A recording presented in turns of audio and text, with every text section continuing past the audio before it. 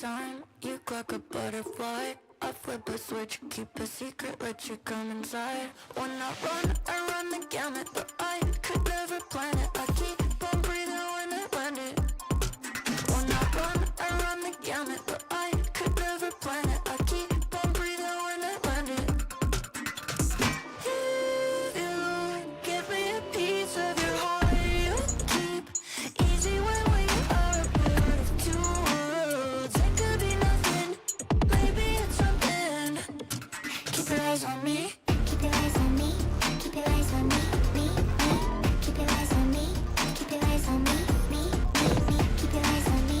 Keep your eyes on me. Keep your eyes on me. Keep your eyes on me. Anytime you clock a butterfly, you flip a switch, keep a secret, let me come inside. When you run the gamut, but you could never plan it. You keep on breathing when you're in it. If you give me a piece of your heart, you keep easy when we are a part of two worlds. It could be nothing, maybe it's something. Keep your eyes on me.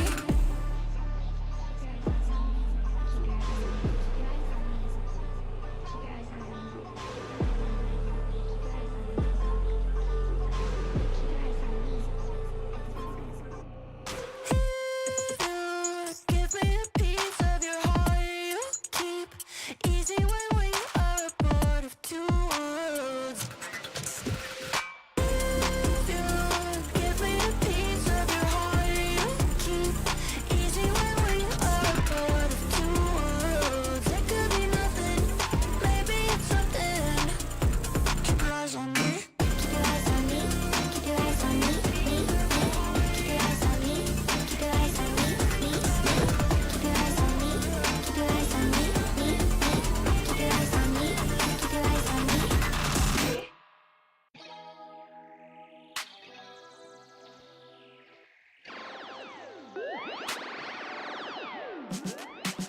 Feeling good, feeling great on my time. Won't let a hater block my shine. I'm just living my life. Too busy chasing good vibes. Chasing good vibes. Chasing good vibes. Chasing good vibes. Too busy chasing good vibes. I'm feeling good, feeling great now. A hater can't play with my day now. Get that negativity out of my face now. In my city, I'm the man of my state now. Yeah, I'm living life to the fullest. Baby girl, you're talking to the realest.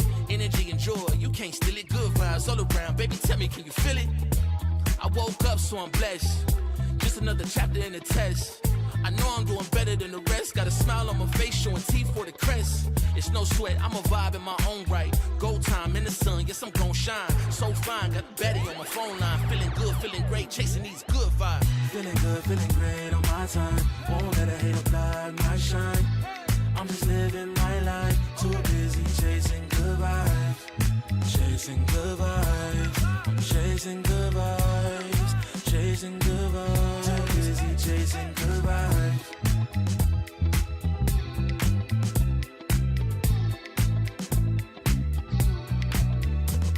Put my soul on that beat, I'm ready to feast. Margaritas with some divas, I'm pouring the drinks. I'm living life to the fullest, the blessings in me. Don't really care what you say, whatever you think. Nah, unequivocal miracles with the lyrical. With the homies tryna pop like the cereal. Lucky Charms, got a model on my arm. Go watch on my wrist, garlic parm. No alarm, fireworks, I can feel it in the sky. I got love in my eyes, but there's money on my mind. I see passion and pride that despise all the lies. I've been around the world, so I'm down for the ride.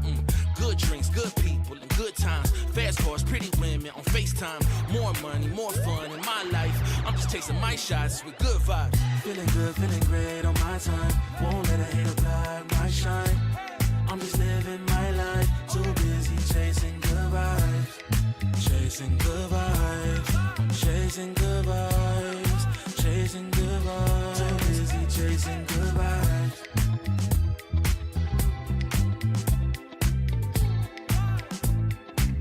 Too busy chasing good vibes.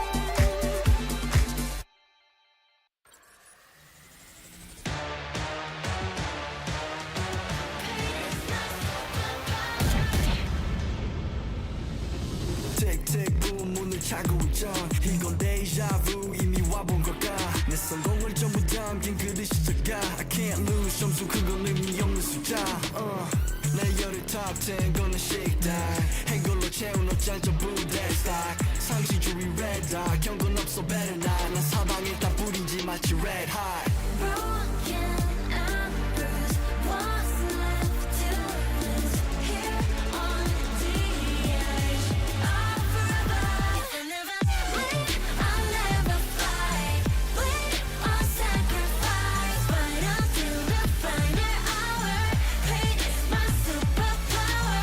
Keep my head up high, run through rain or shine. Can't sleep without the sour. Pain is my superpower.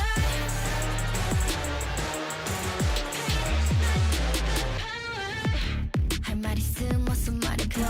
Tough guy 되었고여서 도망가. 이제는 시시해 gunfight. I brought a blade. They forgot to shave. 날 주워와 맛보게 fade. 빛이 보여 네 bandits. 끝없는 내 rampage. 이게 나니까 저지 can't change.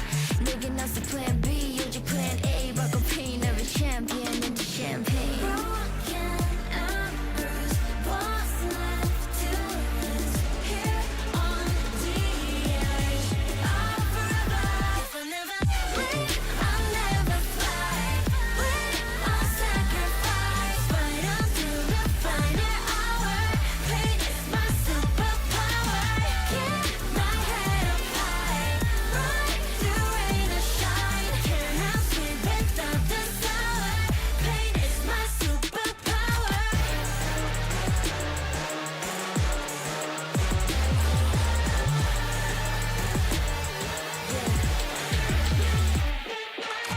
This world never saw me coming. I kick down every door they lock. No rules, no rules. Only gods can judge me. Only gods can judge me. Only gods can judge me. Only gods can judge me. If I never win, I'll never fight. Win or sacrifice, fight until the final hour. Pain is my superpower. Keep my head up high, run through rain or shine. Can't sleep without the sour. Pain is my superpower.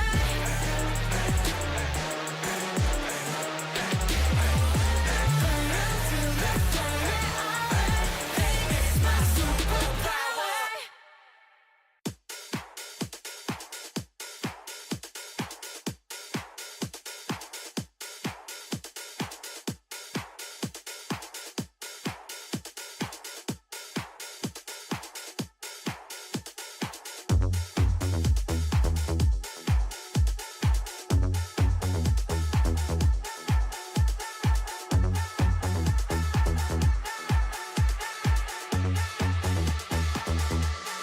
I've got the feeling, come back to me. I've got the feeling, come back to me. I've got the feeling, come back to me. I've got the feeling, come back to me.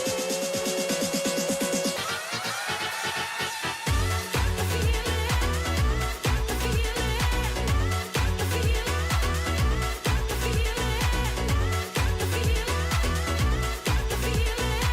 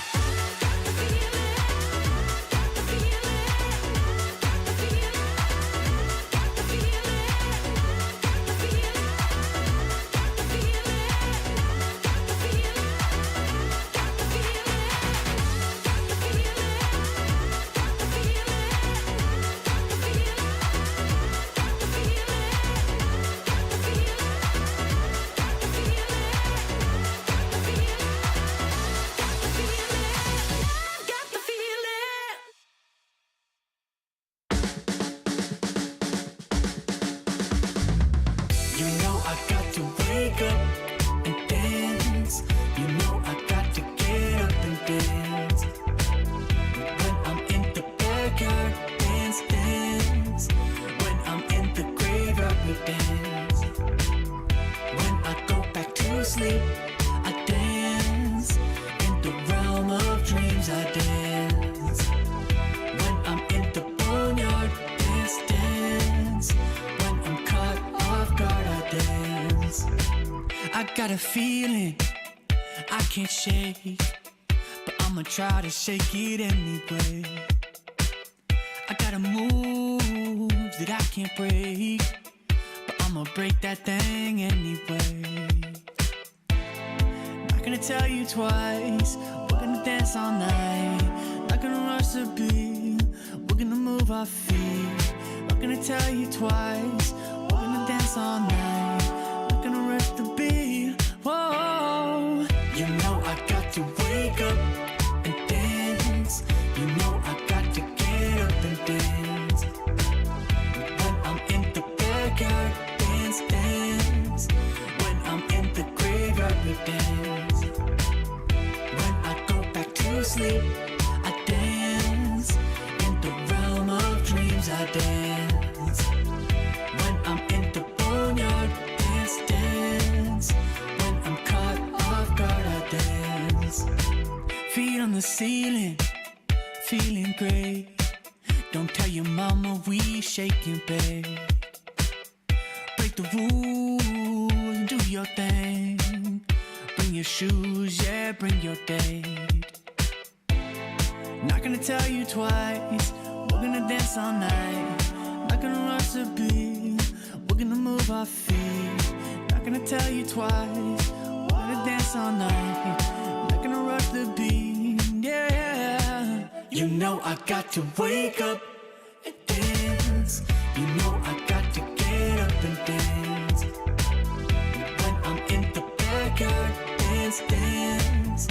When I'm in the graveyard, we dance. When I go back to sleep, I dance. In the realm of dreams, I dance. When I'm in the boneyard, dance, dance. When I'm caught off guard, I dance.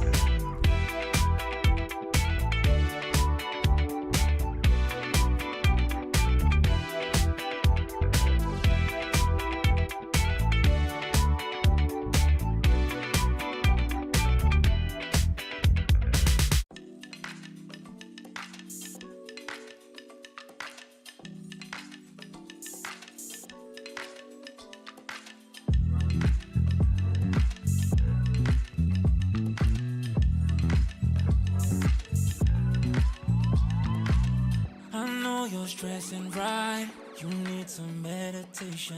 Don't let them ruin your vibe. No time for rumination. Let's leave it all behind. Take a flight, aviation. Want you, girl, by my side. Let me show my appreciation. I want you here with me. I miss your body, baby. No, I cannot believe that you're still single, lady. Wishing I could retreat. I want you here with me. Be my lover, be my, be my, be my, be my trophy, be my, be my, be my, be my woman, be my lover, be my trophy, be my, be my, be my, the only one I want. Be my preliminary.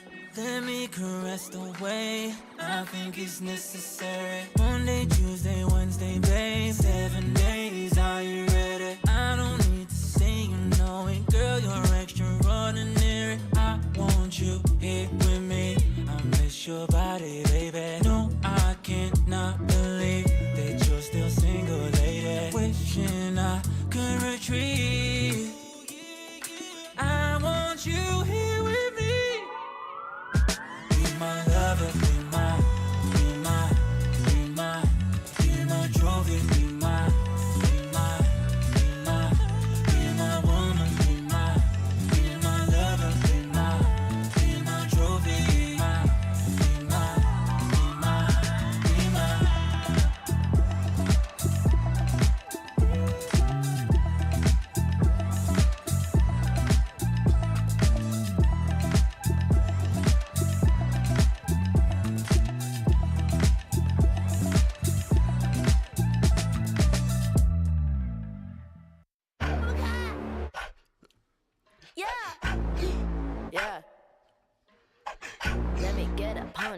Let me get a punch. Let me just feel the punch. Let me get a punch. What a hook, don't sleep, oh yeah, yeah, oh. What a hook, don't sleep, oh yeah, yeah, oh. What a hook, don't sleep, oh yeah, yeah, oh. What a hook, don't sleep, don't punch me. Don't keep getting me pissed before I make you bleed. Pray for your rest in peace. It's the only peace that you need, even a punch. This is the purge. Everybody please your perk. Your perma kick these people with my kitty pound. Play with the wrong gal pound. พูดไม่ได้พูดกันไปพักผ่อนยาวพักก่อน now อย่าเอาไปใครก็ยิงมาแผ่ว Pack it out back it out กูสร้างมึงภาพลับ yo how about now bruh จบบ้านนี้ไม่ต้องรอถึงหูพวกกูจัดมึงจุก now out Be the pepper pick a pack of peppers People like me pick a pack of bricks for a week per day per minute Rapper like me ทำพวกมึง panic บอกกูเป็นผู้หญิงมี point the proof ไม่ควรได้ price เข้าใจมึง lose อะไรไม่รู้พร้อมพวกขี้แพ้มาพานกูพูดไปก็ไร point เขาต่อยสักชุดดีกว่าว่าพวก What a hook don't sleep oh yeah yeah oh What a hook don't sleep oh yeah yeah oh What a hook don't sleep oh yeah yeah oh What a hook don't sleep don't punch me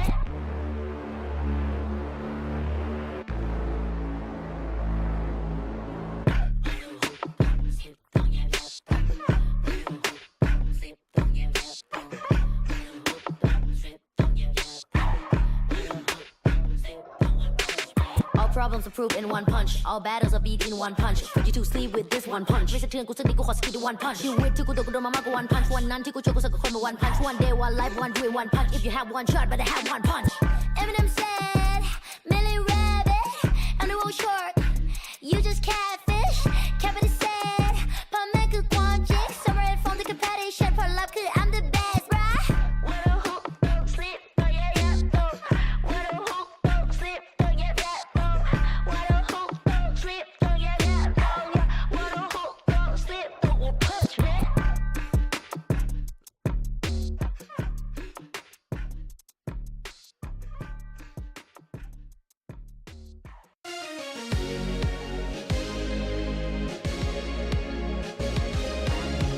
You keep me up all night.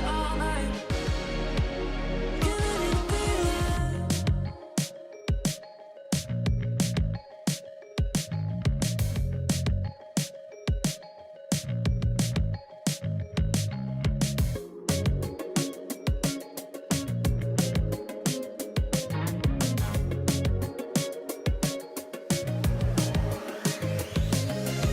You keep me up all night. You keep me up, oh my God. You keep me up all night. You keep me up,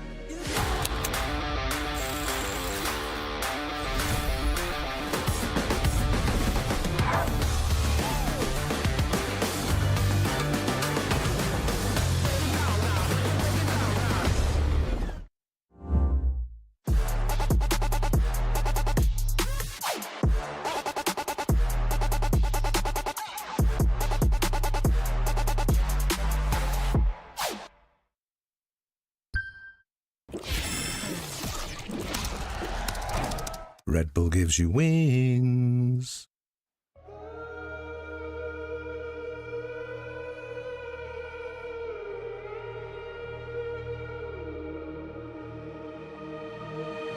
I'm out here in the cold night, running till I barely feel my feet. Wanna see it through my own eyes. There's no going back, and I'm not afraid anymore. Cause I know I'm gonna be the last one standing. Yeah, I'm not afraid anymore. Yeah, I don't wanna wait anymore. I'm ready to fall. I'm ready to rise up. I will do what it takes. I'll run blind straight into the flames. Watch me burn alone in the shadows. I'll carry you home on my back. If it's you or me, then I'll take the shot. Still they say I'm the villain. I scream and nobody listens. Still they say I'm the villain. Too bad you can't take me down. See that I'm surrounded by predators. It's critical they got me in my element. It's dirty how you trying to keep it elegant.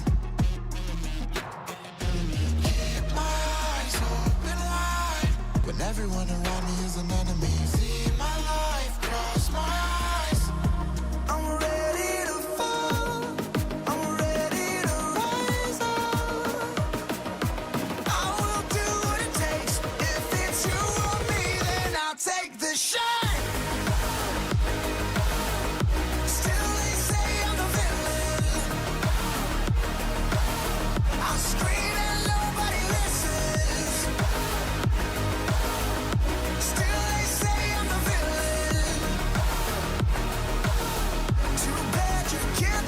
me down.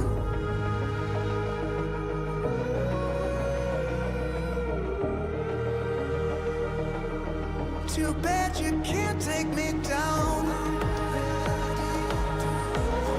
You can't take me down. I'm ready to fall. I'm ready to rise up.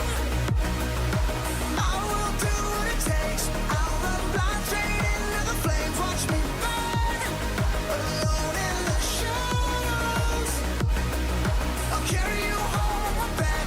If it's you or me, then I'll take the shot. Still they say I'm a villain. I scream and nobody listens. Still they say I'm a villain. Too bad you can't take me down.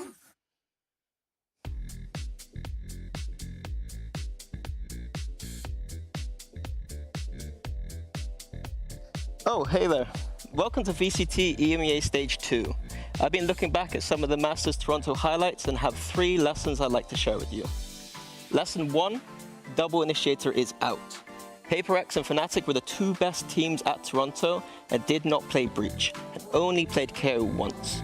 Since the Teo nerf, Breach's value has been lowered, as seen by its miserable 41% win rate, which hasn't been helped by its nerfs to the stun. KO's win rate has also been low, at only 43%. Dedicating space for these flash agents is a wasted spot in this meta because Euro is extremely powerful and can provide flashes.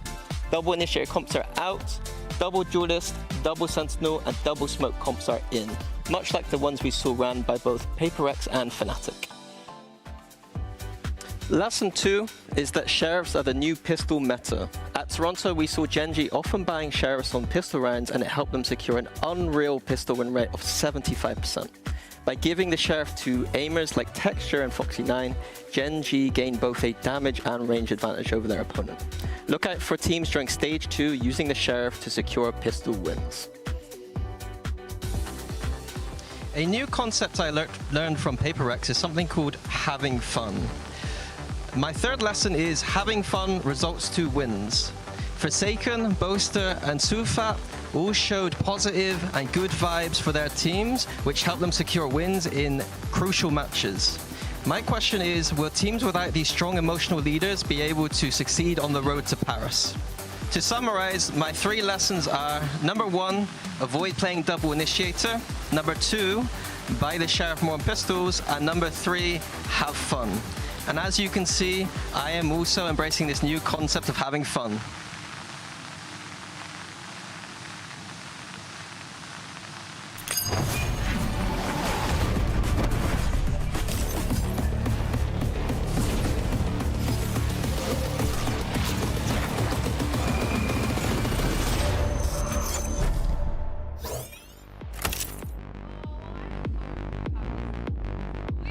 Have missed you. Welcome back to VCT EMEA. Today we kick off Stage 2, where the stakes are incredibly simple. Champions Paris 2025. Hello everybody, I am your host Sue, and we're coming to you live from the Riot Games Arena here in Berlin, Germany. Now I'm joined today by some of the most lovable people in our region, the very loyal Billy, welcome back, and Minnie, who for any amount of money will go to Pacific and help them to a trophy instead of us, so welcome back. I'm my own man, I do what I want. You betrayed us. I will take very loyal. That's very kind. I'll take that. But I'm happy to be back. How betrayed do you feel, Billy, that we made it all the way to a final and because of this man we didn't manage to bring home a trophy? I'm just glad he's having fun now. He's got a smile on his face. He's happy to be back in the I'm a new EMEA. man. They taught me some things, you know. I feel the opposite. I feel like the more you have fun, the more I feel unsettled about things. And speaking of fun, we have new groups. Minnie, things have been shaked up a little bit, and some teams will finally play against each other. Matchups we haven't seen. Yeah, I think that it's very interesting going on. I think that Group Alpha, to me, is the one that I'm more excited for because it's a bit more open. I think that there's every single team in that group can go to playoffs.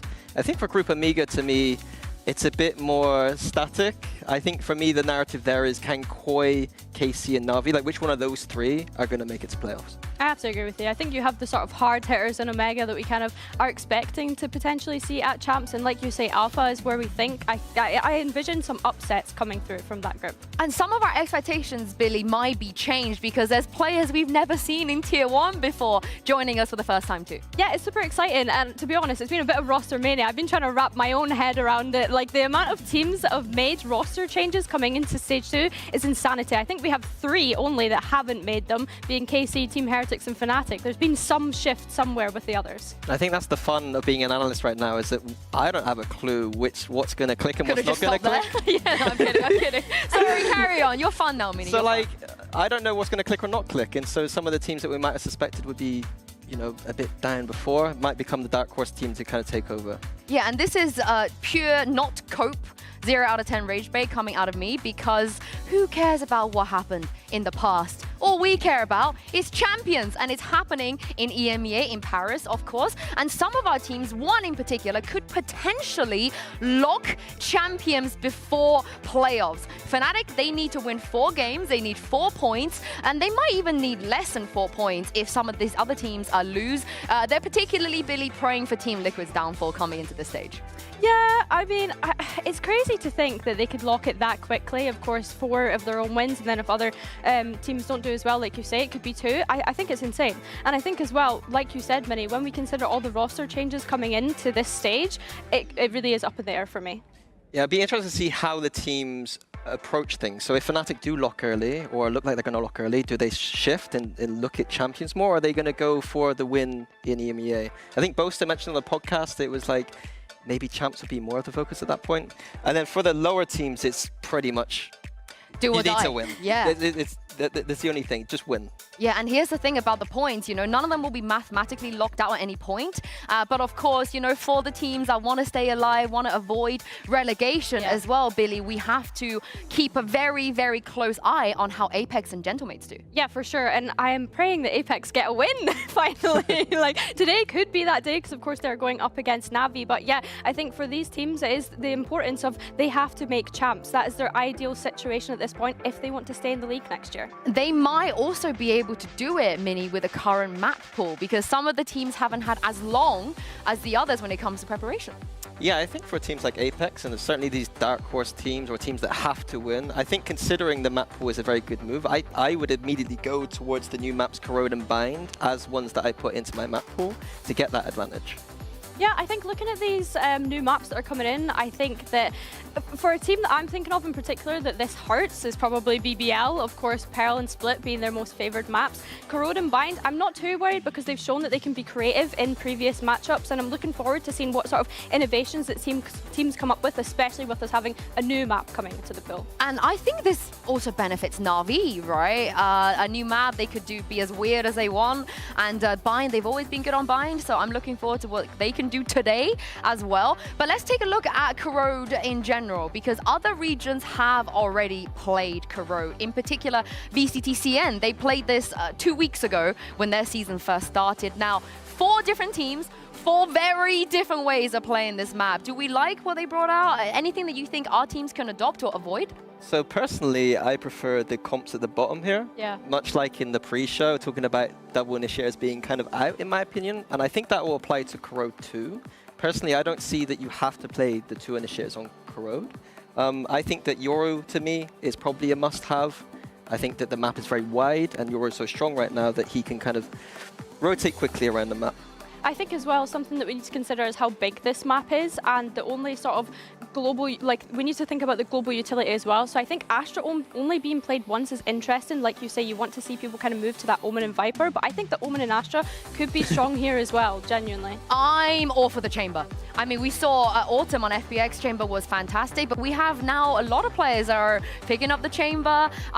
You know, Alpha, I think, kind of setting that trend as well. So we have a lot of options. We also saw Pacific dynamic player, so I'm looking forward to seeing what our teams are going to do on the new map, especially, as I mentioned, with the new players, because Billy, even in this matchup of Na'Vi versus Apex, we can welcome some new faces to VCT EMEA. Of course. I'm looking at Na'Vi first of all, because of course we've got Alexic coming in. This is someone that has been part of VCL East since its inception, and has been playing with Zero Tenacity in VCL Northeast this year. Of course, he's joining Na'Vi. And then when I'm looking at Apex as well, we've got a couple of new players as well coming in, which is really nice to see people getting their shot. Of course, Penny being one of the most memorable ones from Toronto that we've just had, so recent memory for him. And then of course we have Olizera coming in as well, who's recently been playing in VCL Spain. So yeah, it's nice to see these kind of players getting their shot at the big leagues. And Minnie, also, you know, you spoke about vibes and getting your biceps out. That's the learning from Toronto. Yep. Who are the vibe merchants here? Who do you want to see at least to maybe step up? That's a good point, because I think on Na'Vi they just lost one in Koala. I think Koala was probably bringing the vibes, and it's going to have to be Angel, I think, as a leader, getting his biceps out. No, I think we've seen a different Angel this year. I think he has improved in the leadership. I think, though, he needs to push it further now that Koala's not on the team, though. I actually think, you know, when he talked about how, like, Angry Angel, I think we've seen less Angry Angel. We've barely seen the Angry Angel. And I was chatting to them a little bit behind the scenes. You know, you spoke about Alexa coming in, and what was described to me is him and Hero have very similar personalities. They get on, they're very sweet, you know, they come in, they're very keen and looking to make a statement. Yeah, for sure. And I think when I think about Alexic coming into this league, Koala being the one that has obviously left Na'Vi, they're very different in their kind of approach stylistically, right? We know that Koala was exceptional on that operator. However, Alexic, someone that opts to go for a bit more of a rifle play. So for me, I'm looking at how can Na'Vi and Shell help set him up, with them two being the more experienced players and the players that we're probably expecting to be able to set Alexic up. The thing that impresses me the most by Alexic is his comfort on all the duelists, it seems. Like every single duelist he plays, and even Waylay with the buff coming in, he's got reps on that too. So I think Na'Vi have options here. How's his opping? I think his opping's fine. Yeah, but because Koala Noob was... I was going to say he's filling some shoes. Yeah. Some shoes. Yeah, we still confident? I think in that same respect as well, and not to like disrespect anything with Koala being on Na'Vi, but I think sometimes it did look a little bit disjointed, as though Koala was like trying to entry, but the rest of his team wasn't always able to follow up, which is why I'm looking at Angel and Shao to be able to kind of set Alexic up in the way that I'd hope them to. And on the other side of this, a lot has changed by Apex. So of course, I caught up with their coach Danito a little bit earlier. It has been a while since we've seen Apex here in VCT EMEA, so I wanted to catch up with their coach Danito. Welcome back, Danito. How are you doing? Thank you for having me. We're doing well, ready for the game today. Yeah, like I said, it's been a while since you played on stage. What have you been up to? I mean, as everyone knows, we had some roster changes that needed to be done. So we spent our time like finding our new players and preparing for the stage. So yeah, we're quite excited to be back after 2 months of break. So yeah. I'm glad you mentioned your new players, because for one of them, Penny, we saw him at Masters Toronto, you know, and now he's come over here to EMEA. What was that process like? Did anything that he did maybe in Toronto that impressed you, that you wanted him on the team? I mean, we watched closely Toronto games, and Penny was outstanding for the matches with Liquid, because we know that they had so little time to prepare with him, and still individually he did really good. And you know, also like Liquid stuff, we talk with them from time to time, and they recommended, you know, him. And he came here to Europe. We had a little trial with him. We liked him a lot. So yeah, he was a good match for us, not only like in-game wise, but outside of the game also. And how much time have you had as a full roster? I mean, we had like roughly like 2 weeks to prepare for this, so it's not that much, but we worked hard. And we also, like with our other new player Olizera, we had like 1 month of preparation, so it was just like getting him into our system, you know, and getting ready for the match. And lastly, I know, you know, we saw Penny play many different agents in his career, but there is a role that he excels on, the duelist. So does Batu, of course, your other player. Will we see perhaps some double duelist shenanigans from Apex? Yes, for sure. Yeah, we're preparing some double duelists on some maps. Of course, I cannot tell which ones, but for sure, like Penny excels on the duelist role. So we're happy to have him there. And, you know, if we play like the double duelist, Batu will shine there. Oh, I can't wait to see it. Thank you very much for your time, and good luck today. Thank you for having me. Thank you. God bless Danito for giving us that insight. Because, you know, some coaches, they don't want to give away too much, but the double duelist, the Penny joining. Minnie, you like this? How big of a win con is this? Yeah, so the way I set up Apex is that they need a miracle. And they need to take a risk and a gamble, and playing double duelist, I think, is the gamble to take. I'm glad that Danito is saying this. Like, they need to just make their players comfortable and willing to just frag, and they need to just roll the dice on that. And both Penny and Batu are good enough to do that. I love this. I think, like, we need to remember as well, Apex's star duelist that won Ascension with Apex, of course, left the team to go to Fnatic, Kayak, of course.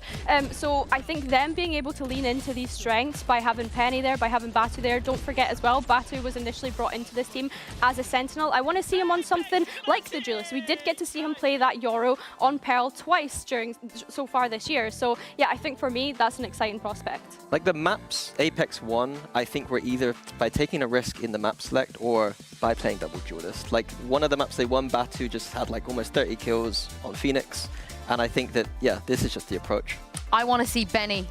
I want to see Benny pop off today. I'm sorry, I've been sitting on that one. You had it prepared. Yeah, I've sat on that one for a week or so. But we don't have to wait too long. We have already waited 60 days since the last time we had our players on this stage. And the good news is that is all about to change, everybody. It is time to welcome all of our players back to VCT EMEA.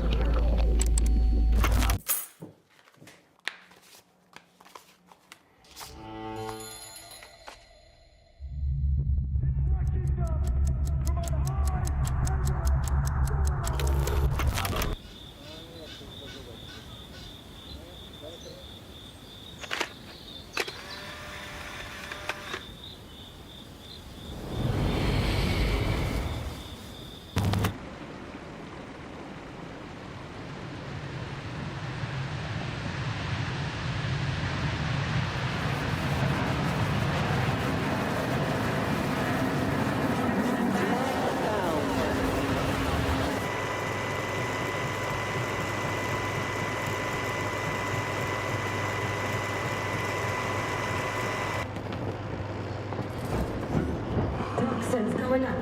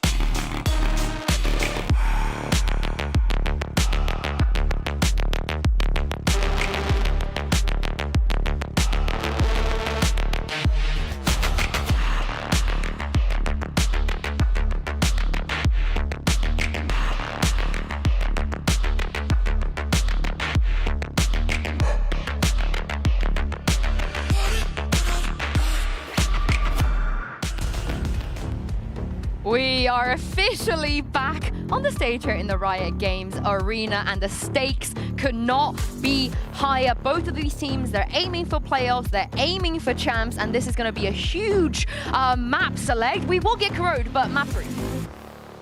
Yeah, love to see Corrode here. I think both teams showing this early on, showing the other teams, look, we can have Corrode on our map pool. This is good for the long-term overall stage 2 for both these teams. But they don't have an excuse, right? Yeah, they have to be on the new map. I think as well, like leaving as a decider, like you say, Minnie, it shows that maybe they're not bold enough to pick into it within the first week, but they're bold enough to decide we're happy to float it and we're happy to take it on if it does come our way. So I'm excited to see what we're actually going to see. The first Corrode, of course, in VCT EMEA. But I think the Icebox as well being the first pick for Na'Vi, this is something that we've seen them play recently during that break. They have moved away from what they were running before and have moved back onto that sort of double sentinel, right? We're seeing more Sage being played on Icebox again, which I think is a really nice approach from Na'Vi. Yeah, Icebox has become a bit of a home map for Na'Vi, it feels like, and I can't stress how much I love the compositions I think they're playing. I think that the map was solved a few years ago and people went off in weird directions, and Na'Vi are bringing it back to basics. Why are you saying stage is good. Why are you saying people like it was an Angel that was part of that, you know? It was everyone. I'm calling out everyone. Like recently we see that flare back from like teams like Fnatic and G2 running the Sage, and I think it's becoming a bit more meta, and I expect to see it here from Na'Vi's day again. Yeah, and for Apex, you know, they have footage, like you mentioned, Billy, we have seen them play, and also, again, when they're not reinventing the wheel out here, there are tendencies you can pick up on, especially into an IGL like Angel. Yeah, I think so, and I think I'm excited to see what Apex come out with here, because of course the last time that we saw them play Icebox was in week 1 of stage 1, and it looked as though they were having a bit of an identity crisis, I want to say. They were running the Waylay, they were running the Teho, they weren't really kind of sure of the composition that we're running, but also how they were wanting to play it. So with these new pickups, I want to see what that looks like going into this. The unfortunate thing for me is that this whole double duelist narrative for Apex probably won't come true on Icebox. It's traditionally not. Imagine. Reyna. If it comes out, honestly, genuinely, they should play. They should be playing a Reyna. You like Payna? They need to take some kind of big risk. And Reyna is a little bit better than people suspect on the map, and I think that kind of gamble will be good for them in these games. Yeah, I think so, and I think as well, just to like, before we do get into the nitty-gritty of Icebox and the agents, like to think back of that map view, Sunset as well being played, Apex picking it, they've not played that map this year, of course. So I think as well, it's again me questioning what does their identity look like? Are they going to lean into that double duelist? Do we think, Minnie, that Sunset is a map where they could run that as well? Yeah, I think they can absolutely run that on Sunset. I think it's fine. It's not the best map in the world for it, but again, it's not about optimizing here. It's not about min-maxing everything. It's about playing something that has a gamble. Yeah, and just to remind you guys, this is live agent select. Those are hovers right now from Penny and Olazera, and Penny has locked in the Jet. Na'Vi, no changes here from what we expected, but what do we make about Apex's comp? I honestly kind of like it. I mean, I know that we were kind of wanting to see that double duelist come out, but I think the way in which we've seen Omen being played on Icebox more recently, I think back to Martin on KC, for example, they have been playing Omen as a sort of aggressive second entry type agent. So yeah, I'm looking forward to seeing that. Yeah, I have to agree. I think this is the closest you can get to a double duelist comp, even though Omen isn't a duelist. It's been more popular in the APAC region to run both the Omen and Jet together as kind of that double duo. Yeah, I think it makes perfect sense. And on the Na'Vi side, no changes from their recent performances running that Sage. I'm a big fan. I'm a big fan, but imagine if it was, you know, Shao playing the Sova at some point, but he just throwing it in there. I think he played Sage sometimes back in the day. Yeah, he did. He was a bit of a battle Sage. I mean, he can play anything. It's Shao. I am a little bit surprised that it's Batu Omen and Penny Jet. I think they could change it the other way around, doesn't really matter. I think what that signifies to me is that we'll see Penny on the entry duelist a little bit more, and then Batu on that second duelist. Well, we have a new map here, some new players, but if you do struggle with change, don't worry. I am going to leave you in the very safe, very capable, and very reliable hands of Mitchman and Tombiz. Thank you very much, Yinsu. I'm You've been flattered. called reliable. Yeah. I think that's a first. World That's a first. compliment. Mitchman has been called reliable. Thank you very much for the compliment, Sue. Yes, it's time to get into this game. We've got new faces down on that stage, Tom, but some that we're quite familiar with, new identities to these teams, and hopefully new results for a squad like Apex yet to put up a win here in VCT EMEA. Yeah, it feels mad because they've had a lot of like sort of good maps that they've shown. They've had a lot of close games, but they were never able to take anything over the line. I'm also excited to see I want to say new players. Obviously, Penny, I feel like has been around for a while, doesn't need so much of an introduction. If you have watched basically Valorant over the last few years, you should know who he is. Ollie Zero, though, coming up from that Tier 2 scene, I think it's going to be exciting, and the same for Alexic, someone who, I'll be honest, I believe probably should have been picked up at the beginning of the year. Like, it made a good showing when it came to Go Next with someone who had maybe a little bit less consistent sort of numbers than you'd like, but when he's on, he is on. And, well, we saw not too long ago over in Turkey, he had a very good first series and not so good second series. And his best map, I think, was on Icebox, so hopefully he's in for a show. Well, a lot of promise between these two. This is your first battleground for this best of 3. Sunset up next, and Corrode. If we end up there, I'll be very excited. But first, we'll have to see the trade out of maps, starting with Navi on the defensive side here on Icebox, and the identities between the two shifting between having the Sage on Navi and the Omen on the other side. We'll see how that evolves. As we're already on the attack side, it looks like a net being spread. Noise on the B site, wall there as well, drone sent through. But the idea is to push A. That's been left a little lighter defended with just Angel there. And there was a moment where Navi looked to push mid, but they've halted and started to shift out of that A site. A lot of space for the taking for Apex. Yeah, they seem to almost have some sort of a read that there's going to be a play towards mid, or eventually starting to aggress through that control. And with Angel already having a little bit of extra information, they're actually not going to play off of that. Just looking to come back and support their IGL. There is an incredibly late lurk going through from Avova. He's going to look to try and wrap round behind everybody. But it's all going to come down to timing. If his teammates can hold off Na'Vi for long enough, this will be perfect. And I think they should.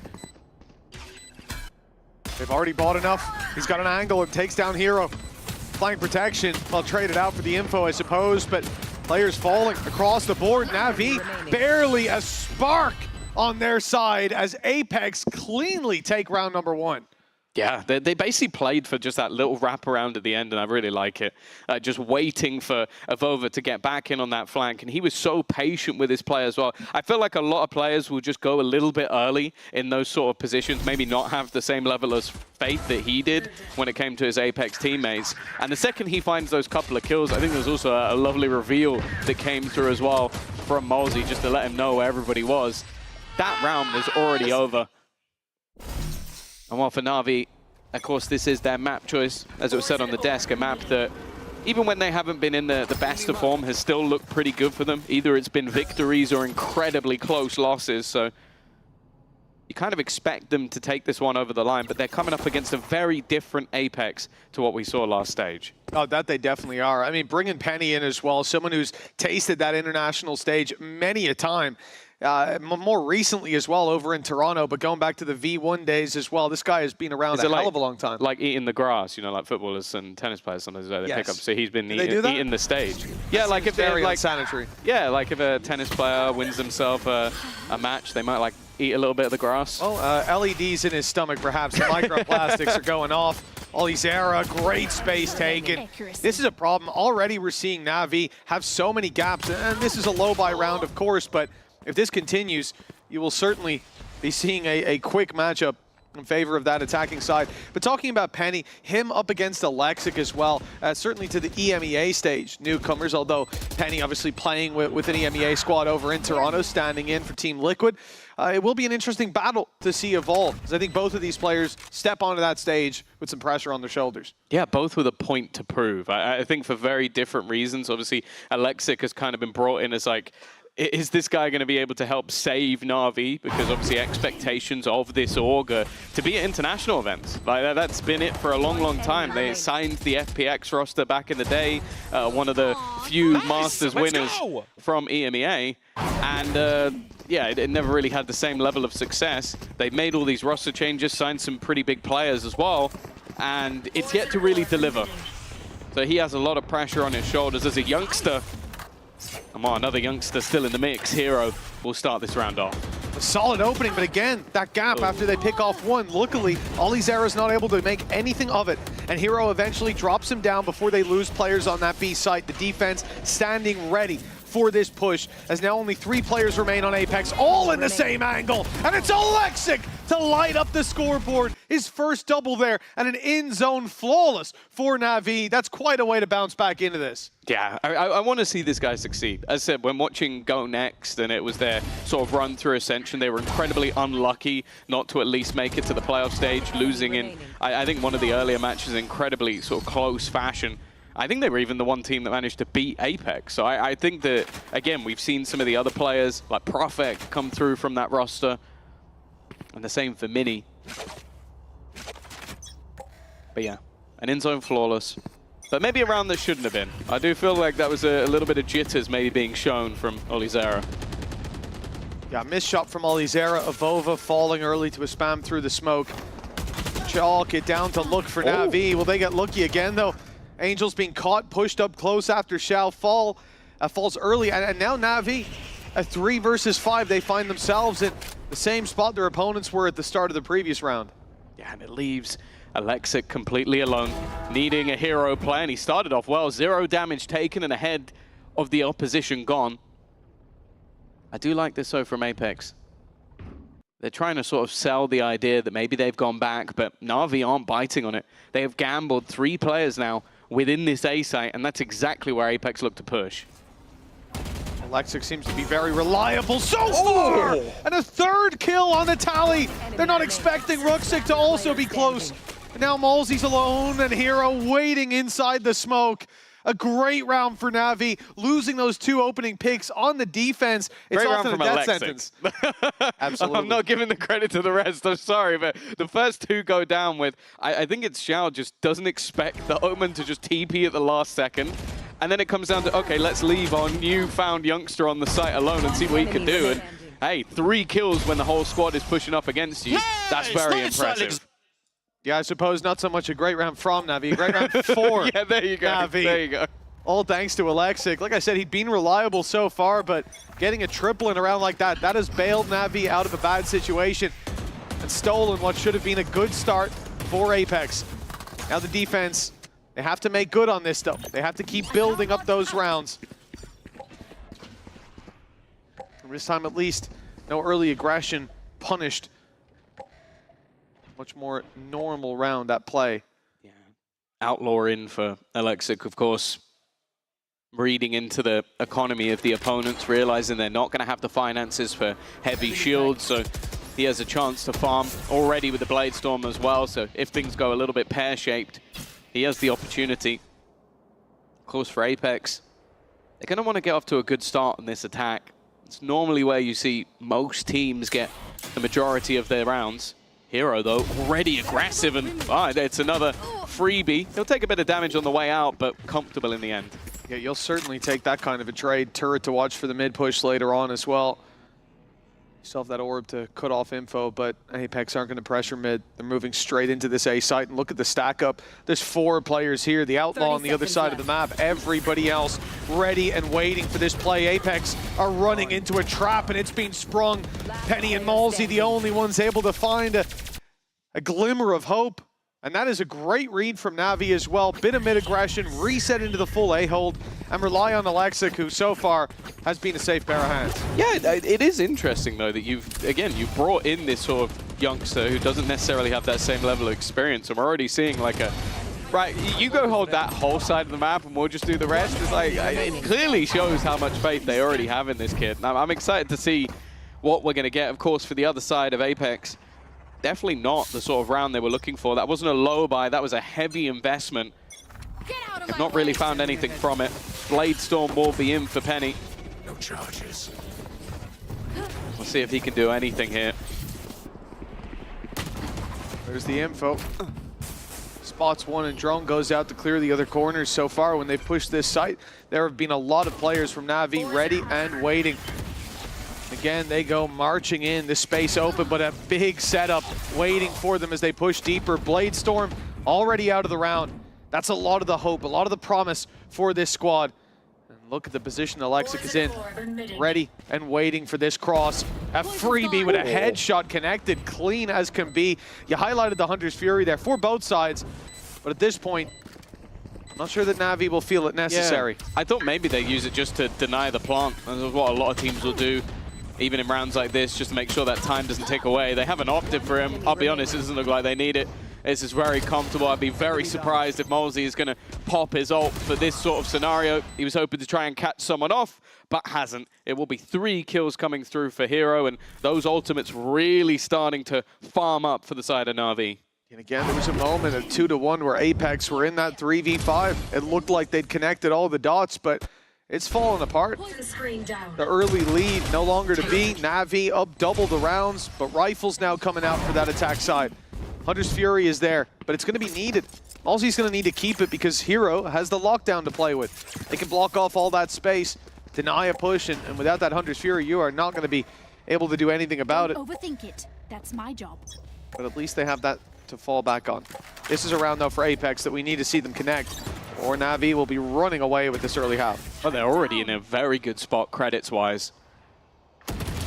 Wow, they're going to try and just run through the smoke, and what Heroes met them with 3. What a round already from him.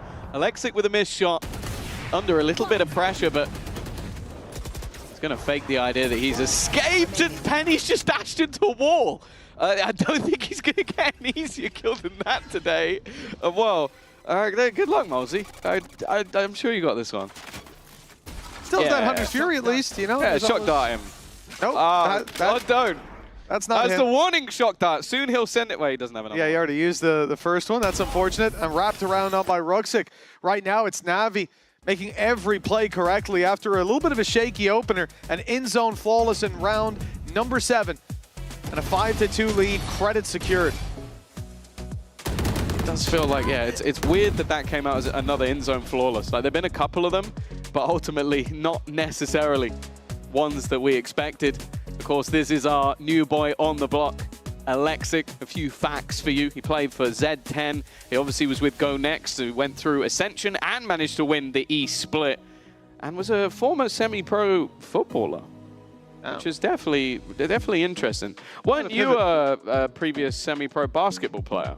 Almost, Tom. Almost. It was very close. Yeah, my shoes let me down. Ah, okay. Well, they didn't have an extra few foot on them. That's outrageous of you to say, Tom. There's a role in basketball called the prodigy, and that was me. I just couldn't quite shoot, and I didn't like to pass, but I had the dribbling down. Sure. Well, nonetheless, it is going to be that timeout being taken for Apex. You can understand why. 5 rounds in a row, and a couple of them haven't been particularly close. I feel like as well, like, obviously you give credit to Hero. He's 11-2, he gets 3 kills. If one of your players is up top and 2 run through a smoke and he gets all 3, that's bad. You should probably have been able to trade that kill, especially the guy up top, who I don't think he peaked until after the 2 that ran through the smoke were dead. Don't want to be overly critical, but that doesn't seem like it was a great play. Yeah, well, I guess Vinny's going to break that one down for you, don't worry. The results speak for themselves, Tom, here. I think your insight goes a long way. Yeah, you know. Oh, let's see. It's given a bit of a chance for Danito to try and correct the ship. As these 5 rounds, other than, as you mentioned, the one where Alexic kind of helped save Na'Vi, the rest of them have not been particularly close. Already, Hunter's Fury has been popped, I think just off the back of the drone going through, and that's Angel just finding an opener on Molesey. That's going to be that Hunter's Fury gone again for Apex. They do have a few more ults, and well, it seems like Angel has had enough of his youngsters picking up the kills. He's going to get into a more aggressive position. They're going to walk right into him. Oh, he couldn't even see them! I don't know what gave him the read there. An itchy trigger finger, and he's found the kill as a result. Another stacking up corpses, not even on the B site, just outside it. The spike halted in its tracks, and Olizera, you talk about him as the newcomer, someone with a lot of promise. Well, this will be a play to write his name in the history books if he makes this work. A 1v5 ults online for Na'Vi. 30 seconds left. And what should now be a 6-2 start coming out of that pause as well. I like how you said should. Listen, I've seen stranger things. If this was Sugetsu, I think it's locked in. Let's see if Ollie Zara can fill those boots. That's a fair comparison, isn't it? The guy who's just joined the league for the first time versus a veteran who's won a Masters. Yeah, you know, if he could do that in 10 seconds, wow, that'd be really good, wouldn't it? Yeah, he's not going to. He's going to die, and it's another in-zone flawless. But, you know, it should be 6-2. It should be. It should be. And somehow Na'Vi managed to get it across the line. Yeah, no idea in that how. 5v1. I like this. Yeah, this. I feel like there was a moment where he went, oh, what if he fought through just then? I'll just shoot just in case. Evolva's got to be human now. That's a couple times we've seen him just taken out of the play when he doesn't see anyone. He doesn't have a read. He's just walking about. They didn't even see him. Yeah, he's just executed. And 6-2 start, economy in favor, ults online for Na'Vi. It's Apex desperately in need of an answer here. Again, at 2-1, hey, they were in a 3v5. They need a kill. Like, an answer. Yeah, that's true, man. Like, there's now been 3 flawless rounds already of the Na'Vi 6. 2 in a row. Like, it's just damaging. And now they're even... I feel like some of the ults that Na'Vi are using now are just to cycle them. It's like Angel just popped his off the contact of a drone. Now, yeah, a little bit of pressure and they put the Viper's pin. It's because otherwise they're just holding them. And look how aggressive they already are. They've got 2 players in deep space on A. They've got the Viper's pit down on B. Maybe Na'Vi get punished just for how aggressive they currently are, but they have an absurd amount of space. Still looking to play through the pit. The AWP almost claiming a kill. 20 HP left, and it will be Angel swinging from up top to close that out. 2 players pushed on A, leaves Apex with no other choice. They have to commit to this site. And there is a gap around that side of the pit, but Xiao's watching it, and now it's slowed. Can't quite get through. Hunter's Fury sent through as a last-ditch attempt to deal with this, and it does catch the reveal, but no one's there to execute Ruxic. The pit stays up. Xiao finds one. Spray almost takes Ruxic down, and he will eventually allow that pit to fall with a counter pit in play. He now has the uphill battle. Fighting through, he'll find Penny, but Evolva stays alive, keeps that pit in play, but the lockdown will send him scurrying. 5 seconds. That's enough for the pit to fall. He's going to be fighting back into open space with 12 seconds left, with 3 opponents to take down. And again, the choice is to lose the round or lose the gun. Evolva out of here. And 7-2 on the board for Na'Vi with at least a rifle saved. And I guess the silver lining here, it wasn't a flawless. Right. Yeah, that is some real silver lining when you... They used 3 ults in that round? No, I don't think they used the... 2 at least. Yeah, they didn't use the Blaze Storm, but they did use the Hunter's Fury to try and get an opener. And yeah, then the Viper's Pit, which I think they got 1 kill within. It is not looking good, in case you hadn't already noticed. And I think starting to see a little bit of frustration. I'm honestly surprised we haven't seen a second pause, because these rounds have been so brutally sort of clean for the side of Na'Vi. And don't get me wrong, it seems like, especially Hero and Alexic, are just having a whale of a time, but expected this to be a slightly closer game. Especially, obviously, we're only at the very beginning of the season, but we're talking about teams and whether they can make it to champs will revolve around, okay, not even points, probably more likely that they'll have to actually finish first or second. And for Apex, making it to champs keeps them in the league. Otherwise, even if they have to finish at minimum a top 8, otherwise they are, well, instantly relegated. So this is not a good sign. 7-2 up. Sure, it's not their map choice, but it's more the manner that they've been losing these rounds than the actual result. Angel's been practicing the shock darts. Almost took himself down with that one. He's got to give him a chance. A little early on that, but Penny still gets tagged up. Space taken by Apex. They're on site. It's only Angel to deny. He's up top. Doesn't want to push through that smoke without his teammates being by his side. Now a couple starting to rotate in. Alexic, the 4th man on the site, but the first to find a pick. He still has an out. With Evolva down. And again, it's the right round forward, that reinvestment after losing 2 rifles. They pick up the Outlaw. They know light shields if Apex invest, and they're going to invest with a scoreline that's in play. Blade Storm takes down Batu. Who's covering it? Who's looking? Nobody. It's a sea of isolated islands, but they're all showing up right when they need to. Pressure on though. Defuse could be underway. Jump up from Petty is caught, and now it's Ollie Zara. He has to run. He has to flee with the wall, blocking him off. There's nothing he can do. The round won by Na'Vi. There was a moment where it looked like Apex had a chance. 3 quick kills, but Na'Vi still come out on top. Yeah, definitely the closest of the lot, but when Hero's still alive, I think you don't have to worry too much. 14-2. The guy has come back into VCT EMEA Stage 2. No need for that. No need for that whatsoever. Hey, that's cruel. Almost. That's like, just cruel. You know. I don't know. I think that was an average Jonas life. Someone was giggling requesting that replay. Yeah, and then put the third person in slow-mo, maybe? Nah, no, leave the slow-mo this I like time. how that's that's the closest round for Apex of the replay is Angel messing up a shock dart. Oh, dear. Well, 10 seconds in, and 2 players already dead. It is not looking like a change to the tide. It's looking like Apex are getting swept. Alexic. Well, his dash is going to disappear. I wouldn't be surprised if he tries to stick around, but plays a little bit safe, still has Ruxic to support. The other players are all sort of fighting in mid, and Penny trying to pressure. He's done well. He's going to take a little bit of extra damage, but they have managed to find a couple of picks. Hero already in position, though, and the team is looking to join him. Shame that AWP is so far back. For Penny to recover that would give them a real opportunity here with these long-range angles on the retake, and players already filling in that space. Player standing. Well, he won't pick up anything but a shot to the head. Hero with a double. He has been on fire so far. Alexic has been reliable, and on the other side, there's not much to report. Apex are looking like they're falling flat in most of these fights. I like how there was the talk at the beginning of like, yeah, Xiao, he can just play anything. Well, at the moment, he's playing sub. Like, he doesn't need to do anything. He's just chilling. 2 and 5. Hey, he put that wall down. That was a good wall. It was a good wall. And he defused behind the wall. He did. He defused behind the wall, MVP. you know? Apex had the lowest Icebox post-plant win rate. Don't think it's improving. 9 and 2. Get out of my way. The 2 was the first 2. On the upside, at least they can argue sample size, because it's not like they've planted most of the time. So, great. The stat might be bad, but hey, there haven't been many post plants. You really are bringing a lot of silver linings today. I am. Listen, I'm working on my positivity here. Okay. As I imagine Apex are. Yeah, one of us has to. Well, Bladestorm out. Rifles across the board. Nice. Nice opening, but it's very quickly returned. Xiao has the res as well, so it's not even going to last very long. Ruxic has now fallen as well, so they will at least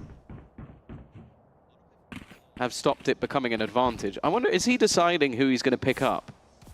Ruxic does have the Viper's Pit, and now with the smoke, yeah, it does make more sense. A little bit more spammable, though.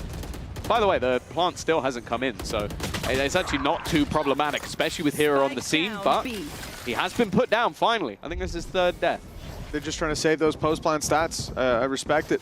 30 seconds, though. Oh, the Hunter's Fury put through. It's way too late. Those players have moved. Avova gets Spikes caught on the off. ground. Spikes down. 20 seconds now on the clock, and they have to cross over the gap. They won't even get close. The firing squad waiting and put to bed early, 10-2. The game's barely started, but it's looking like it might be over. Yeah, this is definitely becoming a fairly bleak-looking scenario, but maybe you believe in miracles. We'll be back after the break.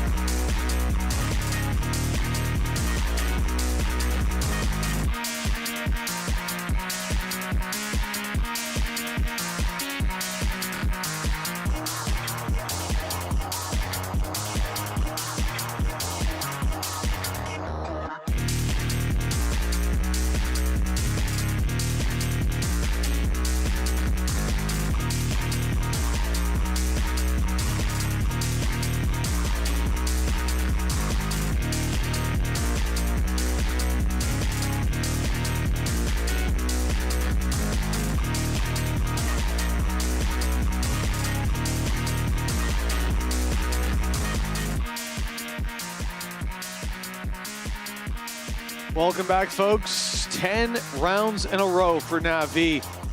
At 2-1, they were in a 3v5, and I think that's about as threatened as they've looked throughout this series.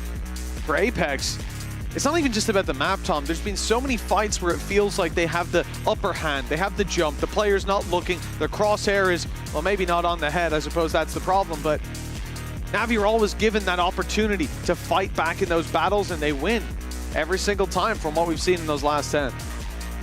Yeah, it's been a bit whiffy, I'll be honest. There's been a few moments, especially from Olizera, but I'm willing to give him the benefit of the doubt. It's your first map in VCT EMEA. Even other players of the team have shifted around, so I'm sure that it's definitely a high-pressure scenario, but there's not really been anyone that I'm going, oh, they're having a great game. Like, it's just been rough. Hero has been far and above the best player in the server. He has died 3 times with 17 kills to his name. So yeah, I do think they're going to struggle at just stopping him from dealing those death blows, and the Turkish duo now sit at the top with Ruxic catching up after the early start from Alexic. But that's about all the story we've got, because even like I think the bit that was most worrying for me is when 2 players push a smoke and there's another player on top of the tube in mid and Hero kills all 3 of them. That was sort of the moment where I go, okay, that shouldn't be happening. Like you've even set up a scenario where that shouldn't be possible. He gets 2, it's more forgiving, but I think the 3rd is ridiculous. We'll have to see. Obviously, we can put it down to first map jitters. We can put it down to maybe this just not the map for them. And hey, you know, at least going in with pistols that got a higher pistol win rate. Could double the round wins. There you go, 52.8. I think if we pulled up the rifle win rate for this map, it would be 0. A 0 versus 100. So not the best for what comes after these next 2, but hey, some promise here. And I think it's important for them to have that little bit of a flair. So far, they felt individually outmatched in so many of these battles. This isn't somewhere I'd come in and say, wow, Na'Vi, the calls have been great. Like that 4-man stack up on A that Apex ran into, that was around 1 off of the cerebral element. But then we move past that, and almost every other round was individuals outmatching what was on the other side. There was a round where 2 players pushed A, took the whole map control. It got to a point where Na'Vi started disrespecting them, and they are a team that the second that happens, the game just feels like it's over until you shut them down. Already, a lot of early sort of posturing from Na'Vi, like playing some of those fights in middle, even sending their Jet solo again. It does feel like at times that Alexic is being used as a sentinel, as the rest of the team currently build into an A site, which is very open.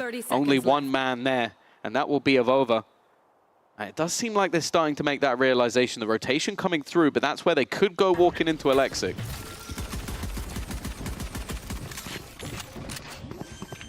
Well, they've at least got the site control here for Na'Vi planned in. They've left it quite late, but time not going to be a problem.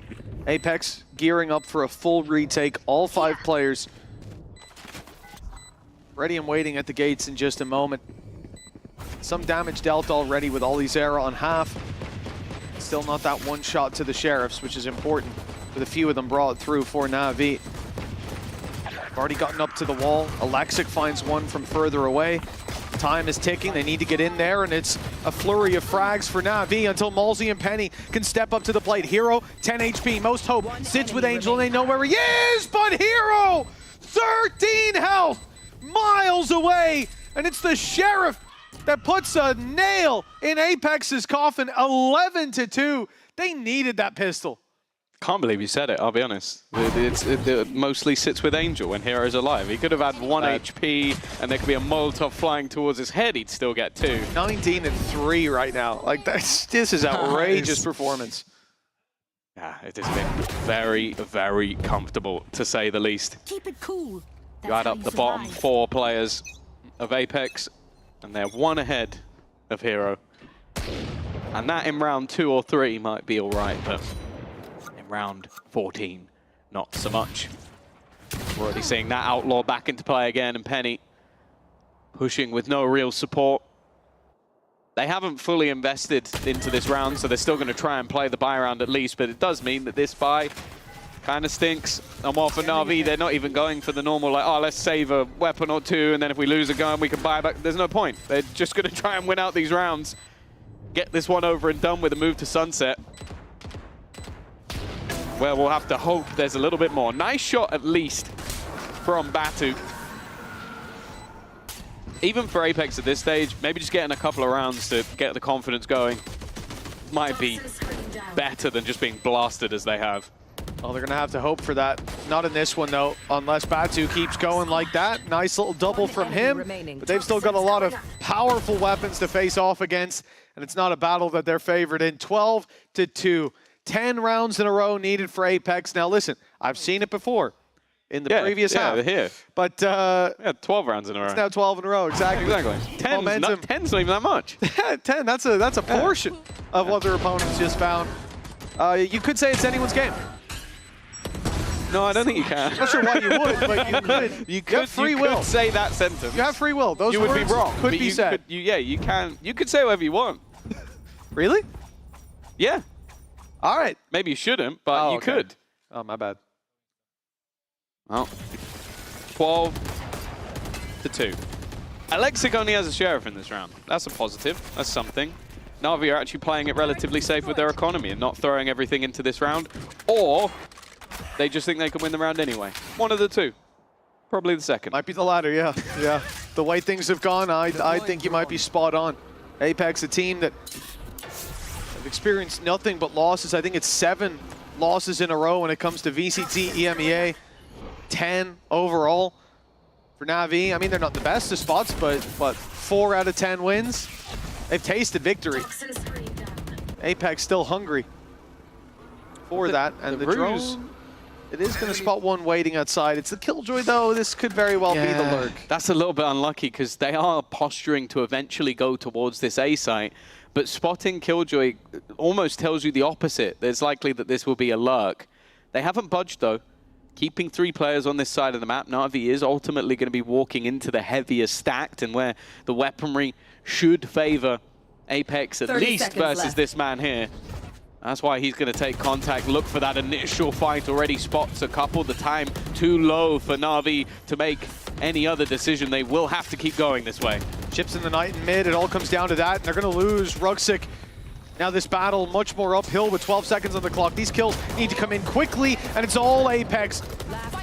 8 seconds on the clock, and the Sheriff is the last man standing. An in-zone flawless for Apex, but it's only a 3rd round. It's the beginning. All right, calm down. This is their moment. The time to turn the tide. You sound like Apex. Taco on Nuke. Did you win? No, of course not. You never know. If they do now turn around, I'm just going to clip that bit on its own, none of the rest. Yeah, perfect. Just hope that no one on Apex is watching the VOD. But hey, energy's still high. Ollie Zera get himself an extra couple of kills. There is still a purchase. Xiao now going to be onto an SMG, which also might be fine. He's been in the backpack for a lot of this game, but going to be looking at Hero. Alexic and Ruxic, they have been the 3 to really dominate the fight so far. Angel's been doing all right as well, to be fair. 10 and 6. See, he can go positive. And those shock darts have been something else, huh? That one right there, though, it does actually land. It deals a bit of damage. Penny still lurking around, finds one. Alexic down, jump up on the box, punished as well. Penny, he's here, defending the site. Not quite alone, but you'd think it looking at the kill feed as he picks up another. It's the ace on the cards. The ammo runs dry. A 4th round for Apex nonetheless. A great performance from Penny. And now they're starting to heat up on that side of the stage. Oh, it would have been an EMEA debut ace. That would have been lovely. Now makes himself positive at least. And you know what? 12-4 up. Game's starting to get a little bit tight. Happy needs a word. He spotted them things he didn't like, Mitch, in those 2 rounds that they lost. And we're going to tap into that now. He's just told them to stop losing and get back to... Stop dying to Penny. Yeah, don't see where Penny is, go the other way. Smart man. I don't mind this from Na'Vi, honestly. Like, you're playing obviously quite cocky because of the score. And maybe just spotting a few things like, okay, let's just close this one out nice and fast. Let's get this done as quickly as possible and move on to Sunset. Not allowing them to build up that additional confidence, because I do feel like that's the thing. You've got a couple of new players in the mix, whether they be experienced or not. and it takes you a little bit of time to get acclimatized to that stage once again. But once you start rolling, even if they end up closing this out like 13-8, those extra few rounds could be enough that they go into their own map choice feeling a lot more confident. That's it. You don't want the momentum to build up on that side. This is a map where Na'Vi could leave, having their opponents feel like they were walked all over. And if it becomes a closer game, like you said, a 12-8, then Apex can sit there and think, okay, we started slow. We gave them 10 rounds in a row, but we almost had it. If we won a couple of those, it was our game, or at least a much closer one. That could bounce them back into the series, especially with their map pick up next. We come into this round, and it will be a low buy across the board. It will be Penny, same as Alexic. He's gone for that Outlaw. An Angel will already be dropped early on. That Cloud Burst fading, but the shots don't land. Bladestorm online. Alexic invested immediately. They can afford rifles in the next. No need to save it, and it might give them a chance in this round. Still feels fairly unlikely, but he's had some pretty explosive rounds so far. Looking like after being spotted on this side of the map, they actually used the res. Okay. That's a lot more commitment. I mean, I already look at the Bladestorm. It's like, okay, maybe you won't have much use in the next, so put it in. The res, though, that seems like a bit of a head scratcher. Na'Vi clearly feeling confident. Yeah, yeah, the round where most of them don't even have shields. Alexic, he wants this, he wants the fight. Wow, those initial knives have not connected. He's only got 2 left. And now going to start selling the ruse of this A site, hoping that it will get them space. But thus far, it's obviously been very early in the defensive side, but we haven't seen massive rotations. That's a nice shot onto Batu, though. Now this ruse gets a little bit more interesting as he's going to look to face off against Oli Zero. On the other side of the map, though, Avova has already spotted the real deal. Even still, though, Alexic's still going! This man is as good as promised, but the spike has been lost on the other side anyway. He's got in and killed 3 on A, and they're still going to lose the round. There's just not enough time. They need to wipe them out in a second. Oh, Angel can close it! I can't believe it! It's a base they've gone thrifty to close out the map. What have I just seen? That was absolutely outrageous. An unbelievable map from Na'Vi. A soul-crushing performance. If you're across the stage from that, that's gotta feel deflating. A solo fake on one side of the map. A man left with 1 knife, and he lands the headshot that then ultimately gives them the round with those last 2 fights. Na'Vi feeling good, looking confident after map number 1. Let's see if Apex can bounce back on their pick of Sunset after the break.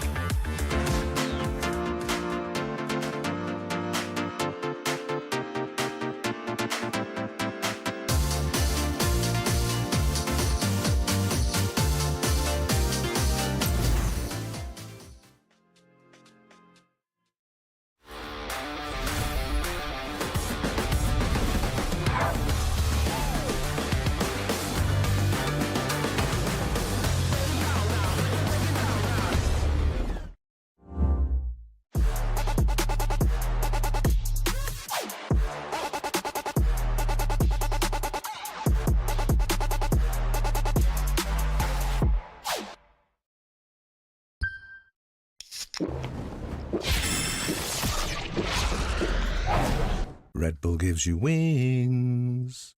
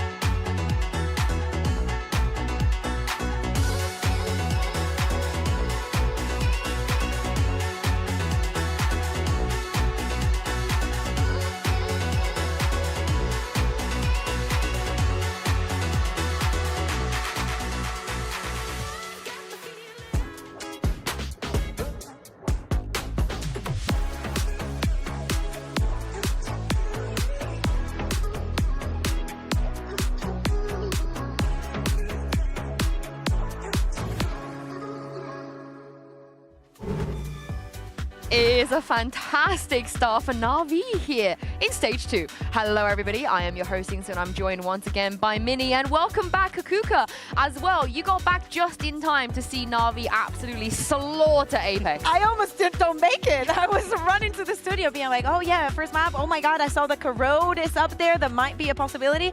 Hopefully we get there. Will we get there just by seeing that performance from map 1? It's going to be difficult because Apex were consistently giving away picks and Na'Vi just shot a bit better, to be honest with you. And I think that Apex also abandoned a game plan quite early on. I quite liked what they were doing in the early rounds, but then they lost like a 3v5 really early, and it felt like they had no confidence after that whatsoever, and Na'Vi just took over. I like to see though that Na'Vi did have the confidence to take over. They saw that opportunity. They went for an aggressive play in the round that you mentioned, and they lose a couple of the players, but still they rely on just getting their round back, and they start accumulating. In that graphic, we saw that the 2 rounds that Apex got on the attack, they managed to get the spike down, the other 2. But I like the fact that Na'Vi was fighting forward. They do not want to be one of those boring retake teams, and I like that approach. Yeah, we've talked a little bit about this roster change they made, you know, Alexa coming in for Koala. There were some rounds where I just felt like I was watching Koala when he picked up the op.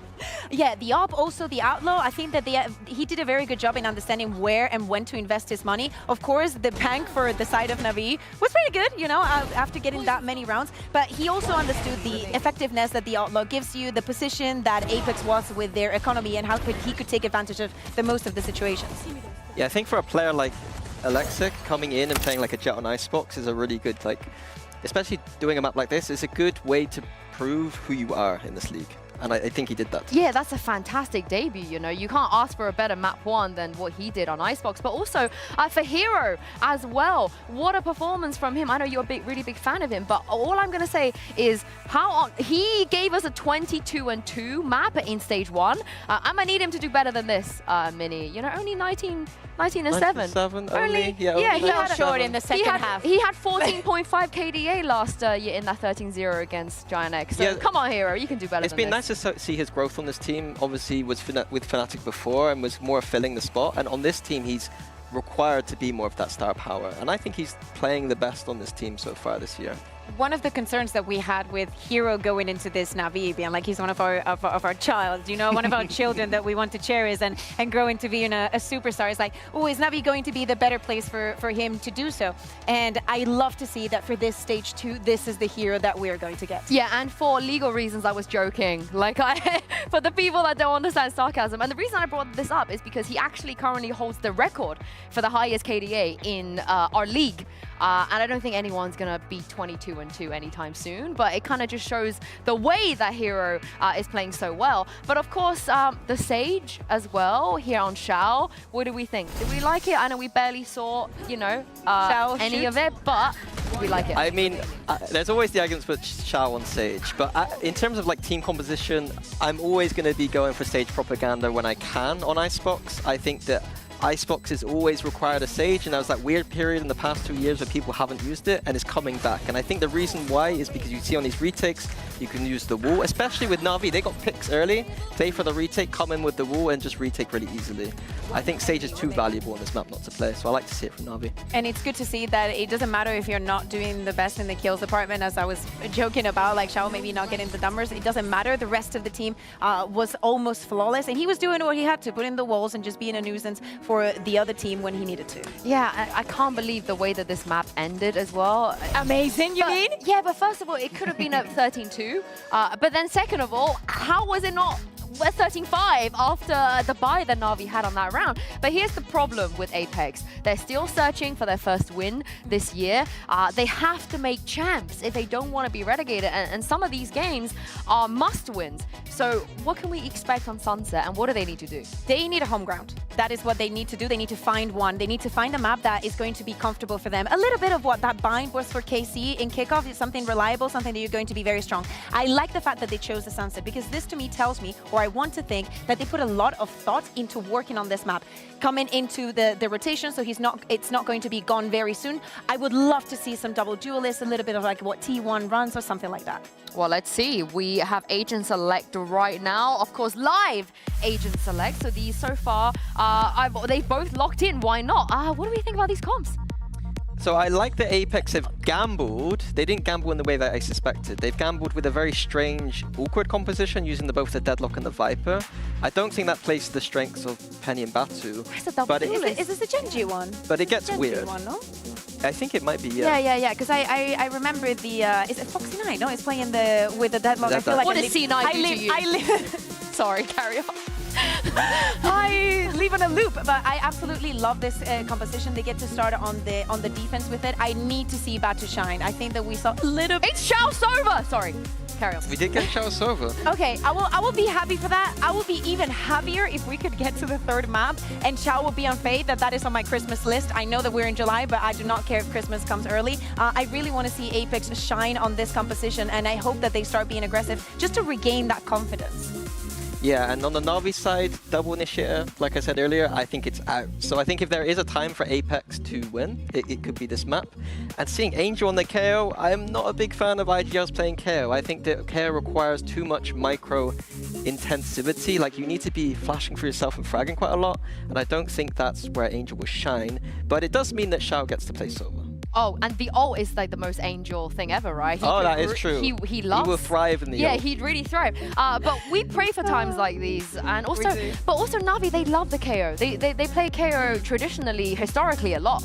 Oh, and I think that Angel is going to be absolutely amazing at it. I also want to see how similar it's going to be from this mid-season event that they played against Gentlemates, and how much Apex is going to take from that. I've just thought about Na'Vi here. I would love to see Na'Vi just put Angel back on smokes, and then put. We said it for 3 months. Can I explain my point without being interrupted, please? Thank you. I want Batu to play Viper. I have to talk to I want Batu to play Viper. Take it away. Double controller, please, not double initiator. I think the double initiator should be. Sorry, we're back, baby. It's time to get into Sunset. This might be a quick one based on what we just saw. So what I got from that is that Mini really wants Angel to keep playing KO. That was my understanding. Double initiator. KO is his favorite agent only when Angel plays it. Yes. And he wants him to play more initiator. I think I got that for you, Mini. You're welcome. It was hard to hear through the noise, but I think that's what the takeaway is. That's actually Bear's nickname. Wait, if you disagree, Mini, let us know. Oh, no, he's good. He's good. All right, fantastic. So, Na'Vi Apex, we're about to see map number 2. It was not a good map number 1 for Apex. I think that's pretty fair to say. Penny did look good, though. He was on fire. He had some crazy rounds. On the other side for Na'Vi, everything was hitting. Hero was unbelievable. Alexic was there with some crazy plays. Coming into this map, I think the expectation is that Apex get rolled, that they continue their loss streak here in VCT EMEA, and it's them that have to prove us wrong in the pistol. I do feel like they've normally been fairly good on their own map choices. I feel like that's where they put the prep in each time, but obviously with a roster change that can really have only started practicing after Toronto ended because of Penny obviously playing there, means that they won't have had a large amount of prep. I mean, the concerning thing is on map number 1, the times that I can remember the most clear rounds where I thought they've been outplayed, they've been push and pulled. It was Apex in the first 2 rounds, finding the gaps, getting behind Na'Vi. So it's hard for me to then look back on that and think it was anything less than just individuals weren't showing up. But we've seen those bounce backs before. We've seen players step off the stage and come back reactivated. Well, let's hope that's what we get here. Ruses, again, Na'Vi is trying to sell these fakes. They've sent a Paranoia in towards Elbow, and they're just waiting for this play-in to be, but no one has really moved. In fact, Na'Vi are trying this very, very late. They have got 18 seconds to try and make this move stick. The spike hasn't even made out of main yet. There's already multiple players here. Their clock is truly ticking down. I don't see any way that they should be even able to get onto the site. This has been seemingly a fun ball. He's going for a knife. He's going for a knife.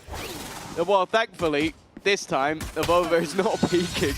Another wild ride of a round, but hey, Apex have got another pistol. Yeah, that was most of the rounds in the previous map, so it's important as well that they follow up with that round win. Still, I got worried that we were about to see a repeat of the closer of that previous map where Angel's in a 1v2 effectively with his teammate too far away before time runs out.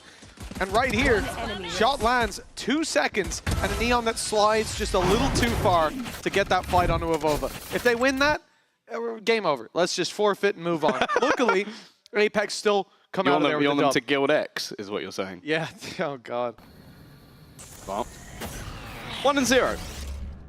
Penny looking for these aggressive fights. As you mentioned, it looked very good in that first map, even with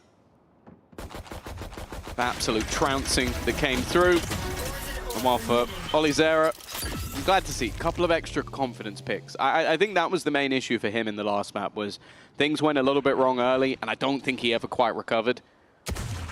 For the other players, Angel's going to have that Sheriff in hand, hoping to do a little bit of extra damage, but ultimately this is looking incredibly clean. Yeah, as it should be. There you go, you're in zone flawless. We saw one of those from Apex in the previous map towards the end. Good to get it on the board early. An economy builder, a confidence builder, and a chance here with a decent amount of weapons brought through to do some damage coming into round number 3. We don't expect them to win it, but we can see them get rolled.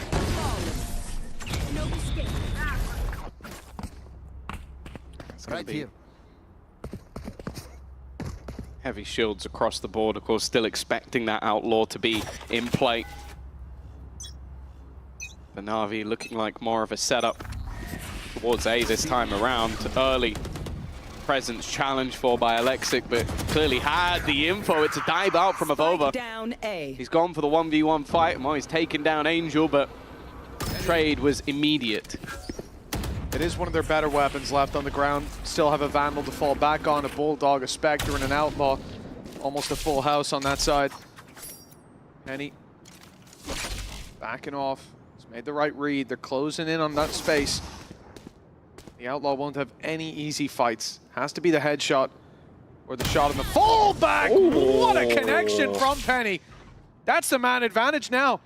A solid start for Apex in a round that still has so much promise. Olizera, the one player you don't really want to see taking one of those fights, the Spectre in hand. There. And he will avoid it. They're going back into this A setup. Back to the numbers. Yeah, of course, they got the sensors. Oh, the walkthrough. Nice. It's Spike down not A. the prettiest from Ruxic, but the job was done. Swing. Oh, okay. Hero he's ended up jumping. It is definitely a weird one for Na'Vi, but hey, they'll take that on the Apex side. A 3-0, 4 players alive, a lot of weaponry upgraded as well. They are off to a flyer in this map.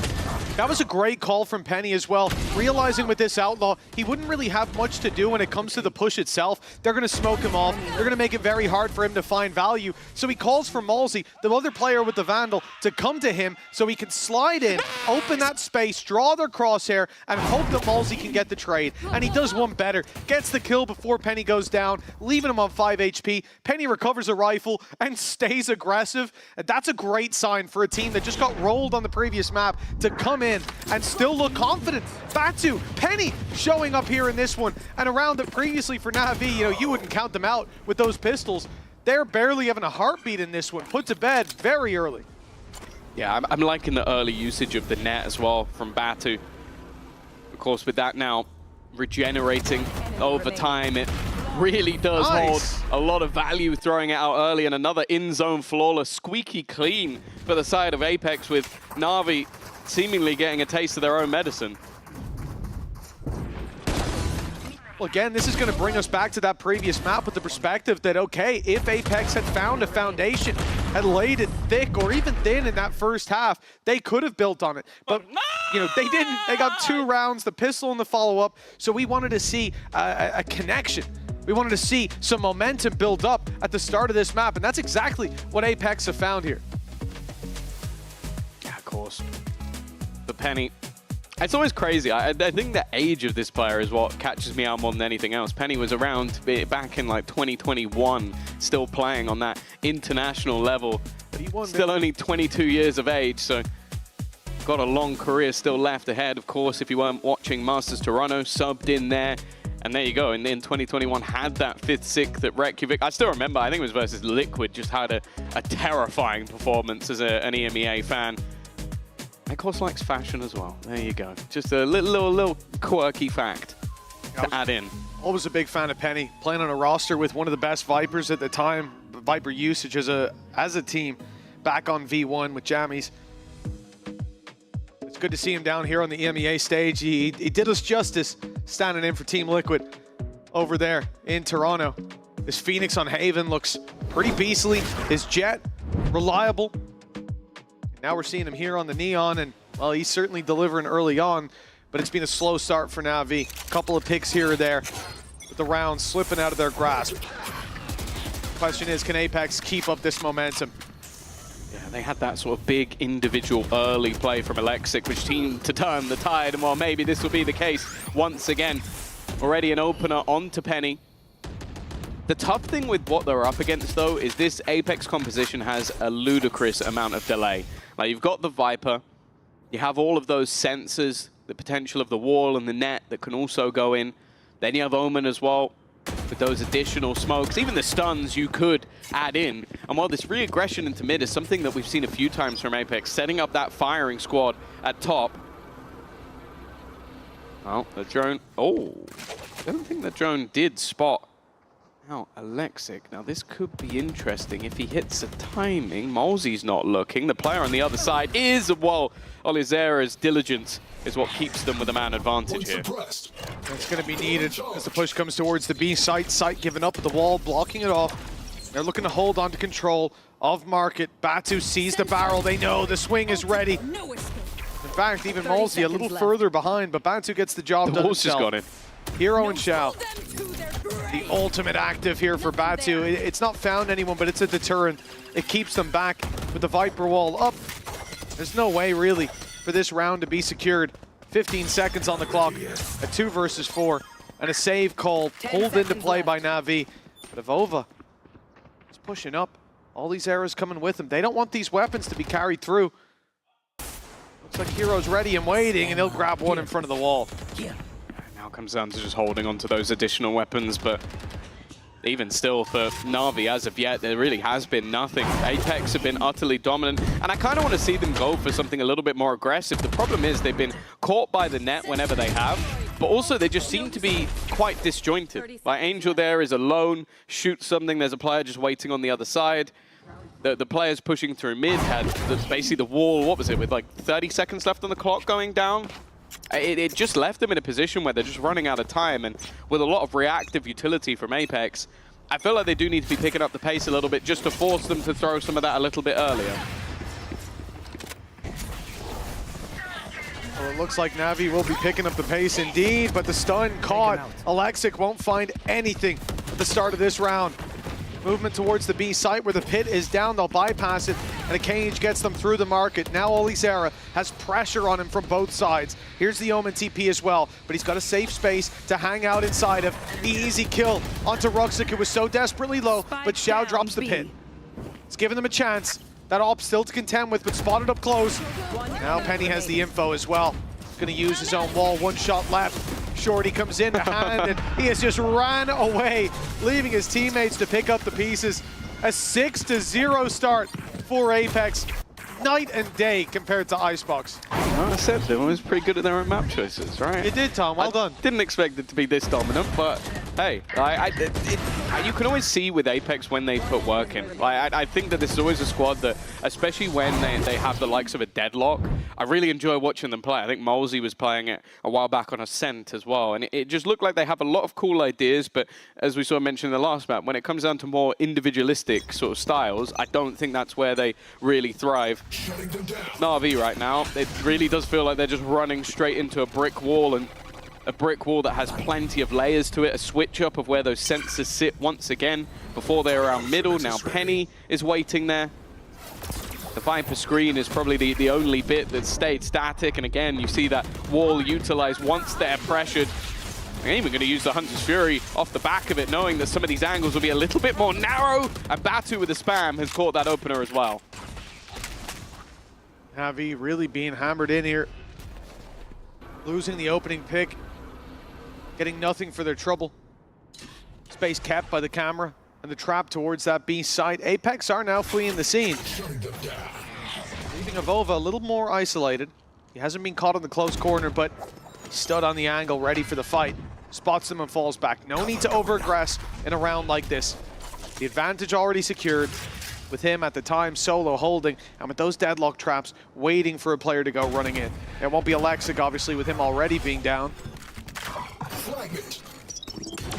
Gives him a good chance when push comes to shove here for Na'Vi, which is right about now. 30 seconds. Out of time.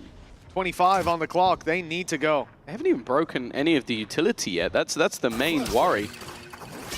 They're now going to go running straight in. The net's online as well. That's just been utilized. That's something else they have to deal with. Like, they're not baiting out the utility of Apex, and now they're just running into the site with almost the entirety of the squad just waiting on the cross. 6 seconds left. They need to get that spike down, and well, they have managed to find the kills. They've run out of time. I don't think they've got it. Oh, that was on like 0. That was literally on 0. I don't know how they managed to make that one stick. I won't lie, I didn't believe the entirety of the time. But somehow running in with, what was it, like 8 seconds, they managed to kill everyone and plant? Swear I saw 3.5 on the board when they went to plant that, but I'm guessing it was an error at the top. It must have been.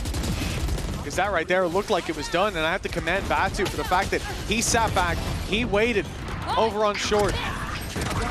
Oh, it is a razor wire. No time, no time. No. At least we weren't the only ones. We weren't the only ones. It feels good to be validated like that.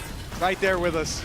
Yeah, it definitely looked like the clock was going to be their biggest enemy there, but in the end, they do grab that especially plant. with 4 players there, I feel like a little bit of a fumble from Apex. Obviously, you're the 6-1 in the lead, but when you have 4 players on site and your opponents get stuck in a net with like a few seconds left, probably should have had that one. We'll see if it comes back to bite them. It's worth noting that Na'Vi have had their struggles on this attack side versus mates in Turkey. They managed 0 rounds out of 7. But this one's already looking a lot better over under pressure. Batu's done well. That res a lot quicker than it used to be. Still just trying to sit in the corner, but he has no help up until this run through the smoke, but it's too little too late. Left and the entirety of the squad up against him. They've got the credits to go for this. Only in round number 8. But evidently not worth throwing away. An in-zone flawless on the side of Na'Vi. 5 players left alive. A second round on the board. Now chaining them together. But the good thing is Apex still have that fallback of economy. Still, it's going to start to weigh on them. If you see Na'Vi really kick open this door and walk their way back into the series, considering the fact that that round with time on their side, they should have had that locked in. It just took a half of a second for the player hiding on site to swing out. But they got a little too eager, a little ahead of themselves, and a little caught up in the momentum of the 6-round streak. It's not even half, it's probably about 0.1. Yeah. Like, the difference was ridiculous. Here we go. A bit of a pace change once again. As I said, I wanted to see Na'Vi put the pressure on. Ruxic has managed to get into the backlines very early on. His paranoia is perfect. And now we're starting to see that Na'Vi from the previous map. The confident Na'Vi, the aggressive Na'Vi. Drone going to be sent through. Surely he has to flee. Paranoia even going to be on the other side. And Batu's caught hero. This round definitely isn't done just yet. No, there is still a heart beating on the side of Apex. They need this round to keep the momentum flowing. Avova dropping Angel. Reveal on Ruxic is perfect, but he's not alone. He's got Alexic here with him. Xiao comes out of the smoke to take the fight together. Avova and Malzy now need to combine, but they've been isolated. A 3rd round for Na'Vi. It all comes from that small mistake 3 rounds ago. The momentum firmly in the attacker's favor now. Still, those credits are there for a buyback. I think we're finally starting to see sort of what I was mentioning, where if you allow them to just have that timing on delay, like, oh, they're pushing now, we'll throw a net. Oh, they're pushing now, we'll throw a wall. Oh, with like, just give them that timing. It's a very easy sort of map for Apex, so we were seeing them still with that wall from Deadlock available with, what, 30 seconds left. Now they're starting to struggle because we just saw Ruxic just run it down. Like, that was the plan for that round, just take that amount of space and individually he has now put himself up to the top of the board alongside Olizero. But you can see now that there is a bit of panic. From 6-0 up, very comfortable, up until that blip. And now Na'Vi look like they're back in the game. And what I was mentioning before is, as I said, when they played the mid-season event in Turkey, it was a 6-13 loss to mates. And it was 0 rounds on the attack for Na'Vi. Like, they had a really troublesome time. In the previous match, they ended with 9 rounds on the defensive side. So it does look like that's where they're favored. That's where they're feeling more comfortable. And obviously for Apex, it's a little bit more of an unknown with them not playing on this map since it's been in the pool. But I like the fact that Danito's getting there a little bit earlier. Oh, is this another stat that's about how Angel's quite old? I believe it is, Tom. Yes. Angel started his career just a little bit after Hero was born. That's, I'm sure he'd love that statistic being shared. Yeah. We'll send that to him after. 6-3. And it is for Apex a difficult pill to swallow, knowing that they have invited their demons back into this map. Left the door open, Na'Vi walked right through, and now on half the rounds when previously they struggled to get anything on the board. Good space though for Apex, utility pushing Na'Vi back, orb taken. But yeah, they have A main control, B main control. It's only mid that is even into question. That's the position on the map that they're trying to close in on. So, and Na'Vi, they kind of need an opener just to open a gap on the map. Instead, they're going to try running through. Alexix caught himself with his own stun, but they have at least got the space, and Angels found the kill onto Batu. Even still, though, an immediate trade. Yeah, it was a mistake to spam through. Luckily, Olizera's bailed them out, but with Malsey being caught in the rotate back through, that causes a problem. Hero continues the aggression. Alexix was there, and they met up with a flurry of frags and Avova fleeing the site. They've seen him running away. Alexix already speeding his way towards this A site. Almost out. They don't want him to save this weapon. They could have a big economic advantage coming into the next. They will anyways, but dropping Avova just multiplies those problems, and it's Alexix third to put 4 on the board for Na'Vi. 2 rounds behind now. A fraction of a second decided their fate, and now they could be neck and neck at the halftime. Yeah, it's nuts. It's nuts. It looked like the second they were broken, there was just no going back. And boy, it seemed like for Na'Vi, the second they got their foot in the door, it was just a completely different map. They've started to really disrespect that utility, even run through a lot of it. Like, oh, you've got your Viper Orb here. We'll stun behind it and we'll run into our own stun if we have to. And well, I think Alexix has done very well to get them some openers in situations where he has a massive disadvantage. Batu once again looking for some aggressive presence. Now, he does have Annihilation online, so could try and steal a player away, but it's probably not the time to do it. He has the net, and the net, of course, does get him information if it catches a player. But now, though, he's going to try and utilize that ult, and it has caught the player, but while Ruxic escapes for a millisecond. Oh, Alexix running through that cage. Batu ready and waiting on this corner. He's being fed kill after kill, but then Hero and Shao, they interrupt the flow. The dominoes falling no more, and a chance. Plenty of time on the clock. The only problem is that they're being boxed in by Avova, who now has them contained in main. And he knows they haven't made it out already. I was going to say, it makes me a bit nervous, because Avova's not been having a great time, and while Hero checks the angle, hits the shot, and somehow we've gone back into a seemingly favorable situation as well, and already this swing for okay. I was nervous for Malsey. He goes alone, but luckily this time he does deliver. Both kills found. Apex at least will have a lead. At least by 2. Great interruption from them. Again, it comes on the back of this 3K from Batu, though. Some mistakes made by Na'Vi, swinging one at a time. Obviously, the first you can't blame. And a hero play by Malsey in the end to shut down that double push. It doesn't even look happy they won the round. But I think I can understand looking at that. Like, the fact that Avova gets caught in mid is upsetting. And then the fact that Malsey takes that big risk. That doesn't go his way. This whole half is gone. Another pick for Malsey, though. doing remarkably well. Avova's been able to escape somehow. He is out of there scot-free. That's a 5v4. Oh, it's not pretty. The hero of last map would have killed him and some, but the job has been done. It does also feel like Alexic basically has to win these 1v1s. Okay, a little pick. But yeah, if he doesn't, the trades are so far behind. There's no one really following up. It does feel like he's left alone in a lot of these rounds. And while it was the same in the last map, but he was successful, now the dominoes are falling one by one. Walking into angles that are being held by Apex, and in the end, it's going to come out as an in-zone flawless for an 8-4 half for Apex. Switching sides. A great recovery on map number 1. Apex are here to play. It's Navi that have to climb back up, and if there is a player to carry them to victory here, they move to that second half. You look at Alexic, hero as well from the previous map, who was on fire. See if they can recapture the flame of that first map. Let's talk a little bit, or let's listen a little bit about Alexic, because we sat down with Hero to hear about the new member of Navi.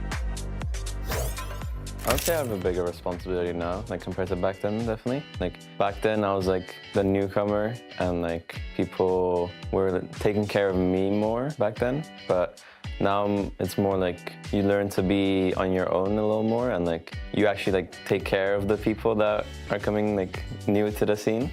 Like for example, like our new duelist, like I'm trying to like help him as much as I can to be comfortable and like do good on stage. Like Alex coming into our roster, I would say is like I believe a lot in him, I would say. Like he has a lot of potential, and I think like if he's just given like the right things that he can use, I think he'll be like a really good player.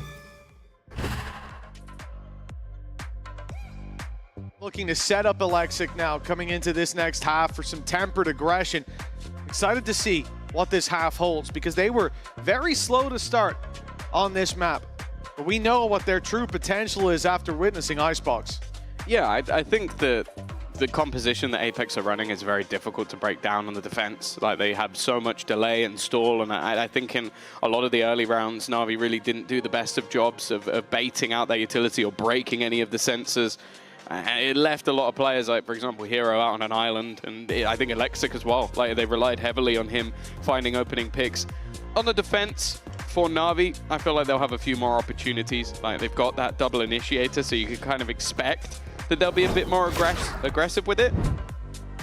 And for Apex, I'll say, like, the thing, again, with them running the deadlock, I've always enjoyed their attack side setups. I think they have some very good executes and have shown that at least the prep side of Apex has always been very, very good. So I'm not too worried for them going into the attack. I think this is now their map to lose, but I have to wait and see what they have on offer. Well, this pistol could be something that secures us, or at least gets us one step closer to that third map of Corrode. Navi already with a great read.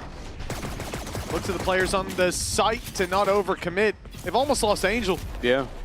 4 HP to a spam through the smoke, and that's not really the kind of mistake you want to see here at the start. Luckily, he's still drawing breath. Has that flash ready for them to push through, but they've given away the flank with the drone. It's being watched by Ollie Zera, and he will at least survive the initial engagement. I wonder if they must have just assumed they've been caught, because using the drone, like, it seems almost pointless of flanking at that point, but hey, they've already found one back. They're going to need quite a bit more. Mosey just styling on them in this pistol round. Hero hoping he can find something, and Angel was dropped so low from the spams. It's a done deal in this round for Apex. They'll take their 9th and look to head us towards that map number 3 of Corrode. 9-4, double digits on the horizon for Apex, and Navi looking down and out compared to the previous. They had that streak of rounds that came off the back of, well, a razor-thin wire separating them from defeat and victory over in half number 1.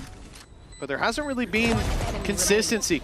You look at that first map, I remember a point where Hero was 19-3. Yep. Alexic was heating up as well in a lot of those battles, and, well, it's definitely a different flavor to Navi coming into this one. That's not the nade we were looking for. Yeah, we saw the net thrown in the last round, and they're using it to catch that player who pressure's on the corner. This time, Na'Vi are fully on the flank. They don't have a drone, so they're not going to be doing that this time. And this is a free kill onto Molzy. As long as they take it, there's still another player to deal with. Ollie, zero, well placed, and only with a ghost in hand, but that doesn't seem to matter. Angel, 22 HP. We've already seen a debut 4K come out for Penny. And it seems like the rest of the team are trying to give the debut ace over to Ollie Zera. First time in the Tier 1, looking to get it over the line, and he will have the ace to boot. A huge step up in this second map, and someone that we should definitely be excited for. Well, this definitely isn't what I expected after map number 1. No. Tom. Not only dominating, but finding an ace with a ghost of all weapons after opening pick found. He returns it ×5. A wonderful start to his career here on the EMEA stage. Ollie Zera 16-9, and Apex 10-4. A chance to run away with this map, maybe even to dish out exactly the same medicine they were fed by Na'Vi in map number 1. It's this rifle round that will decide. Oh, the pace of how this ends, and Ruxic with a double. Well, you certainly put to bed the rumors that Na'Vi are down and out of this map. Yeah, he still had his individual moments. Round where he rushed through mid and what. Penny has at least been spotted. The thing is, this game's been weird though. I don't feel like there's been a single round where, especially in like a 3v5 or where there's a significant advantage where I'm going, oh, it's done. I feel like both teams have had slip-ups and errors. Now the cam being shot has given the game away.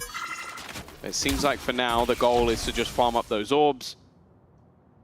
With the spike still back towards the spawn, eventually Avova is going to make it into position. Hero's actually pushing, but hey, clearly feeling back to confidence on this defense side. Definitely a good sign. Now the 30 seconds Avova and Molzy left to be dropped. 31 on Molzy. The wall just about kept him alive. Avova on the push-up doesn't know that Xiao is stood on high. It will be an in-zone flawless for Na'Vi. Now, I mean, that wasn't exactly a full buy round for Apex. They don't have everything. Their coffers emptied, but still a sign of life on the other side. And Apex know how quickly this can snowball for Na'Vi after map 1. Yeah, in-zone have got to be having an absolute field day. There's been so many flawless rounds in this match. I don't know I've ever seen something like it. Did you say they've got 3 chances? I like that. It's not saying it needs to be perfect. It just needs to be close to perfect. It's been a different looking game. Expectation definitely not still the same. And Molzy already is going to be starting things off well with the Hunter's Fury. It's been a move to complete pace. Ruxic was the hero of the last round, would need to be the same again as Avova's won that fight. And Penny just decides, you know what, I'm getting out of here. We can rotate the spike to the other side, make sure this round is over. I think we call that 2 chances now. Well, unless Ruxic with 54 HP in the 1v3 is about to make a sensational play. Probably not. No, it doesn't feel like it. He's going to bleed a lot of time clearing all these corners, waiting for a player with all that space lost, and them knowing where he was. There's a good chance that someone would be hiding around any one of them. But Apex aren't looking to take risks. They're not looking to offer 1v1s. Playing towards the spawn with 2. Off Penny's contact, Molzy can swing. Avova used as somewhat of a human recon. On his 5 health, just covering the flank, and eventually he's to the rest of the squad. He's smoked off the other side of the map to bait them that he's there, so they then run through on this side. That's really clever from Ruxic. That is brilliant, honestly. Well played. Like, he couldn't win the round, but he did a lot of damage by doing that. And you even saw in the moment, when that smoke went down in B main, they pinged the edge of the smoke, going, okay, there's a smoke here. He must be in mid, and rotate it back around. Can't win it, but that's incredibly intelligent way to clear all of the guns. Yeah, he gave up on the round, rightfully so. There was no way that was going his way. If he pushes into them, you could see the setup waiting for him in spawn was a deadly one. So he does the best that he can in that situation, giving Na'Vi a chance to snowball, giving them a chance to break the economy of Apex. Close that gap that now sits at 6. It's a timeout for Na'Vi. They said they had 3 chances, like you said, Tom. We're down to 2. And if they want to win this in regulation, only got 1. Yeah, I think especially after map 1, like we kind of expected a different story. And as I said at the beginning, I believe that when Apex choose a map, it normally means they're very well prepared for it. I think we've seen that throughout the sort of history of the roster, like when they played Pearl as well, like they would go into that map having that sort of double duelist with Yoru Phoenix. It was very cool. Like they've been an intelligent team in the way that they sort of build their compositions and their setups. I think coaching staff, IGL, need to be given a lot of credit for. It just does sometimes seem like they get outclassed in terms of individual brilliance. And that does make Corrode very interesting, because it means that I ultimately believe that Apex are going to come in with better ideas, but that doesn't necessarily mean much when it's in a very early stage of a map. A lot of the time, you haven't figured everything out yet.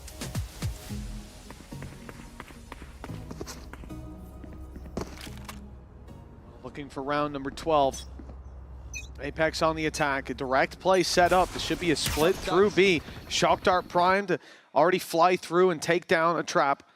Batu's about to walk into one. He's being caught. The spam causes damage. Ult goes through, doesn't find them. Xiao's already dead, but he found Penny through the wall. Put Batu down to a sliver of health.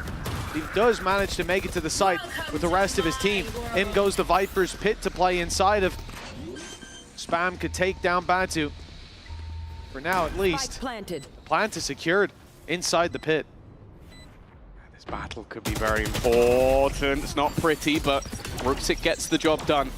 Paranoia sent through, but there is still a player on the other side waiting for him. I think realizing that they need to clear this one out. Olizir has done well within his own pit. Ruxic on that flank again. Hero as well. It's left of Vova, who's about to be revealed, but finds safety within the smoke. Safety doesn't last forever though. Tried to make a play and Hero is waiting. I think that's another round where you really have to give credit to Ruxic. I think clearing all of that backline on his own gave so much space to everyone else. Yeah, he did a lot of work. It was Batu that he was up against, who obviously was tagged so desperately low after that initial fight. He got Mosey as well. Xiao doing so much damage. Yeah, from that point, you look in the pit, never going to be a favorable fight to take, but this is a nice spot. Managed to win it out in the end, clear out the pit. It's once all these era goes down that just puts too much pressure on the rest of the squad. 6th on the board, 5 rounds between them, and here's the benefit of Ruxic lurking outside B, finding those exit kills just a few ago. No money left in the coffers of Apex.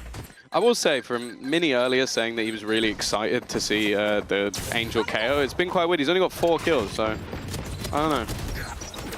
5. There we go. 5. He heard you. Just about won a kill versus an ecoing player.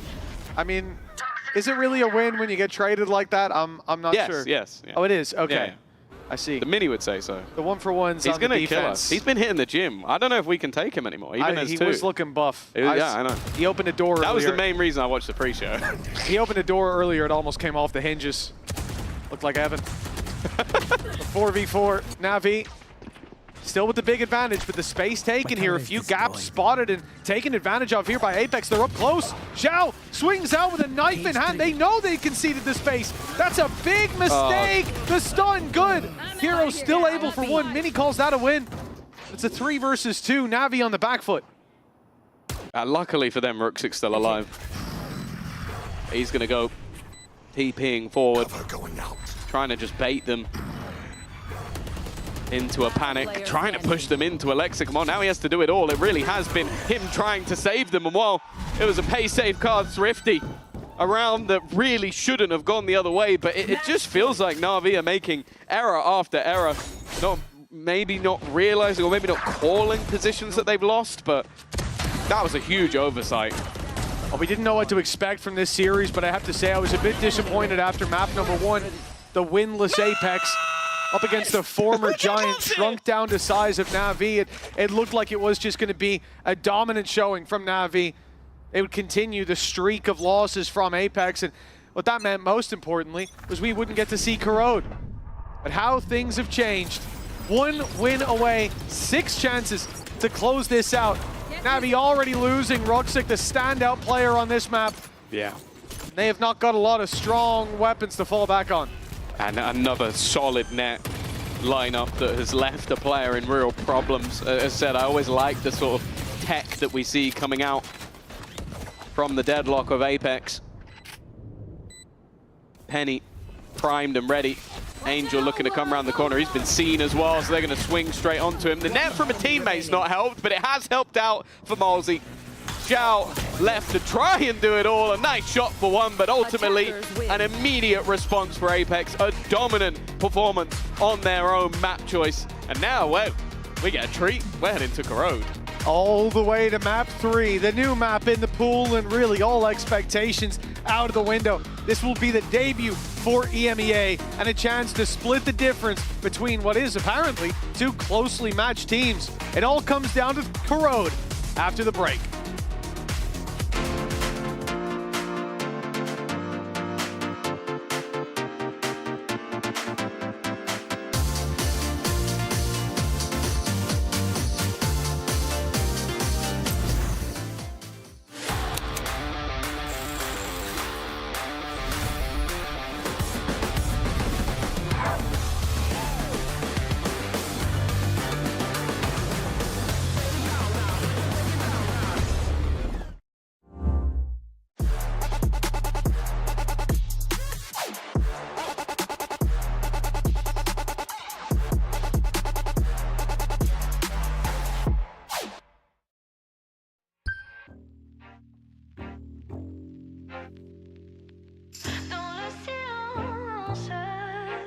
Je perds mon souffle, les ombres dansent.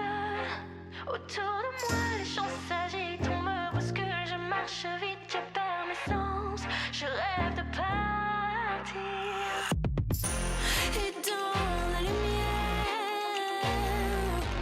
les rêves d'hier nous emmènent au bout du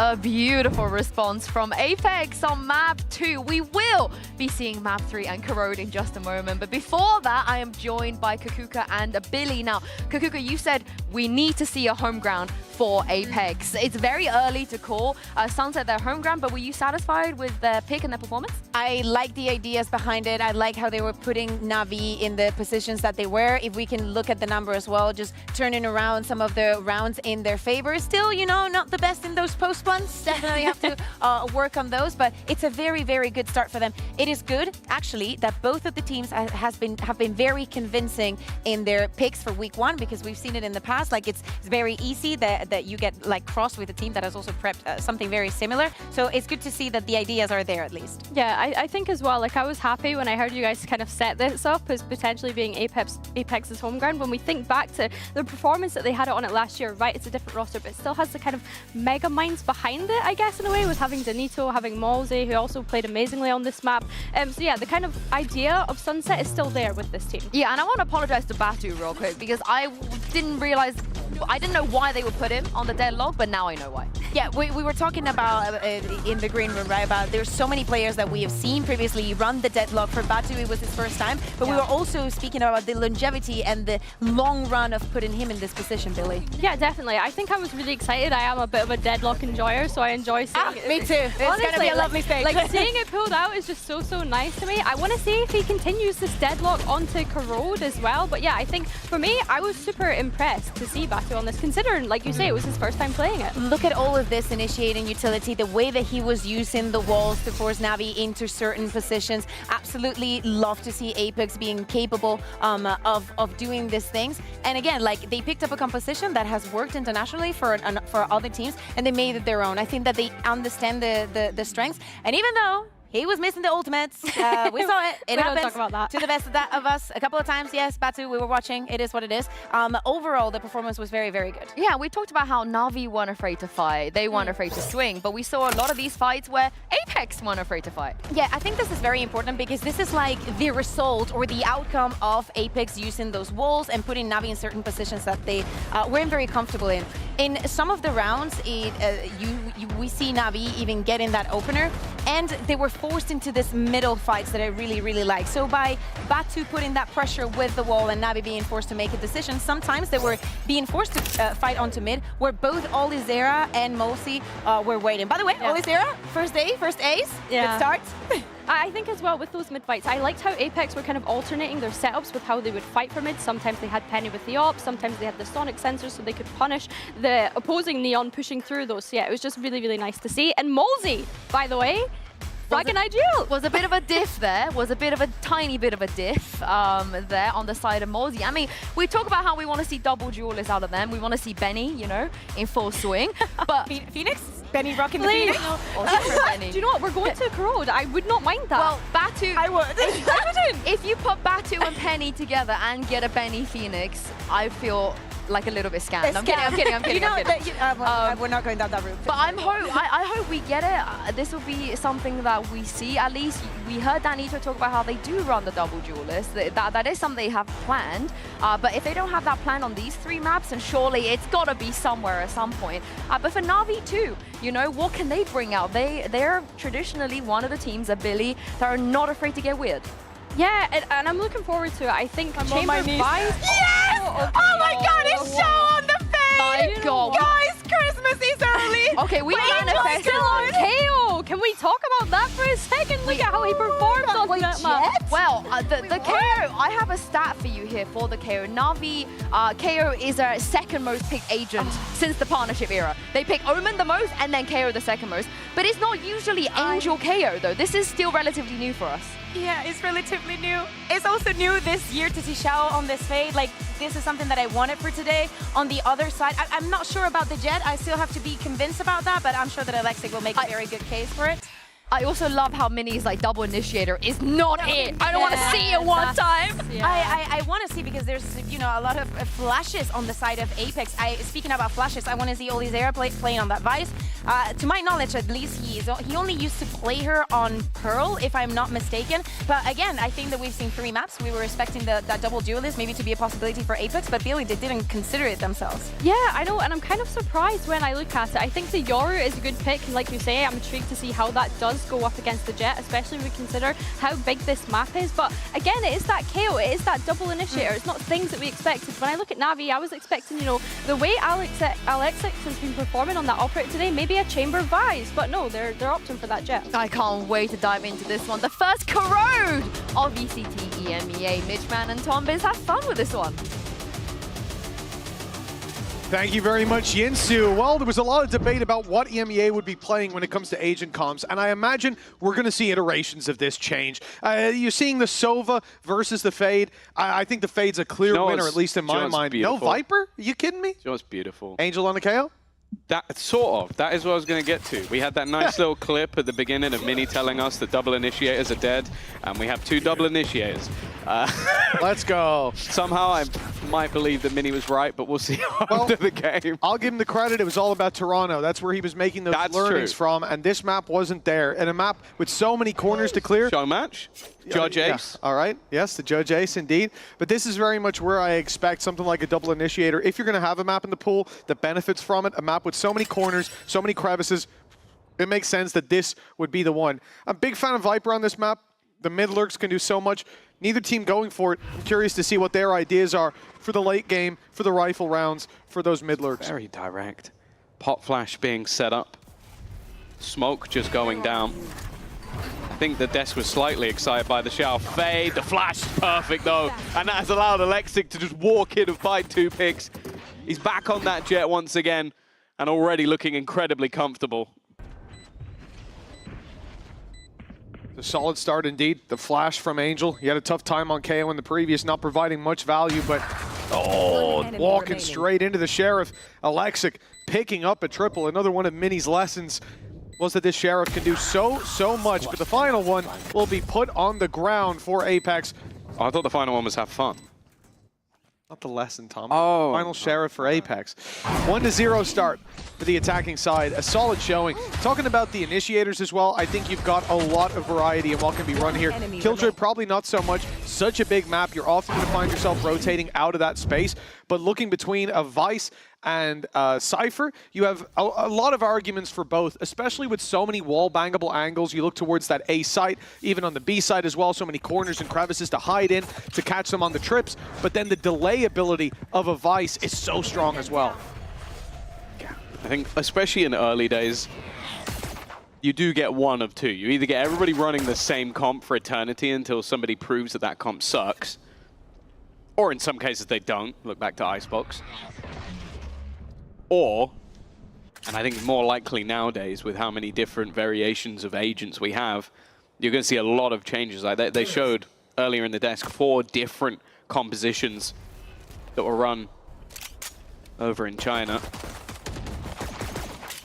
And already 2 different ideas being shown out here.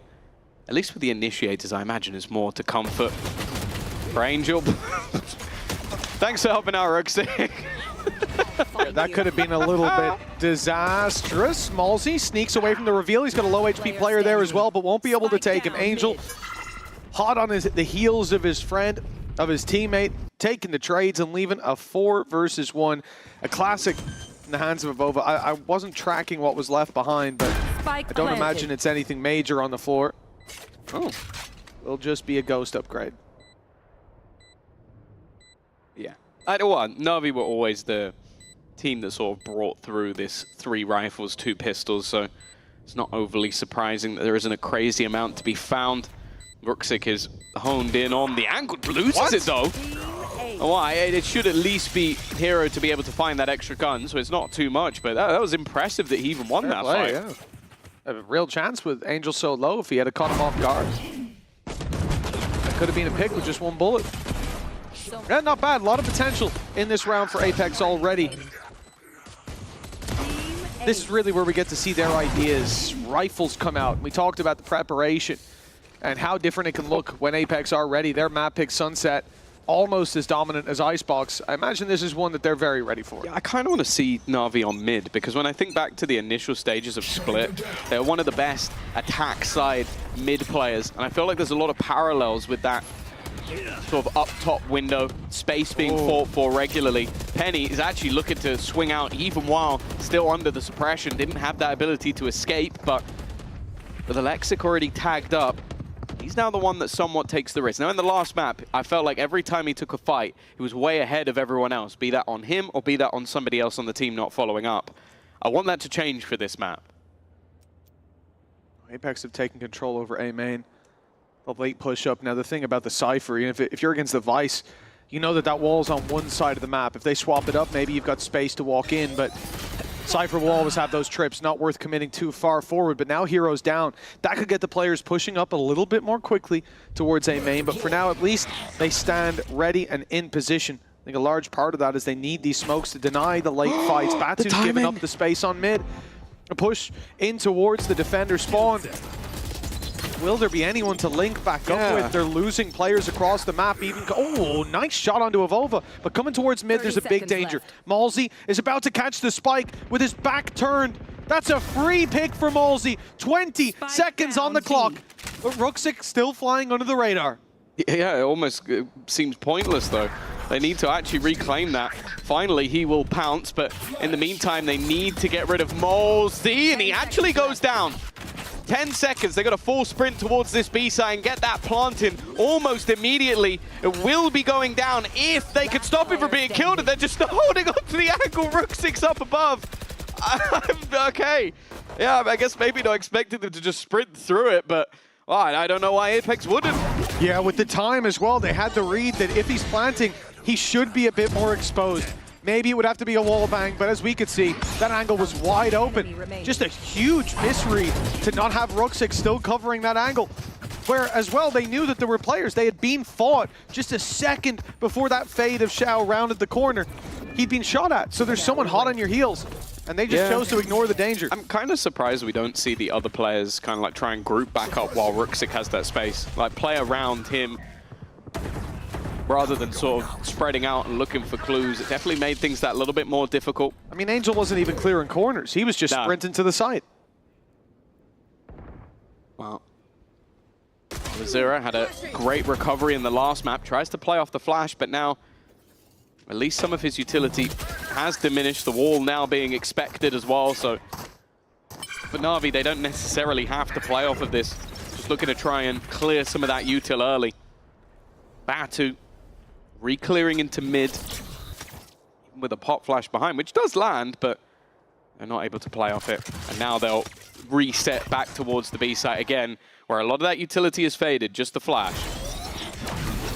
Flash doesn't catch the player inside the Cloudburst. Zera reposition, though I love this. Down below, so wall bangable. He has to find value right away. They're going to pounce after that first pick. Still, players rotating in. Two detected on the back of the site. Wrap around from Ruxic is good. He'll drop Batu, putting a lot of pressure on with the heaven peak from Alexic, securing the site. Now it's on to Penny and Avova to fight their way back through. Penny to find the first, but a low HP Angel just about wins that battle.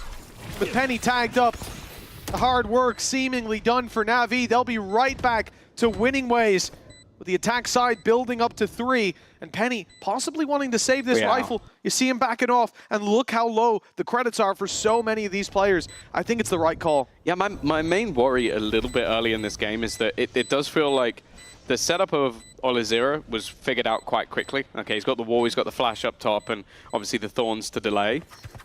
So Na'Vi just baited it, pretended they fell back, took the orb, went away, and then came back, and it didn't feel like Apex had really adapted for the fact that he didn't have any utility anymore. It was down to just, okay, can Zera on half HP find a multi-frag? Otherwise, we give up the site. And okay, the players had sort of shifted a little bit further towards middle, but it still felt like he really didn't have any support. And what with the amount of space that was lost, heaven taken as well. Nice surge towards B as well. It ended up working out quite easily for the side of Na'Vi in that one. At least for now. Gonna have that hero rifle. Something to play around, but not likely something that can change the round unless Penny's going to just pop off once again. Penny's been revealed as a gate crash to fall back to, but he'll be leaving this A space wide open if he does. Now he doesn't have a choice. The knife has hit. This is the rifle that Apex have. You can't see it go down in an awkward fight. Has to be set up to win. Alizera and Malzy down and out of the round. They may just take this back in the other direction. With Avova down, though, that'll spur them forward, and it's an easy fight. They'll run through the smoke, gets the pick, and Angel's still watching flank. They had 2 players for that mid control in the late round. A great play by Na'Vi gets them 4-1 flawlessly. Yeah, it's sort of what I mentioned as well, though. They seem to very heavily focus on that middle control. And as I said, that was something I was always impressed with Na'Vi, be it this map or take Ascent, another one of their very strong maps in the past with the attack side of Ascent and how they were able to dominate that map control. That Shao fade was a big part of that map as well. And I think they're doing very well to sort of deny Apex that additional information. Like, okay, we're battling for B main, but we can't really reaggress a lot of this control because we just don't have it after the first 20 seconds. Well, a timeout pulled into play here for Apex. 4-1 down. And again, remember what they're fighting for. This is a team that coming into stage 2, if they want to make it to champions, if they want to keep their franchise hopes alive, it really has to be a deep run. You got to be looking at top 2 for them to secure the champ spot. And they need, more than anything, they're going beyond securing their franchise spot, going beyond champions and the highest of the highs. They need a win. This is a team that's gone through kickoff and stage 1 without a single series victory under their belt.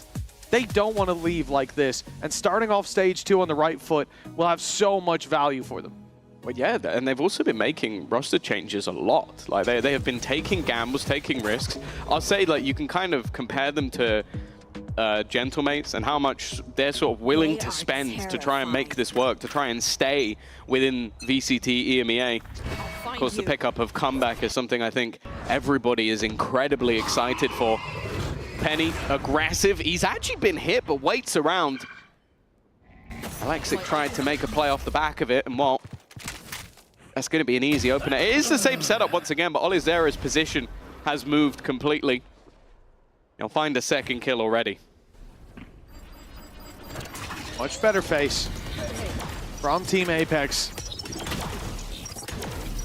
B-site well defended, Flash, Wall, and Thorns waiting there alongside 2 players and a quick rotation possible from Batu.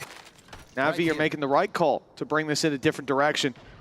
And Batu, we talked a lot about the wall bang ability towards that A site, but it's worth noting it's very similar here in middle. And you're going to see the Odin in full effect. The problem is he doesn't have the information. A slow contact play from Na'Vi, but here comes a peek. That's the spike on its own. Angel, he's called for a Scooby-Doo, his best Fred impression, and he's down and out of the round. Ruxic at least able to recover 1. But there's 30 seconds left. And again, it will be towards this B site, but there's still plenty of numbers waiting. Wall and Thorns to block out that main play. It has to be Ruxic to turn the tide in their favor. A fight up against Malzy that he loses in this round with the Thorns up. It's already done. Yeah, it's going to be an attempt from Xiao to at least do a little bit of damage. They have the credits that they can still go back into this one. But hey, it has been the case where it just feels like either they are so convinced when they've cleared something that nobody can ever be there ever again, which definitely seems like a huge oversight, or that just Angel's decided today he doesn't want to check any angles. Because that's happening a lot. He's like, right, guys, you say this is clear? Okay, I'm going to go for a straw into this angle. And if it's not clear, it's not my fault. Because that's the second time that's happened now with the spike. That one less forgivable. Before he was alone. I think the last one was forgivable. No, not that much. But here, like, he was stood hand on shoulder of his teammate. His teammate goes Link, and he goes, I'm going to leave you there. I'm going to go my own way. Oh, nice opening, though, by Angel. He's checked his corners. Let's go. Well, Ruxic kind of did check that one for him with the TP jump. But you know what? Who cares? Angel is fragging. He's pulling out that old school aim. 2 openers already. And well, I don't know if Batu's getting away with that one. Clearly he heard us talking smack and has decided to put his foot down. Us? I mean, you. I mean, I've always, this is a reason I've always believed in Angel, especially on the KO. I think if I didn't say it coming into this map, I definitely meant to. His KO, I just 100%, I'm all in, 300% in on it. You and Minnie? Oh, okay. Yeah, you know, me and Minnie, we're great minds and we think alike. That's why we make a great team. I agree. That between you, there is a great mind. That's rude, Tom. I wouldn't be so disrespectful to Minnie. Right, yeah, to Minnie. Nonetheless, this is looking like it's completely changed from the last round. Angel is looking to get a quad kill, and not quite. 5 HP, won't be a flawless this time, but Hero is quickly there to respond. It was a solid round from the side of Apex, and maybe a little bit more disjointed. Na'Vi just go back to being this more direct team, find that early fight, and well, I'll be honest, a lot of that just came down to Angel winning fights. It's worth noting as well for Apex, like we're saying, this is a squad that needs... He did. That's a little KO pun as well. I like that. He's deleted them. Cleared the flash drive. Yeah, so for Apex, obviously this is something that has been haunting them throughout all of VCT in this year. No, not Angel. No, the lack of a win. And they've got KC, Team Liquid, and Fnatic to face. So it gets easier. I did leave out Koi. Why? Don't read into that. But those are some tough matchups. I've heard they've got a monster on their side. They do, quite literally. The man's a beast. All right. Well, that was a joke not many people will get, and I'm thankful for that. So yeah, looking at Apex, like this is their best opportunity to put a win on the board. Other than Koi. Well, you said that, Tom. That's very rude. True. We just don't know how Koi will match up power level-wise, right? That's what I was getting at. You're just a horrible person. Okay. So for Na'Vi, I'm all right with that. Probably the weakest of the bunch, a team that has 6 out of 10 losses so far. How many have Koi got? It's not worth mentioning at this point. It's a different roster, Tom, and I think that's the important thing. You know, so you're just trying to save yourself when you go back on the Spanish stream. No, that's I would never be biased. Okay. I believe in all. I hope all the teams have fun. Right. Except Na'Vi, it seems. Except Na'Vi. Well, already the Steel Garden being set up, a chance to remove the weaponry for the majority 30 seconds of the players on the other side, and the time is starting to tick down. It's already looking rough. They have taken away the utility on the other side. Now the guns come back to play, but Na'Vi have got to move. 15 seconds left as they look to head into the B site. Stacked up B site. This is where the majority of players are currently sitting. Shock Dart going to be combined with a Hunter's Fury, and that spike has dropped to the deck. They have not got anybody to pick that back up. Off the time is going to be the victory for Apex, and well, solid ultimate usage for them this round. They had to commit a lot to be able to bring that one home. But to be honest, with the lower economy that they had, I think it was worth it. Yeah, I think absolutely. You know, you smell that blood in the water, you get a hint of it, you got to dive straight on it. No point saving it for the next, and then the opportunities don't present themselves for Apex. Trading these rounds back and forth. Shock darts from Batu did damage, and the Hunter's Fury only needed that one pulse. Nice. Great commitment from the defensive side. And remember, we don't really know how this map's going to shape up, either one. Because as we move through it, you know, defense, do they need 3 rounds? Do they need 8? With this comp as well, you never know. Yeah, I'd always, with new maps, I'd always lean it slightly more to the attack side than you normally would. Just because you can kind of group up, you can play into defensive, and having, especially on a big map as well, it's always a little bit more difficult to get those rotation timings there this early on. Horrendous for rotations. Ruxic, though, picks up the operator off the corpse of Alexic. Managed to take down Molzy. Now, Molzy has been involved in an awful lot of the setup. He always is. Now, Batu is going to try and make a play, and it was a gamble and a half. You can see the benefit on defense of having someone like a Yoru to make those mid-round plays. We just saw there, TP back towards the A site. Now he's going to be the only defender. If this was any other agent, he'd only be on his way now. He wouldn't be anywhere close to where he is, and this site would be wide open, but still, he has got enemies at the gates, numbers all around him. Paranoia landed, and in goes the nade alongside the C's. Maybe he wishes he wasn't there so quickly. He's just been decimated. This just felt like another one of those dominoes rounds. But the problem I have with it is they weren't at a disadvantage until they started swinging. Like, okay, Mosey gets caught with by an operator at top mid when you'd already killed the player at the op. I can forgive that one. But then you have Batu swing. Moments later, you then have the swing, I think it was from Avova, just into blind territory. You've got no information. And at the end, yeah, Penny's trying to basically clutch versus the whole squad, but you've already let that round slip away with just a kind of unnecessary aggression that didn't have any supportive utility alongside it. And especially when, okay, at this point you are only on a single initiator, but the first two players to die are both your initiators, it's a bit more of a problem. Angel's going to die to the spike at the end, because why not? That's Angel, mate. It was a really tight round where the spike was like ticking really quick at the end as well. I think there was no way he could have got out. You know, he might have thought he heard them tap it. Yeah, Just ran back in, threw himself on the grenade for the team. You know, you really got to respect the call. But this was nasty. And the fact that he gets hit by all of that and then Angel just shoots him through the smoke. New map, new things. It's the spike radius is different on this map, you know, because there's all of that refined radianite crystal. Yeah, no, that, you know. I'll be honest, I just want to know what Angel's saying at the end of every round. I feel like it's just a highlight of that. Here we go, flash through, pressure on, but Ruxic able to get out.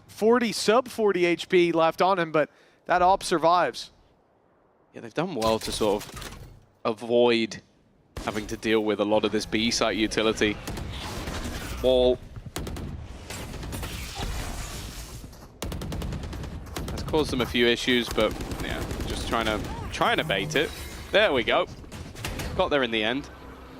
But the problem is, the second this happens, the defensive side have to shift. Now, they've already got Mosey in play this time on that side of the map. As said, a lot of the time I felt like Olazero was left alone. But I think Na'Vi have realized that, okay, once we activate that wall, they have to move, they have to go looking for information, so we can just go back wherever we want.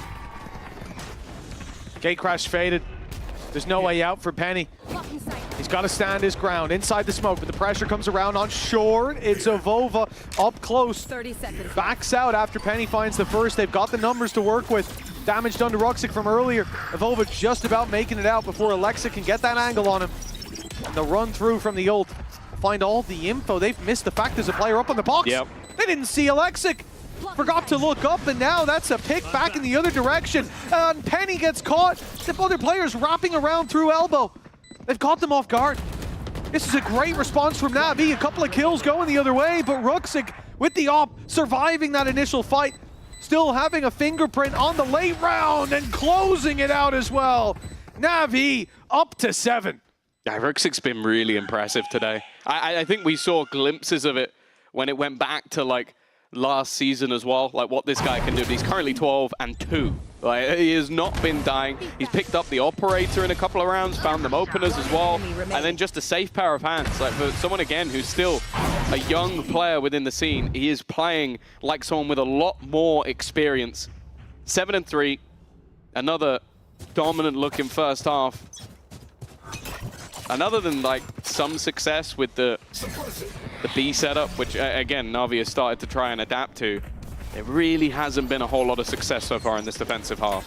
Ruxic's looking for a pick, but he's being caught by Avova. Sheriff in hand. Mid push comes out after it. It feels like a little bit of overcommitment. They've already found the opening, and I believe that will be an op down for the recovery. Batu lands one. That corner's been a big problem for Na'Vi. The wall bang recovers it. The numbers still in their favor. And having forced those players back on A main, they've at least denied the op being recovered. So all of these fights still relatively easy. Xiao caught in the corner, but he's got backup. He's got cover. And Olazero will only find the one. The thing is, I feel like the ideas there from Apex are very good. Yep. But they just didn't quite manage to execute Xiao. That was the main problem. He had the spike in the corner, didn't have a lot of support, and just about managed to survive with all the different pieces of the utility that were thrown at him. 8-3. It's a closer one. Ultimately, the scoreline is all that's really reflecting at this stage. Na'Vi running away with this. Now, as I said, I think there's still a real world where it's going to be a fairly attack-sided map as we first get into things. But I do worry with Hero on that Cypher. What we could see, that is a whiffed shot. Well, they're fighting for this mid-control again, Mitch. It really hasn't been going fantastically well. Mosey's done all right, but the re-swing, I guess he had to, because otherwise he's just stuck in that same corner, but yeah, I don't think he was ever getting out of there alive. I don't mind the idea this time. Like, sometimes it's felt like overcommitment, and I think he can point to the last round as an example where they're a little bit desynergized. Evolva's coming back out, though. That's kind of what I'm talking about. That's maybe that one's a little bit of overcommitment to the fight. 2v3, it's hard to defend the map, spread out and isolated, but now you've thrown the round away. Any chances gone completely, and again, you don't have that extra layer of all these arrows swinging down. I feel like that could be more synergized. But initially having Penny go out, the flash coming in from Halsey, there was an idea. Fine. It just didn't work out. 9 rounds for Na'Vi at the halftime. Let's see how attacker sided this map is for Apex after the break.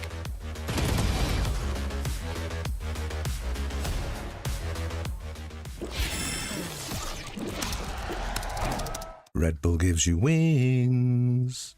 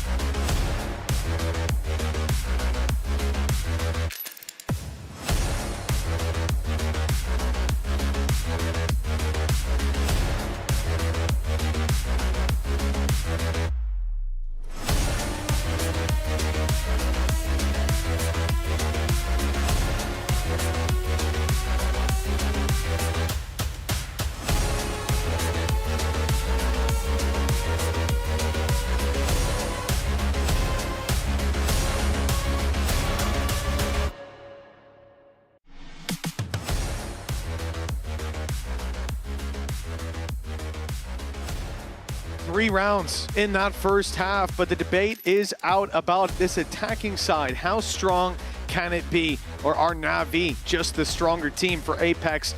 They will soon have an answer to that question. Pistol rounds have been going in their favor, I suppose. That's one thing to look at, but the first half was won out by Na'Vi. We'll have to see what they have. I'm definitely nervous. Like, you see Angel currently 12-5. Like, he's been able to find quite a lot of value just individually. I don't know if it's necessarily down to the KO, but as you know, you and Minnie have been saying, it's a great agent that you want to see him play all the time. Ruxic, though, has been the real superstar. Like, getting openers with the operator in different rounds, I think he's been fantastic in the trading.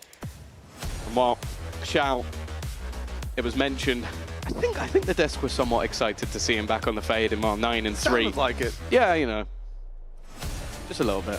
Couldn't make out the words, but I think there were words of excitement through the screeches. You know, the thing is, myself and Minnie been talking behind the scenes, and we said, why stop at 2? What if a triple initiator? Let's level up the game. You sure you were talking to Minnie and not Pal? They do look very similar now that Minnie has been hitting the gym somewhere. Yeah. Maybe that was it, actually. The accents are fairly similar. Trying to steal their Ascent comp.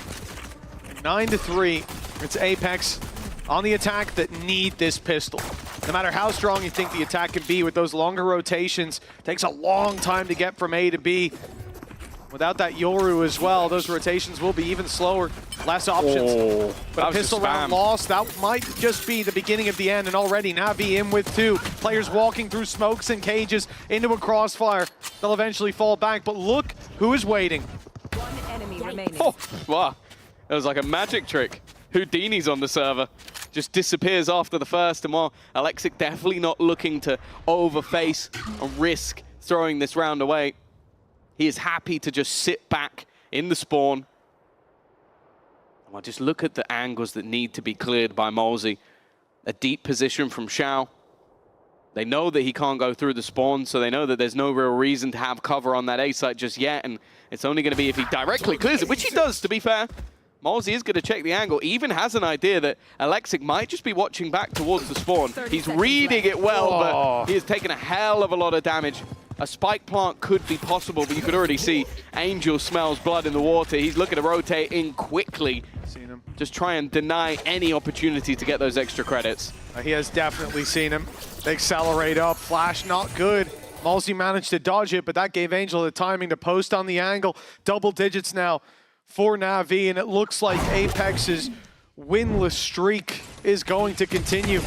They chose the wrong side to push, not least because Hero's able to find that through the smoke, but you have 3 players ready and waiting. All angles on lockdown, some even playing anti-flash. And you're running through smokes and cages. That was a guaranteed win for Na'Vi from the jump. It's only been individual rounds won thus far by Apex, a flash in the pan, or in some cases, like Na'Vi just running out of time. This is already looking like another brutal map. Well done, at least, from Batu. Now, will be a gun for Penny. I wonder if that might be juggled into slightly healthier hands. Especially with Malsey sat nearby, but for now, at least, looks like they want to give Penny the chance.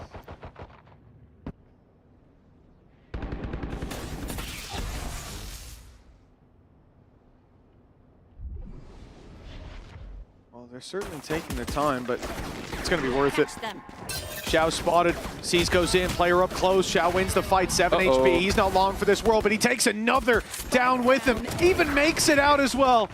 It's Ruxic that goes down for his trouble. A trade so close to being possible. The damage done here onto Xiao. They could have gotten the spike planted, but now the spike's down in the open, and Xiao is a thorn in their side. Well played by Penny, but Angel in there with his 3rd. The KO we all wanted to see starting out this map, 11-3 now. The lead locked in. He's 17 and 5. Like, Angel is he's balancing out his stats from the last map. I think he went like 4 or 14. He might still now be he's negative. going 17 and 5. Like, it is ridiculous. No, I think he was positive on map 1 as well. Okay, so he's actually good. Yeah, I think Angel's going to, you know, he's proven the haters wrong. Unless you were a hater of Apex, and then he might be proving you right. But nonetheless, 11-3. It's looking like from back and forth game to utter dominance. Well, not a whole lot left to play with. They did lose a rifle in the last round, so Alexic is going to be down just on a ghost. Of course, this is a bonus, but realistically at this stage, it has to be such a dominant sweep back in the other direction that it seems unlikely. Especially with the way players like Ruxic have been performing throughout, and Angel, of course. Sorry, I don't want to disrespect what you've been saying throughout the game. Thank you, Tom. I appreciate you catching that before I had to put you in your place. Yeah. It's good to see. Good to see you're learning. Let's see if Apex are. Only 3 rounds on the board. Rifles in their hand. Advantage there for that attack. They've put their wall towards B. That space is going to be given up eventually, and you can see all these Era backing off now. The slow shift towards the A side of the map. The drone goes up in mid. It's heard, it's seen, it's spotted. But Apex will still take this control. There's not much they can do to deny it, unless Na'Vi go pushing down. And the read seems to still be towards this B site. Hero spotted one inside main. The second player seen. Avova almost makes the same mistake. Numbers thinning. But there we go. Batu stepping up. Still, Hero makes this a very digestible retake. Yeah, the only problem is Alexic doesn't have a gun. So it definitely makes things a bit more problematic. Avova is waiting on the other side of the smoke, but there was an immediate trade. Now it's a 2v2 with rifles in hand, and, well, the top fragger, superstar, youngster prodigy of Angel is still alive and kicking. Oh, what a shot by Angel! Now they've got the advantage. The Thorns will buy a little bit more time. Ollie's Era stays aggressive as well. It's not expected. And he gets one and bails out through the smoke. He goes! But Ruxic deals the death blow for Na'Vi. 12 rounds on the board, and try as they might, Apex, they're stuck so far behind. There's always this thing. I feel like it's a curse with teams that maybe they're desperate for a win or this game would be really important to them, where Angel then just decides, that's when I'm going to have my game. I'm just going to disrespect you. I'm going to be swinging every angle. And these are the ones where it pays off and everybody is a little bit confused. And right now he is 18-6, which is mental. I feel like that's it, man. Like, you go into a game for Na'Vi and it's like, it's do or die, boys. Like, we need this win. And he's calm. He always looks so collected. But when you go into a game and you're like, listen, they're going to be really upset if they lose this. He's just got something in his eyes like, oh, yeah? Oh, yeah, they might cry, huh? Oh, okay, okay, okay. He's an evil man. He's just looking over at Hero like, you got too many kills in the first map. Now it's my turn.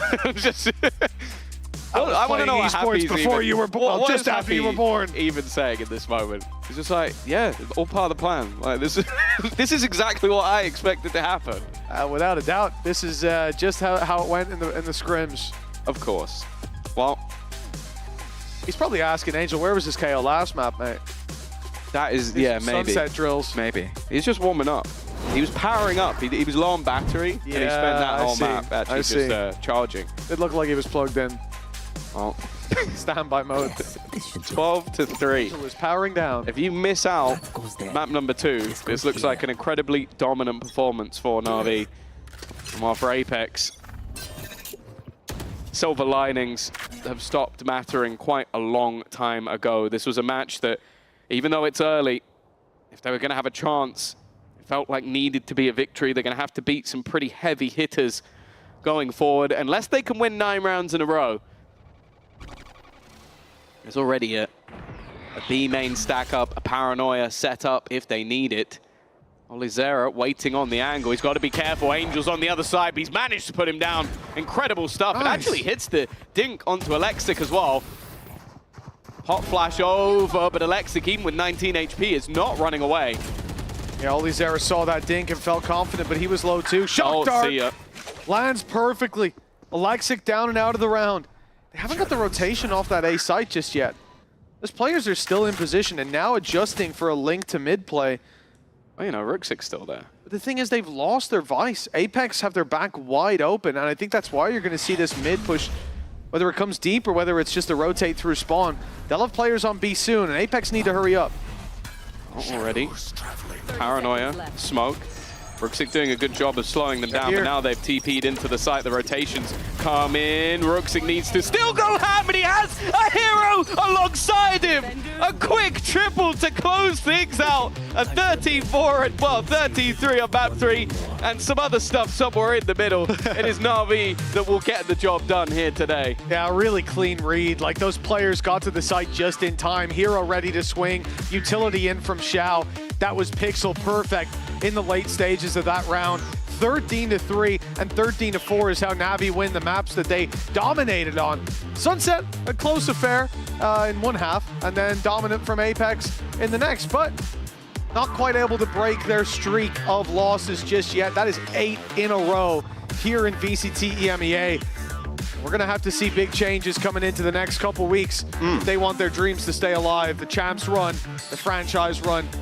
It could all come to an end. Yeah, and a debut win for Alexic as well. Like, I feel like someone that, when put in the right place, especially map 1, looked incredibly strong. I think is only going to grow further into the performances, but ultimately it was the real young gun of Angel on that last map that really took over. An interesting performance, but hey, for Na'Vi, the job has been done. And of course, saying hello to all the fans that are ready and waiting here today. He was waving at me. I appreciate that, Angel. Always good to see you down there, brother. Said good luck to him before the game, and so I don't want to take credit for that KO performance, but I do feel like I'm at least partially, if not majorly, some would say, responsible for what he was able to put up down there on the stage. A really good showing from Na'Vi as well. You know, we talk about a lot of these teams as ones that do need to make that deep run if they want to make it to champions. I've said it about Apex a few times here, but the same can be said, should be said, and will be said right now about Na'Vi. This is a team that needs that deep run, that top 2 for champs. And this is a step in the right direction for sure, and a great debut to Corrode in EMEA for this squad.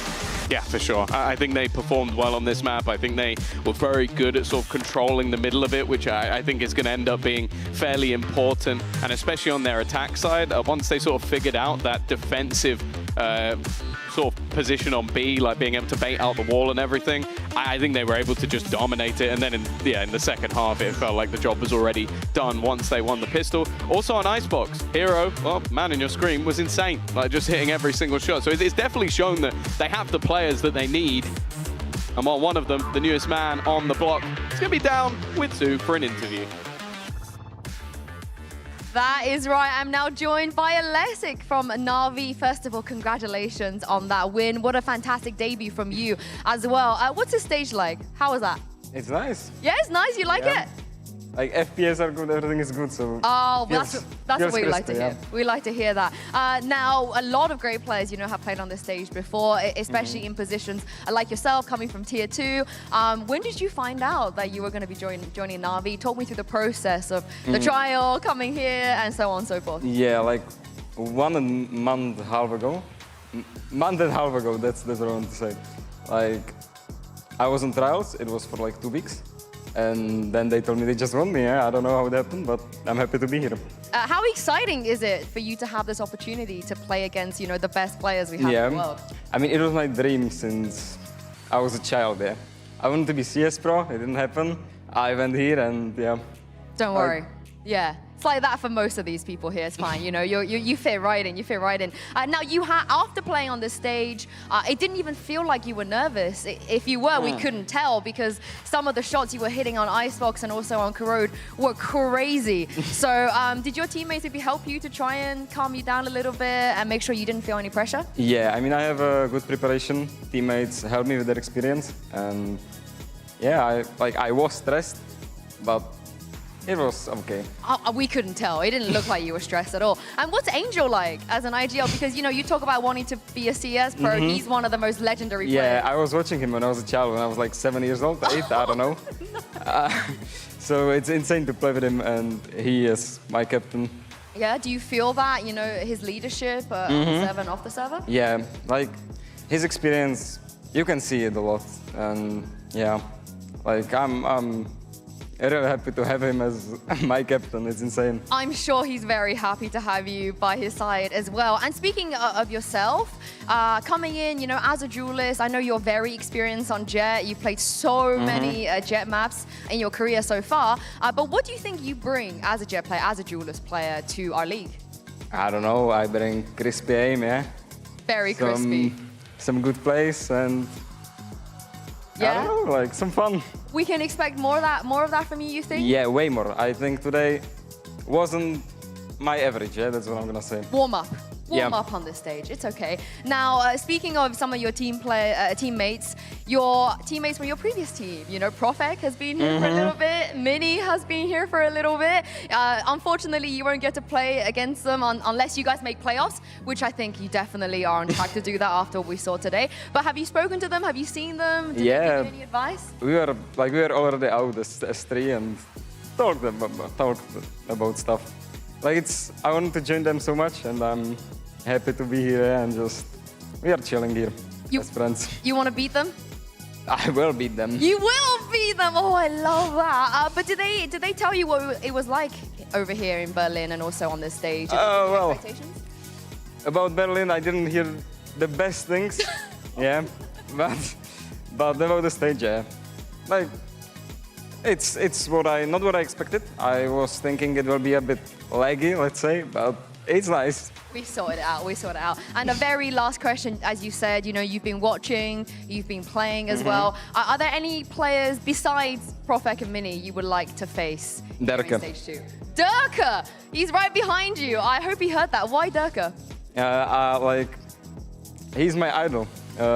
For like, I don't know, since the start of my career, yeah, so... He's waving at you, I mean, I feel like, you know, he's a lot of people's idol, so I hope you get your chance to play against Durka soon. Yeah. Thank you so much for joining me today, and we'll see you next week. Yeah, thank you. Well, he's mentioned it, Durka is in the building. We're gonna head to a little break, but after that, Vitality will be taken on Giant X.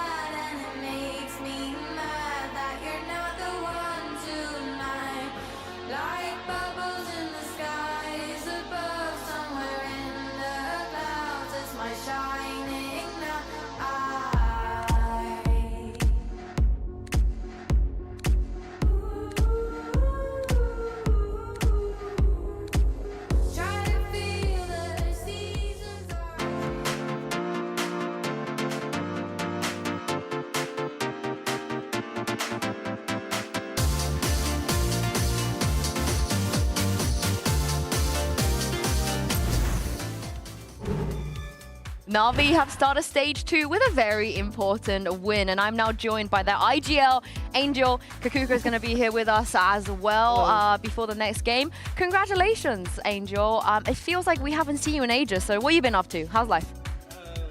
All good, same as always. Just playing the game, enjoying your life. Are you enjoying the new map pool? What are your thoughts? A bit not, to be honest. I don't like few maps, like Lotus, Icebox. I feel like it's like a bit meh, but in general I like it. I like new map. I really like new map. It's very simple. It finally have mid. Some maps just surprised me with like either having useless mid or not having it at all. Finally we have mid, we can play. You have a break, you bring in a new player. Tell us a little bit about how this break has been for you. What have you been investing your time in? And also, you know, the difference between the previous duelist and now Alexei. In the break, to be honest, we spent just testing players. We didn't like... For how long? I think it took us like 2 weeks. 2 weeks, and yeah, we choose Alexei in the end. The difference, it's hard to tell right now because like we played only one official. From Prax, Alexei is a bit shy right now on the server. So everything we're doing is like to make him not be shy, right? To be like more confident, like more cocky, if I can say so. And yeah, just play his game. I mean, we just had an interview with him, and not to, you know, I'm just. I'm going to say this in the nicest way possible, but he was saying stuff like, oh, when I was a child, I used to watch Angel play CS, you know, that's my captain. I'm so happy to work with him. We're getting to that point that these kids coming in, you know, how does it feel for you? I think Hero says something similar as well. It's very weird. This generation is cooked, I'll be honest. It's like people just sitting in their phones like this. Like wherever I see them not on the PC, it's like this. Yeah, but they're watching you though. He was watching you. Maybe, I don't know. He looks up to you. I think people right now, new generation, should live more, like live the life, you know? Oh. Go outside, like... Okay, what do you do when you go outside? Like, what's your... I stopped doing it. I did it when I was young.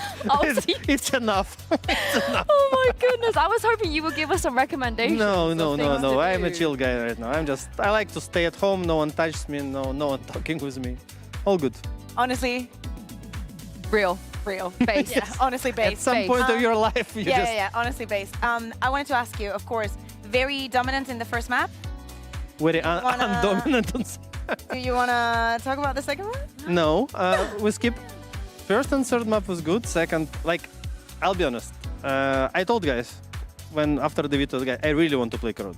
So somehow we need to lose one of the first two. Oh, it was you can also pick it, you know? They thought I'm joking, so I had to take it in my hands on second map. I actually really appreciate the fact that you wanted to give us some entertainment. No, not entertainment. No, I just want to play Corrode. That's it. So why didn't you pick it? Not be talked to. Why didn't you pick Because Happy was speaking. Like I just like and didn't have time. Wait, so Happy has more authority than you on the team? Yeah, imagine. Angel, you need to do something about this. I will. We'll have a long talk with Navi. Okay, I'm glad to hear that. But as we can see here on the breakdown, Angel, the fragging IGL, you on KO, you know, you guys run KO so much, by the way. Do you want to guess what's your pick rate of KO out of all of the agents you picked since 2023? Who? Team in Na'Vi, general? Yeah, or Na'Vi in general. Do you want to, like, in terms of rank, let's say in terms of most picked to least picked, where do you think KO like top sits? 4. Yeah, second most picked agent. Yeah. Cool. But it's not always you playing the KO. So how are you liking the KO? After update, I think like KO was in general on top of my ranks before. It got buffed. Not like super hard, but this gives you like extra 5% to see him on a lot of maps. If you know how to play it, if you use the knives properly and not throw the game like I did on map 2, it's pretty good. I saw you also missing a couple of flashes there on map 3, but wow, it's a new map. I give you no. I will give you that, and also I love the C's and the nade combo that you were doing with Xiao. Speaking of Xiao. It was random. It was not planned.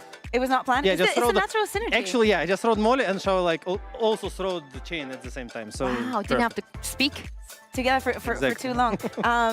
We were seeing the compositions. What do you think? Like, what is the biggest strength? You know, without giving too much detail, why did you decide to go for this double initiator for Corrode? A lot of corners. You need to check those. Why Fade and not Sova? After evaluation, like we started with Sova, then realized like Fate just provide like more utility, just pure quantity, right? And ulti is easier to play. We found some really good eyes, which actually like make the decision very easy. So just more versatile for the start. Because I'll be honest with you, like when you just new map came out, you need just some base level of like comp, and then you change like one agent, then you understand like I don't know, Astra is very good or Fate better than Sova, and you evolve or you see some idea. So yeah, as a ground level, it's very good comp. Yeah, I loved what you guys brought. And very last question before we let you go: who's winning Vitality versus Giant X? Give us your prediction. Cloud for the win, Giants. Cloud for the win. You heard it here from Angel. Thank you very much for joining us. We'll see you next week. We're going to take a quick break and see on the other side of this if Cloud can take down Team Vitality. Don't go anywhere.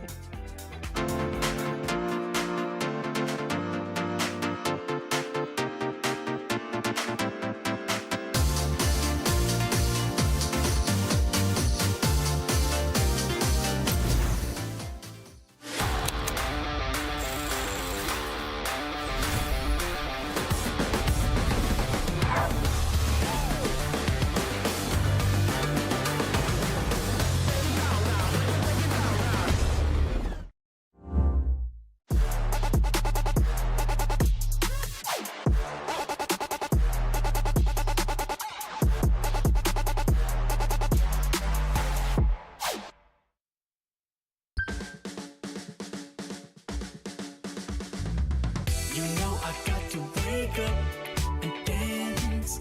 You know I got to get up and dance. When I'm in the backyard, dance, dance. When I'm in the graveyard, we dance. When I go back to sleep, I dance. In the realm of dreams, I dance. When I'm in the boneyard, dance, dance. When I'm caught off guard, I dance. I got a feeling I can't shake, but I'ma try to shake it anyway. I got a move that I can't break, but I'ma break that thing anyway. Not gonna tell you twice, we're gonna dance all night. Not gonna rush the beat, we're gonna move our feet. Not gonna tell you twice.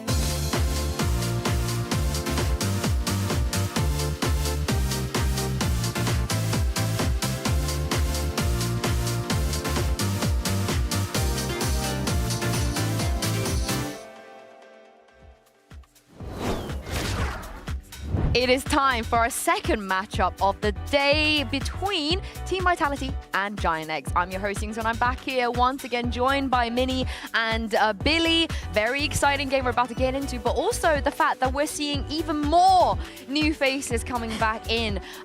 Billy, some roster changes going on. I told you, it's roster mania. It's been absolutely crazy what's been going on during this little break that we've had between stage 1 and 2, but you're so correct in saying that. We have roster changes on both sides.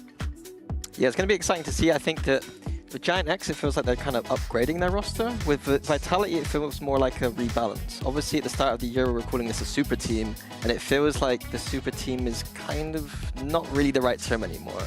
It feels like a very balanced approach between having still your goats of Durka and less, and now bringing in Unfake and Kovac. Yeah, and for GX, you know, we saw our Flickless already. We know what they can do. Grabinho, we're so familiar with him at this point, but it is the question marks of the new players of Team Vitality. But I want to just, okay, they're having just as much fun as you are, Minnie. Yeah, Where is Pipson? At least they had the sun, right? Why is Pipson not on a bounty castle? I think I need to give her some tips. Yeah, yeah, I think you should go out there, but if we're gonna get them on a bounty... Fade is there. Fade is there. Where's Pipson? This has really upset me that we're not seeing Pipson on this bounty castle. But I do think we need to set up the narratives of these two players coming in for Team Vitality, in particularly Unfake, because very much like Sociable, he's not really a rookie, Minnie. He's been around forever. Yeah, I cast my mind back to even 2021, I believe, that we were playing him in Fnatic, and he was a very specialist Sova player back then. I think I trialed him at one point for Fnatic in the recon position. Always been pretty good. Last year it seemed like he had a bit of a role swap in terms of his out of game. Like he's now an IGL. He's always been a recon specialist, but now he's an IGL, and they've picked him up from the tier 2 to replace Safe in that position. Yeah, of course, he's been playing in the French league as of recent, coming in from Job Life. So I think as well, like, you kind of have to feel a bit of pressure on your shoulders, right? You've probably been waiting for this moment, considering he has been playing since the inception of the game, since 2020, right? So, like, it's kind of a big moment for him to be able to step into those shoes, to become the IGL of Vitality, the road to Paris as well, of course, that we have to consider. Like, it's a lot that's on his plate, I think. I'm glad you also mentioned the game against you back then, because you had no business winning that best of 3. I don't know how much of it you remember. But he was out there top fragging, causing so many issues for you guys. Unbind in particular, I don't think I ever forget that. I think Doma bailed you out a little bit. Probably, yeah. Yeah, Doma bailed you out. I've told the story. He made me throw up that game. Wait, hold on. In what sense? We need context here. Like, we just joined Fnatic, and I was very new, and I was very scared and nervous, and then we're losing to this random team. Yeah. And I threw up. Out of in the middle reaction. of the game? Oh my goodness. This was back in the online days as well. Online, so the boys had no clue. I was just in the toilet, you know what I mean? I mean, Billy, if this guy is making mini throw up out here, he's got to be special. It's scary, yeah. It's scary when you think about it. You throwing up against... Okay. He was incredible, to be fair. He was an amazing player back then. But can he do it on LAN? That's a great question, because he is in the building, and I had the pleasure of catching up with him a little bit earlier, and this is what Unfake had to say. I am delighted to be joined by a new face here at VCT EMEA. Welcome, Unfake, to the arena. Now, for those that don't know you that much, I wanted to sort of get to know you.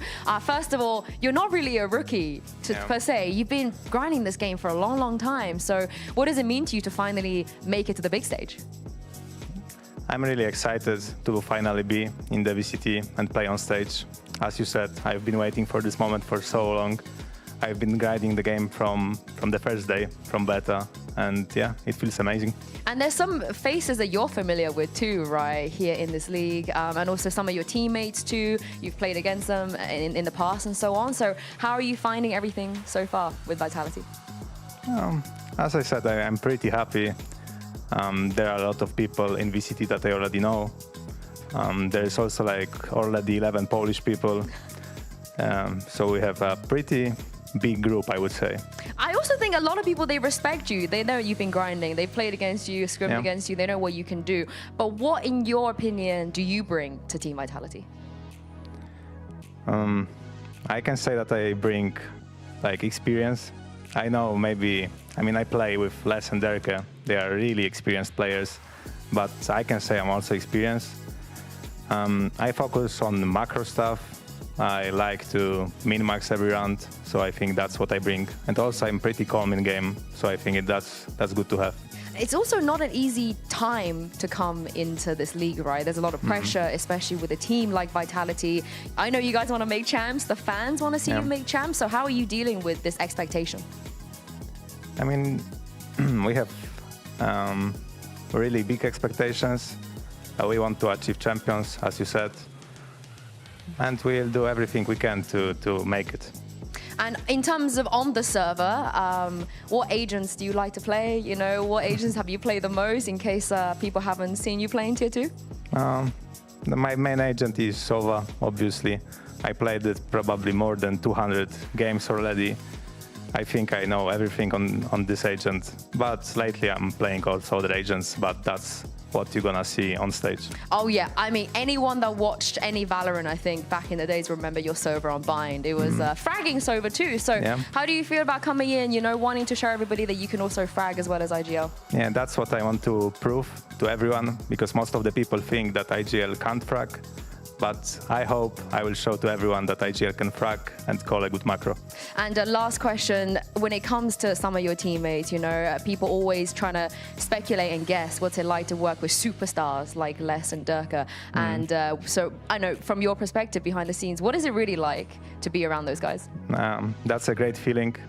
You can ask anything from them. They are really helpful. They know a lot. They probably know, they for sure know more than me right now, even if I'm IGLing. So, and if I have any problems or I don't know something, I just ask them, they explain to me, and that's great opportunity. That's a great feeling. Well, thank you very much for your insight. I can't wait to see you play today. Good luck. Thank you.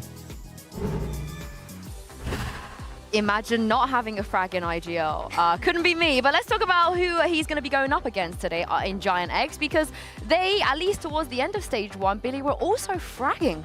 Yeah, they were. I'm so happy that they've brought in Ara and Flickless. Of course, they have kind of graduated from the academy team of UCAM, so it's nice to see them come into this. I think as well, like, we were all kind of cautious of, you know, how are the teams going to perform now that they've made these roster changes, but I think when you're bringing in Ara and Flickless that have already built that synergy, they're that dynamic duo of that Initiator and that Duelist, they've had this a length of time playing together. It's just whether they've been able to gel as a team during that time.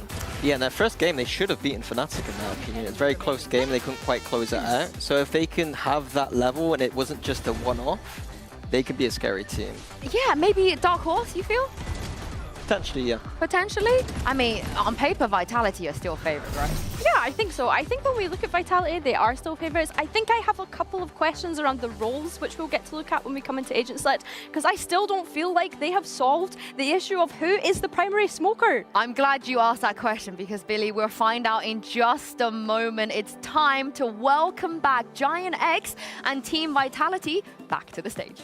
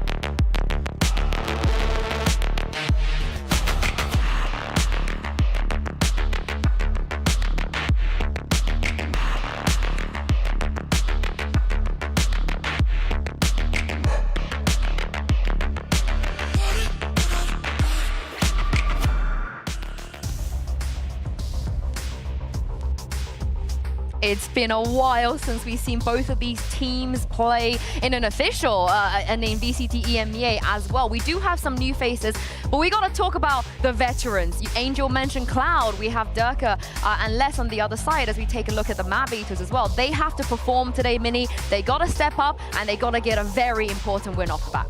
Yeah, I think it's Durka and Les are now the players that need to come to the limelight. Both didn't have amazing split ones, and it's now time for them to do that. I think Sunset, Bind, Lotus, these are all maps in which someone like Durka could be looking at the Rays. I wanted to go back to that, not the Neon. And then good maps for Les to play some Viper on, maybe Bind and Lotus. I think getting those comforts in and having them perform is key for Vitality today. I think it's really interesting that Giant X have picked Bind going into this one. I think that that one might be a little bit traumatic for Vitality to go back to, considering that they were undefeated at Masters Bangkok until, of course, they went up against G2 in that upper semi-final. So a little bit of trauma there. Of course, they have made variations to the roster since then. But I think as well, Lotus, a map that all of EMEA have been super strong on. So I think both teams will be happy to go for this as a decider. Yeah, that Sunset to start off with is interesting too, right? I think GX, let's look at them here. We talked a lot about Vitality already. Cloud is now the veteran player on this roster, the person that has the most experience, the person that is probably arguably the greatest player to never win anything. I think it's crazy to think that Cloud have been here for so long and hasn't won anything yet, but now he does have some tools, Mini, some talented players that could perhaps help them in at least making it to playoffs. Yeah, I think it's time for him to shine as the IGL. Like, he's always shined as a player, but is now putting those pieces together, him in the duo with Coach Pipson, trying to make this team work. Because it has to work. I think as well, like, Westside is one of the rookies coming into this year has kind of impressed me. So I think adding another two coming up from Challengers, you know, we really are seeing this sort of new beacon of light and this new talent that's really kind of breaking through. But I also want to think back to Vitality and the new talent that they have coming up from Challengers as well, right? We've not really had the chance to kind of speak about Kovacs, but this is a person that's been in VCL DAC League for a very, very long time playing on alternate attacks. And I'm just waiting to see if this is the moment that he can really step up at that tier 1 level and be tested. Yeah, and what is he going to play? You mentioned it already a little bit. It seems like they're allergic to signing Smokes players, you know? Well, this is something that actually I bumped into Pipson, and he was saying that he was struggling to find Smokes players this year, and you've seen him have players that didn't play Smokes, playing Smokes, and now he's finally come around to the idea of getting Robinho as a kind of stable Smokes player, and Vitality doing the same kind of thing where they don't really have a Smokes player, and it's interesting to see if that's the right approach or not. We've seen it work where people are transitioning to it. Kiko? Yeah. Kiko, fantastic example of someone who I think actually plays better when he's on Smokes than the duo. But yeah. Well, we're going to find out here in Agent Select, and it's Kix that is taking on that role, and Dirk is playing Neon. Dirk on Neon, I mean, he is the kind of person that would have been grinding to this point. Like, Dirk is the kind of person that, you know, he had a bit of a weird Neon early on, but he's had time to make this good, so I do expect, you know, when he's got the back to the wall, Dirk performs. So I'm not going to bet against him, even if it is on the Neon. I think this is really difficult for me because, again, Mini, we are going to see double initiator on both sides here. It's double initiator, 0% non-mirror win rate today, that's all I'm saying. I think the move to Omen from Kix, I'm not entirely sure how I feel about it at the moment. I think that even if you look at the Vitality comms videos, he's so vocal and so great in being able to play with that pack.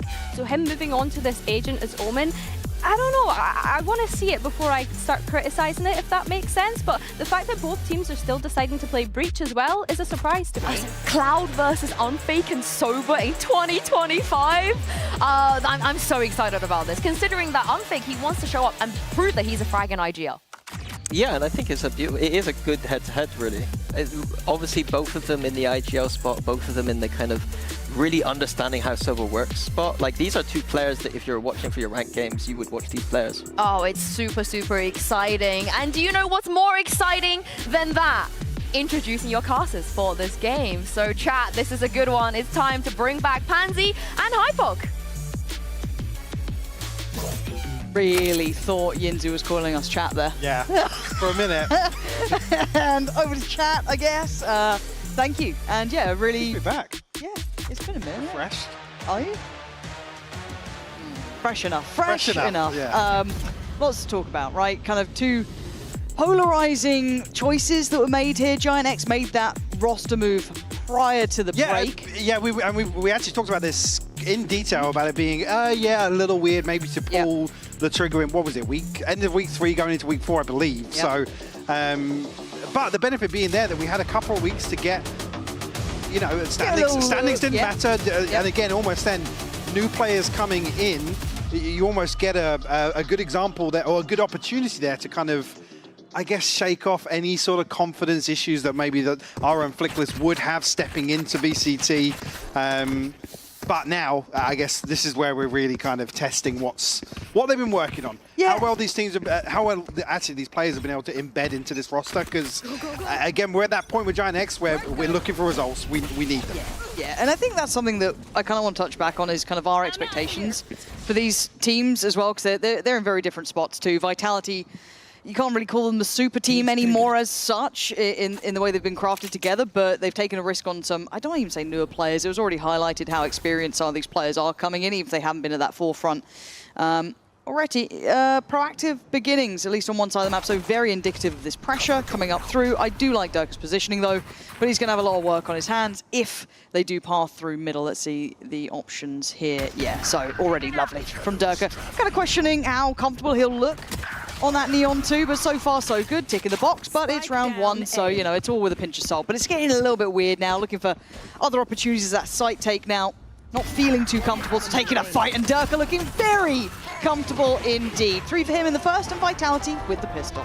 I think Mini hit the nail on the head as well. Dirk historically is a player that, I guess, in that transition from agent to agent, we've seen him really, really start grinding. I think actually it was Neon as well. It was post-chamber when kind of dipped his toes into Neon. Where, again, the ranked grind is just relentless. We've all had that clove. So yeah, if this is something that maybe we do see with, I guess, the pool changing a little bit.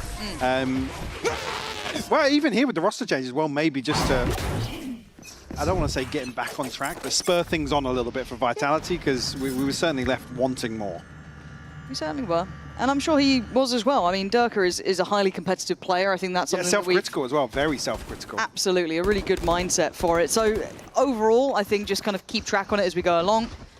We're going to hear these rotations too. I'm pretty sure you saw that being relayed there from Durka, who's heavily invested in pressuring towards that top mid side. So far, nothing really much to talk about here. It's just that Sheriff with Cloud. So looking to see this kind of default continue to play out here. Looks like they've kind of done the minimum look and decide they want to head towards A. That one way is in place, can be disrespected quite easy.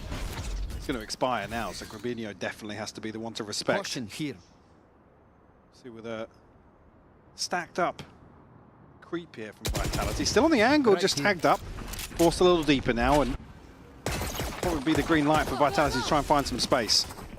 And I'm happy enough to see Vitality being quite considered in this approach. You don't want to take too many risks, but there is a little bit involved when you allow this timing for rotation. Now, luckily for them, they've got Durka at the forefront, well supported too. And yeah, just farming it up. 2 away from ult so very early. Now for the last 2, trying to just keep themselves behind default, see if they can catch a player. Not to be, in zone flawless, round 2. Again, tick in the box. So if we're talking about, I guess, Giant X in my mind here, because we can talk Vitality to death, and we will do, but they're under a little bit of a different spotlight. Giant X results-wise, where are we looking for these guys? Because obviously they wanted better than they've had, right? That's almost a silly statement to make. Where do we want to see them look good? What are we looking for? Give me a couple markers. I think we're at the point where I guess as a name, as an organization, we're really looking for them to kind of find their place within the region. Yeah. Again, the proof's in the pudding, really. The roster change is the positive to kind of build upon, but I think sounds harsh, but it's fair to say at this point we need results. And they're going to be thinking the same thing as well. It's not as if they're going to be happy about their track record across the last couple of years, but really, I think now's the time to start asking harder questions. Yeah. Vitality now probing towards B will throw out a little bit of util, but Spike not committed just yet. Really kind of allowing Doug to keep this attention towards B. They haven't caused many rotations, though. This hasn't overly panicked them yet, but now you're going to start hearing that from Ara, right? We're going to make a couple moves towards leaning on towards that B side, putting a lot of pressure towards West side. Already removing some of the strips, but a lovely little collection towards Durka. We know that Unfake is there too, but still at this point, they feel pretty secure in this. That slow creep through market. On the push through the smoke. Oh, beautiful from Flickless. Finding both on that push through. Very aware, actually, by Giant X, keeping track of these players. None of that over-rotation yet. No panic to it. They've got the line drawn, and they've got the spike here. Less than Unfake.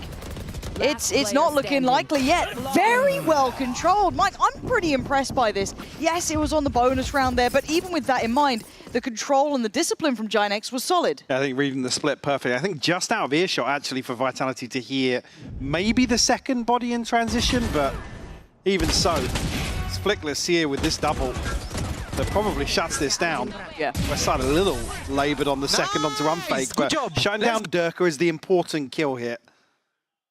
Giant X find themselves an in-zone flawless for themselves to get on the board here.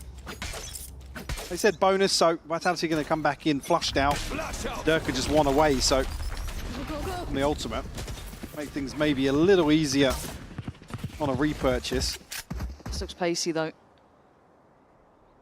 Enough seen and heard that they want through here. This looks very fast in comparison, again, but Westside wins out on main. He's done really well here. I was a bit worried how much pressure he was under in that bonus round, but he's now got himself a good bit of room. He doesn't know there's no one else main, but the smokes are still in place, so he can play off the corner. Beautifully done. Westside does really well, outdoing in his own depth there, but now we can see the cross controlled by Cloud. Giant X with a good grip on this. Still going to go back and forth, but it's a 1v2. Numerically favorable towards Giant X. Spike's still not in hand, and Kovac is going one, he's wanting one here. Oh, Hara just slips around the corner. I'm pretty sure he's seen enough, though, surely. Yeah. A good understanding of where he's possibly gone. It should be an execution. It is. Simple stuff. And now you're looking for the final player. That one unknown. Grabinho hadn't been noted until this point. I think Kovac had an idea, maybe with where the spike is, of how they wanted to play that based on Hara's position, but the backstab comes through. And X will tie things up 2 apiece, and the trade's looking really, really clean here. Again, that first kill going in favor of Westside once more.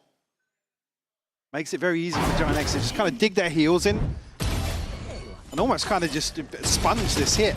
See Westside. I mean, the only really criticism here that maybe he's a little ahead, but he's trying to swing off the trip, wants to catch that first player getting onto default. Can't really fault that. Again, you go 1-for-1 after finding the opener. In that situation, the rest of Giant X, I mean, they just need to win out the gunfights. Yeah, I'm liking what I'm seeing so far. I'm impressed with Westside. I'm liking how they're looking. Gear shift and the brakes. Big stop there. Vitality looking, trying to be pacey. Build off of Durka's ult there, but instantly handled, Mike. That felt a little bit desperate. And again, for Vitality, we're talking about these different expectations. They're a team with some big names in it. It's not just Durka, you're looking at Les. You're looking at Kick still in that squad too. But the two big names, obviously, bring a lot of reputation and expectation. Now, for Giant X, we're looking at just need to get some results on the board. You know what I mean? Post up some numbers, get the balls, rolling. Hey, and for me, I'm starting small. I'm thinking map wins first. Let's talk about series. Yeah, we talk about series further down the line and standings in general, but certainly Vitality, for me, looking for the smaller wins. Yeah, you're looking for a little bit more. This is early days, but this is their choice. So I want to see a degree of identity, a little bit of maybe synergy starting to build here, because they've been working in the off season, right? That's the thing we're looking at here. Over, do what he can, but yeah, it's a losing game for that. Giant X answering back perfectly. I can't actually fault them in this. I like how well they handled that pop from Durka. He's now been hindered, right? He's been set on 6-3 for a couple rounds now, not finding that impact any further. 4 standing on the anti-eco, so Giant X a big buffer now in terms of the finances, especially with good job, boys. Being passed across now to Cloud. It's going to be problematic for potentially Kicks and less, but in the front line, or at least Durka initiated on a full shield, so yeah, that's bigger. But Kicks has fallen off rip here. I love this. That's it. This set piece is beautiful. This is really the fruit of the labor, isn't it? They've been working, you can see it in their approach. This isn't their map. They've got these lovely little set looks coming out here. And look at the control it's got them. Rubino doesn't need to outdo anything here. They've got the surround on the site. They've got the flank in play. It is just stunning. Now, it could do with a player giving them a bailout here for Vitality. And that's a big ult to go for, Mike. Aura found 2, though, in the background. Boy, this is surely done for. Kovac, prove me wrong. It ain't gonna happen. Giant X, Mike, talk me through that start, because that was actually fantastic. I mean, for starters, it catches Vitality completely off guard. They're kind of standing almost to contest this early A main pressure, but I mean, the Hunter's Fury to follow up. The aftershock, there's just nowhere to play. You can see Aura's here so quickly, and the pinch through tiles didn't even catch that initially. That was the kill onto Kicks. At this point, I think Vitality's just feeling like they need to pick up the pace. Nice, boys. Let's Look go. for the weaker side of the map, but it certainly isn't weaker, Lauren. No, not by any stretch of the imagination. I'm thoroughly impressed, because again, roll our minds back to previous, I don't even say iterations of Giant X, but let's go through some of the things that used to be standing points. How many times we see them sit on ults, not take that kind of initiative, take that space.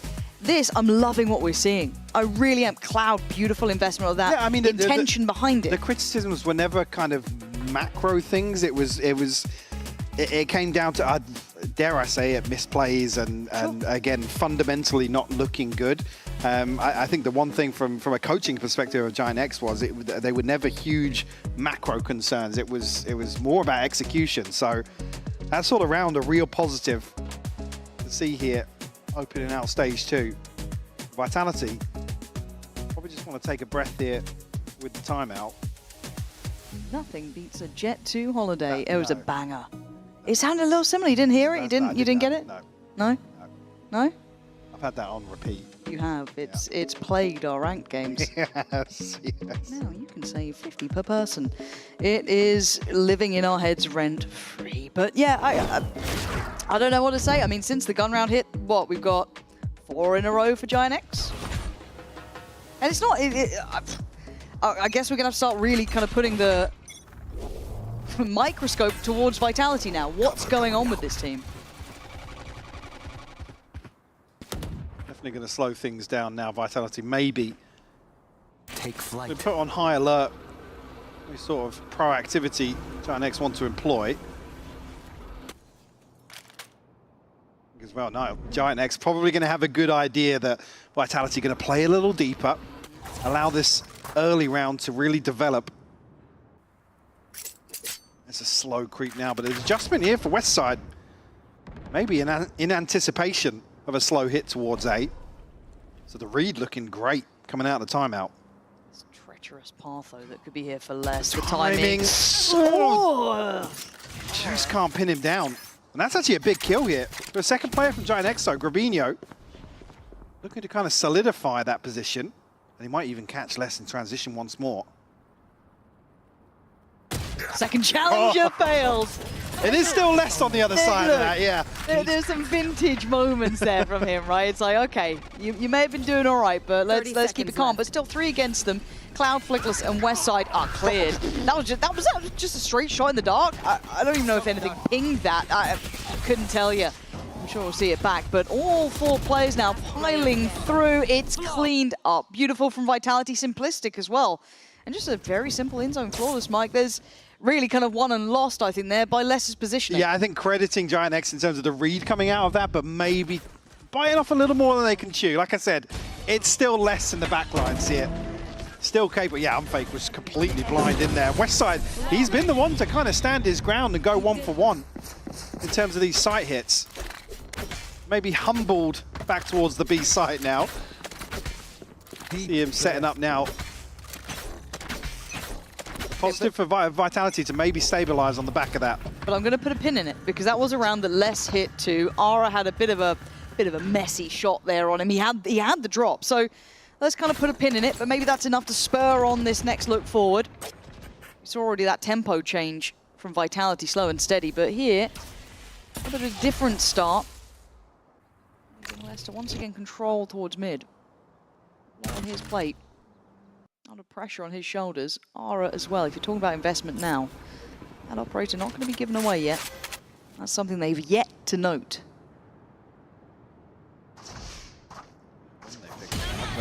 Durka probably wise to the possibility, but being the operator is the deterrent towards A site. There's 3 members of Giant X semi-committed towards B side, particularly towards Market, and West side very much committed towards main. Wants to play off his trips here. Get his 1. One shot dart, that's all he had, goes in. It clears 1, not the second. Less again. The savior of Vitality finds that foothold in. It's stunning. The 3rd almost feels excessive, but it's exactly what they needed. That impact late through Market, just as they almost cancelled what looked like a little set piece there, a little trap plate. And Less now left to go loose, go hunting. Brilliantly done. So, yeah, just catches Ara. So going to probably be able to remove the operator here. See the sidelines actually all the way from elbow. Yeah, Flicker's going to catch this. Again, the information firmly Vitality's hands here if they do want to chase this down. Again, funds-wise, pretty good for it. With an in-zone flawless in the previous round. Maybe justify a rifle or 2 to try and remove this operator. So calm when you watch Less doing that sort of stuff.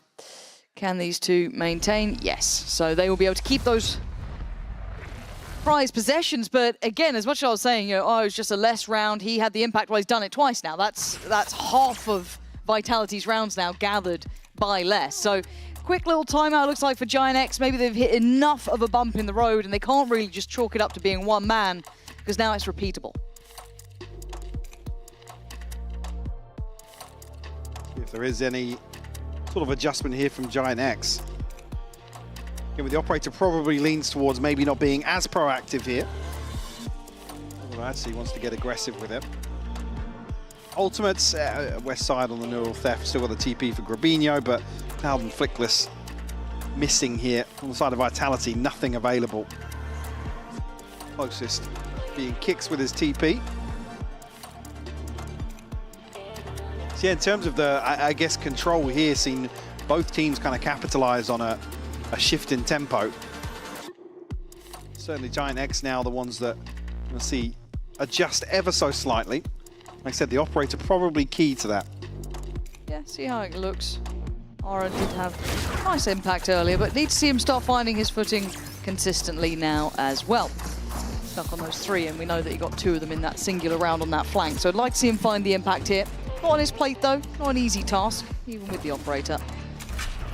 Said though, what's the start looking like here? Kind of the same beginnings. The Vitality really like to stamp at least a touch of authority towards that mid take early on, get less set up, let him go where he wants. Yeah, 2 positioned towards tiles here. I'm not sure if Kix is going to commit towards that. At least the smoke will allow Vitality to progress up mid. There. It's looking like Giant X might just leave Aura anchor here on the back of the one-way.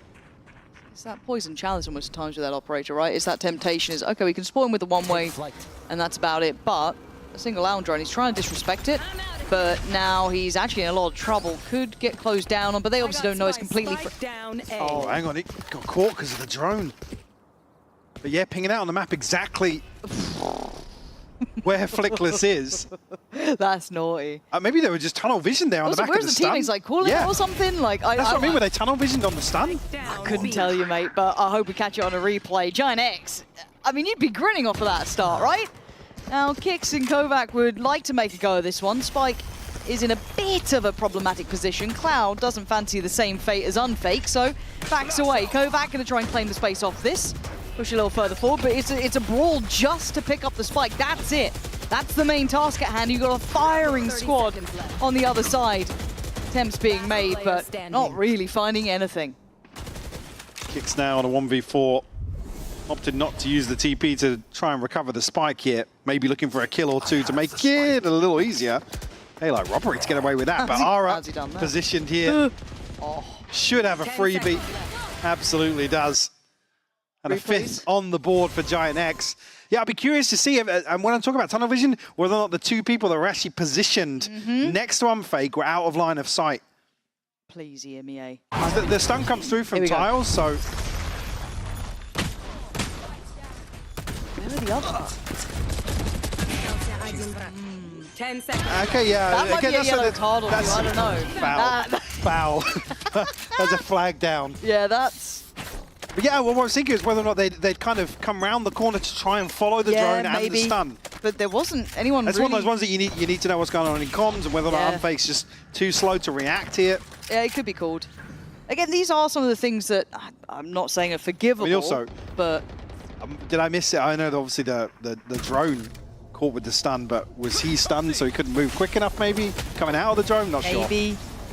Oh, Dirk was next to him. Now. Yeah, look, we're here to yap. Absolute nonsense. We're making it up. We'll just say someone did something. West Side. Complimented him before. Come on, man. West Side, you shouldn't be living through that. Everything was just poured towards that position. He still gets 1. It's a 3v3 and the spike's not down. Giant X can just slow the roll for a second. If they just calm this down, let Aura work a bit closer. Oh, yeah, you're not going to get that against Durka, who already checked on it, but a lazy walk back, maybe not noting the market was open. Grubino gets 1 that he probably shouldn't have even had, bring it back down to a 2v2, make it a 2v1. They got to know about Kix as well. He was spotted earlier on by Cloud. They know he was in this position. And Cloud reading that maybe he was looking to position to take that fight towards CT, but still here on default now and actually getting run down. Cloud lowering speed on Kix! He finds the second! How's he isolated 2 1v1s out of that? I do not know. And they were both terrified with the HP level. But fumbles or crumbles at the end there. Like I said, I think Vitality may be looking to fight towards CT. Just doesn't align for them. I mean, Westside catching, what, 2 or 3 blinds. Still finding a kill here. Oh, I mean... Yeah, he's looking composed there in the Red Bull clutch. Big round for Kix to find. Struggling to get online here on Sunset. And well, hello. Speaking of online, we're on for a bit. Straight down mid. They're fighting in spawn, Michael. What am I watching? Even Dirk are probably loving this one for a second or 2. He's got 2 out of it. Yeah, come have a fight. Come have a fight. We're literally only leaving spawn now.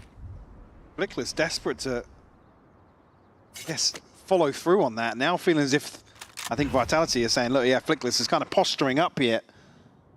He's probably the solo player here left, and Unfake will find the headshot. Haven't said much of the man's name yet, but an opportunity here to get his name. Sightline's so awkward. Cloud's going to miss all of these crossing. He maybe feels as if he's got the angle to catch top of someone's head. Kovac will get the Rolling Thunder off this plant. Again, looking to just stun off the back of maybe the dart and the TP, but the site is wide open as we can see. Spike planted. Shouldn't really get much play on this, no. And the layering on the util and the swings here, not making it easy to get any multi-kills out of it. So Cloud's opportunities are gone. Nicely handled by Vitality in the end there. I've got to say something, I guess not even really from this round, but the one prior. Kovac, to me, looks like someone who might be a little bit of kind of the... I don't want to say like aura farm or any of that nonsense, but more just kind of like the hype guy for the roster. He's actually getting them pumped up, getting it all out, because you look at the rest of the team, they don't really have that. They never did, you know what I mean? So I mean, you look at the rest of it, it's like Durka, Les, and Kicks are fairly quiet, quite calm composed players, yeah. I quite like them having someone who's a bit more, a little bit of energy to them, could do well at kind of keeping that. I don't know, I like the concept. We'll see how it goes. If he has an atrocious game, is it still there? You know, these are the questions we can start answering throughout this season, really. But as it stands, I like the concept of him being like that. For now, just trying to get an idea of what's going on. Too much uncertainty here. Hunter's Fury, Grabinho and Ara both have ultimates here as well, but the key being Rolling Thunder that came online for Kovac. Big ultimate to have in terms of a sight hit in the last round here. First half of Sunset. It's being caught here by the drone. I was going to say, could be indicative of an A hit coming. The Hunter's Fury sent from downtown. Will catch 2 tags on separate players and actually follows up on Kovac. That's the Rolling Thunder gone. How is he always so good at landing those as well, Cloud? I feel like he's always got one. Somehow it always works. I like this reclear though. Les should be dead, Les should be dead, Les should... So lazy. Yeah, it felt a little overconfident. Yeah. And now you look at that advantage, seems massive now, this 2v4. What are they meant to do with this? Durka and Kicks. Looking lost. They were teed up for a really nice sight hit here as well. Giant X prevented that. Did just catch a pixel there. Maybe just timing, but I mean, Durka certainly caught Cloud, but he gets shut down with the headshot. Durka's ults have been rough for him, and Kicks is stunned up, he's been spotted, paranoia. Bloody hell, can he get a break? Leave the man alone, 3 seconds, the round's gone already, and Giant X, I've got to say it, this is a competitive map, Mike, and this is Vitality's choice. 2 teams in very different positions, but by all rights, I'm impressed with how they look. Let's find out how it looks, however, after the break.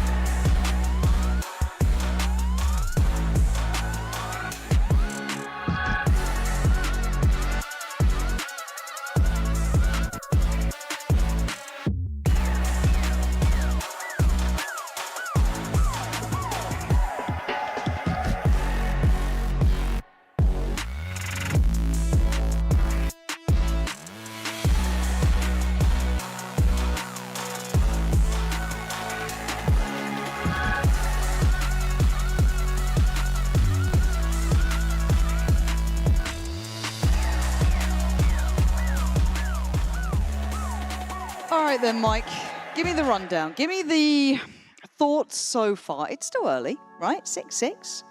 Still very early in this. Let's not get ahead of ourselves. Brilliant, thanks, Mike. What would you like to discuss then? You know, no, I mean, give me something. Look, again, not to kind of beat a dead horse, but you come out, We're we're looking for results. This is a tick in the box to come out in your opening game, a 6-6 half here. You could argue with Vitality also going through a little bit of a transitional period, short. Again, I guess the actual changes is probably a discussion for another time, maybe for the desk. But yeah, certainly here for me. I'm just looking for something to believe in across stage 2 here for Giant X. Thank you. So yeah, for me already a big positive to see them coming out and look at this. But actually, they've been putting some serious work in. I'm with you. I think you've summed it up well there. It is that kind of concept of just on the same page. We don't know where to really place Vitality yet, though. That is one thing as well. Are they actually? And we haven't for 2 years for Giant X. Yeah, that's also to be brutally honest. Yes, you've raised a valid point there. We'll also check back in on how we feel about Durka on the Neon. I think so far, fine for me. Not been an issue. I think Durka did just catch a glimpse here, but he could be overwhelmed. And I complimented him. It's gone poorly. I shouldn't have done that. Kovac, though, holding the corner, and Gravino completely down the wall. Oh, no! Nicholas! Oh, dear. That's what you're feeling in your gut. You made an absolute meal of it. I don't know if he was blind at any point or if he just made an absolute mess. I hope so. Give us the replay. Replay, I'm requesting. Give me Flickless Pov, please. Give me joy in my life. Oh no, Cloud. It's not time for the knife to be out here. There we are. Show me it back. Go back. Beautiful, beautiful stuff. Maybe finding redemption from round 12 and not getting that rolling thunder towards the site. Shut down by the Hunter's Fury here. Cool. This is the wrong POV. I want to see the other one. I want to see that. There's no way. Oh no. It's just, I mean, Kovac. Well, also, nice replay there. He's saying Kovac. I like that. Kovac. POV. Oh, and the player's reaction. Americas could never. Gotta go. Got to start that off early. Okay. You know what I mean? Okay. Prius couldn't even imagine catching either of those perspectives. He would have been a free cap. No. Oh! There, go, go, go! No, he's read you like a book. Turn around on face. Believe him. Oh, no. What are we doing, Michael? What's going on? Well, I mean, Leicester's one out on the other side of this, so maybe not an issue just yet. Not really there to react off the trip either. Still, man advantage here. Less barely clinging to light Clover. Durka and Kovac line him up. Just west side left. Leicester's got around the world as well. Yeah. The timing of it is... NT's in chat. Nothing more you can really do there, is it? But a little bit of threat there, but well handled by Vitality in the end. Yeah. Still 4 standing. A couple of shields to be repurchased, but it's inventory-wise. I mean, Unfake had a Sheriff, right? So not a huge casualty.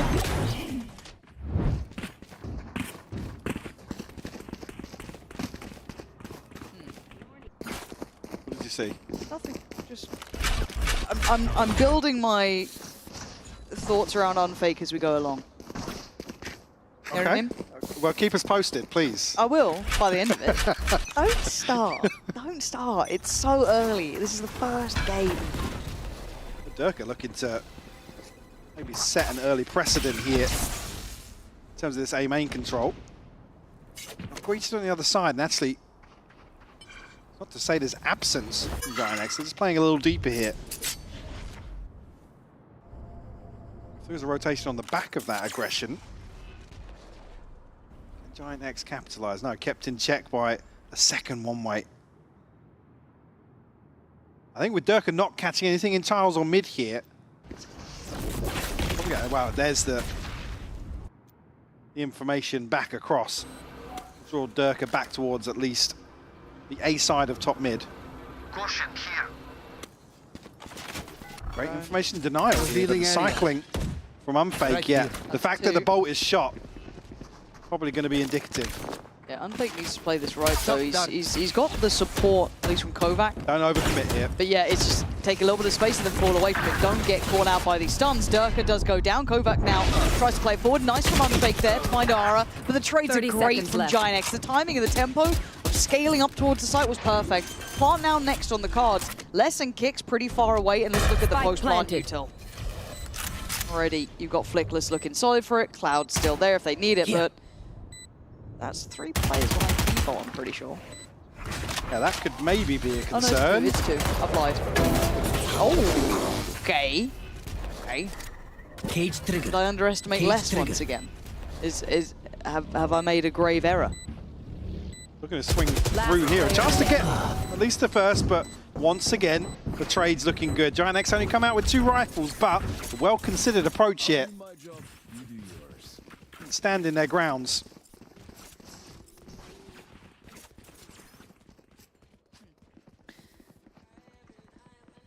Obviously, many games played during stage 1, so can't take too much away from that, but a little bit of a glimpse of the fact that we saw him for a moment or two. As a Giant X, the ones who kind of went for those roster changes prior to that downtime between,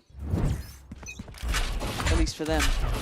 And now we're starting to look at the ults coming through as well. 7 to 8, still a close affair. Less. Well, actually eating, yeah, the trip dart that was sent through, I imagine. Temptation tried to stick around just for that maybe moment to catch, but the paranoia too good. And the backside now controlled. You have to draw the lines of the divide. It's all in from Giant X though. Everything through main. They do have deep side control as well. All that cam in main, looking for all this. Giant X just fight forward. Actually doing very well. Grubino still managing to get 1, which is surprising, but less than Unfake. Outnumbered. There's that cam that was still in towards main, still in play, bear in mind. Unfake needs to land the shot and does. Down to a 2v2, shock dart for him still to play with. Not sure if he did spot Flickless there. Whoa. Instantly dinked down to 2 though. This now falls into Less's hands. He needs to be the one to do it, and a 1v1 is very possible. But Cloud got the dart back on. Less down so low. It was a nice try. But that's all it's going to be. Cloud controls the end of the round, and we're tied all even at 8 apiece. Right down to the wire here. Les almost just has to commit to that 1v1. So a little while, but again, this aggression is kind of what mitigates the Rolling Thunder. You said Grubino against the 1. I think he actually got a second. Well, that was before or after the stun came through. Nice try, nice try. Those are the 2 pivotal kills in that scenario. Like I said, to really negate the impact that Rolling Thunder was going to have, or potentially could have had. Put the money in the bin, hasn't it? Yep. Stop. Not ready. Is that a Shiko? You call it. Well, less is... More. Well, certainly less in this scenario. Yeah. Full belt of util, but not investing just yet. Still sitting on a classic. You hate to see it. Hate to see it. The crowd is not going wild for that sort of behavior. Atmosphere, not even close to electric. Initial probe here from the stun though. Giant X back into position to descend upon the A side. Oof, Hara looking to get onto that angle. Kovac almost isolated there with kicks being forced a little deeper. Off kilter here with the smokes as well. Does still have the paranoia to potentially slow things down, as Durka's looking for something elsewhere. Again, good read from Giant X here to just stack up. We'll rely on the trades. One of these weapons being cycled across. Here comes the flank though. This stun could be good. Didn't catch though. It was just around the corner. If actually the classics worked, it's got 1. Less is more. 1 enemy remaining. And now it's on kick. So 1v3. Servers sticking on Grubino. Can't believe it. He got this. Don't think we're in trouble of it. Oh my god. Hold on, go on. Have a go. Have a go, Kicks. Have a go. West side. Got that little 1-2 step down pat. So Giant X taking the lead here. It got a bit dangerous, right? I mean, all things Lost 3 considered, players, yeah, it's big not a win bad for round. Vitality to find as much value as they did in the fray. Giant X, not necessarily any concerns coming out of that. I mean, Ara down to 100 credits behind this, but 1 away from the ultimate, so let's have that to look forward to. Nice, Westy. Nice. Let's go, boys. Find themselves 1 round to the good here in the second half of map 1. Need I remind you, Vitality's pick Durka now on the operator. Ara caught with a ton of spam here. Oh, Ara's in a really tough spot. He looked panicked almost. Tried to play it forward and he just fell into the hands of Vitality. And there's a lot of presence on this A side though. Look at the lean here. Yeah, a heavy lean, 4 members. Put less in a bit of a predicament, but delivers here on the front line. Flickless elsewhere, another double for him. Yeah, that's big. That's kind of opened up so much possibility, but Trips they can't really do much with. They can't work with at this point. Now the plant's going to be in. Still got that cam towards main. Yeah, they've got to be aware of that crowd. What is this? Vitality walking back in like you still had that access they to own the the market? place. Like, what were we thinking? Les, yes, had this sort of main control, so you'd imagine they're playing CT, they're playing market. That worries me. As it stands, though, Les gonna make an attempt.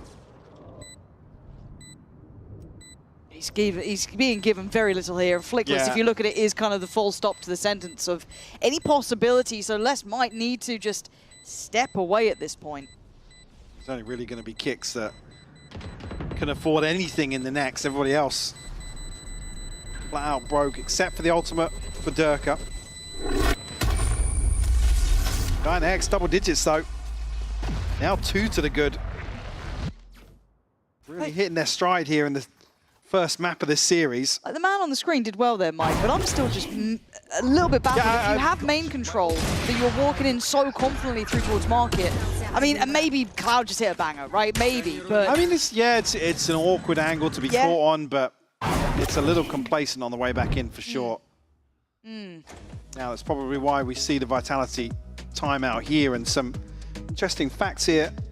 Run me through them. But, well, I mean, take it away. I don't have my glasses on. 28 years old, probably, yeah. What percentile for EMEA is that, actually? Because I did not read something where we have the oldest players. It's probably just Angel messing Well, with stats, Angel's the anomaly that kind of just throws the average completely out. Oh no, you missed the others. You just told me his age. We focused on 28 years old. Can we get that back up, production? 28 years later, we cannot, actually. That's it. Have we got time to get it back up? Oh, we do, yeah, here we go. Go. So, first place in VCL France. Split one, I imagine that's split one, 2025 with Job Life. Second best fragging IGL. That's big. Yeah. That's kind of big. Favorite Polish food is? That's one for you to say. Where's Mitch when you need a pronunciation? No. Shabawi. Shabovi. I'm sure somebody. So where's Lothar? We need our. It's been a minute since Lothar's been in, mate. Christ. I need you. Please come back. Please. We need you back for this one specific instance. Give you a day rate, mate. Come on. Come on. No, we haven't casted in too long, and my brain is not. I can't. You can't throw fun facts up at 10-8. Come on. Have a giggle at the new one. Here we go. Right, ult's in. Let's have a little onboard, I imagine, with Ara trying to take the space here, but no one really challenged on the site, so it is going to be down to the catch from market, the pressure from that side. You're looking at Les being the one, but... Did tank come through there? I don't think the range was there, actually. Not much to be done with it. Les trying to creep further forward. He's trying to dodge every piece of utility and find a bit of space to play in, but... I mean, so far it's all West side. That's 2. And finally, Les has to get involved. Takes down 1, the 4 not in. Still outdone as Grubino eviscerates the others. Les, a valiant attempt, but with one-man army, isn't stopping Giant X. Grubino going huge here in the chaos and finding 3 to shut this down.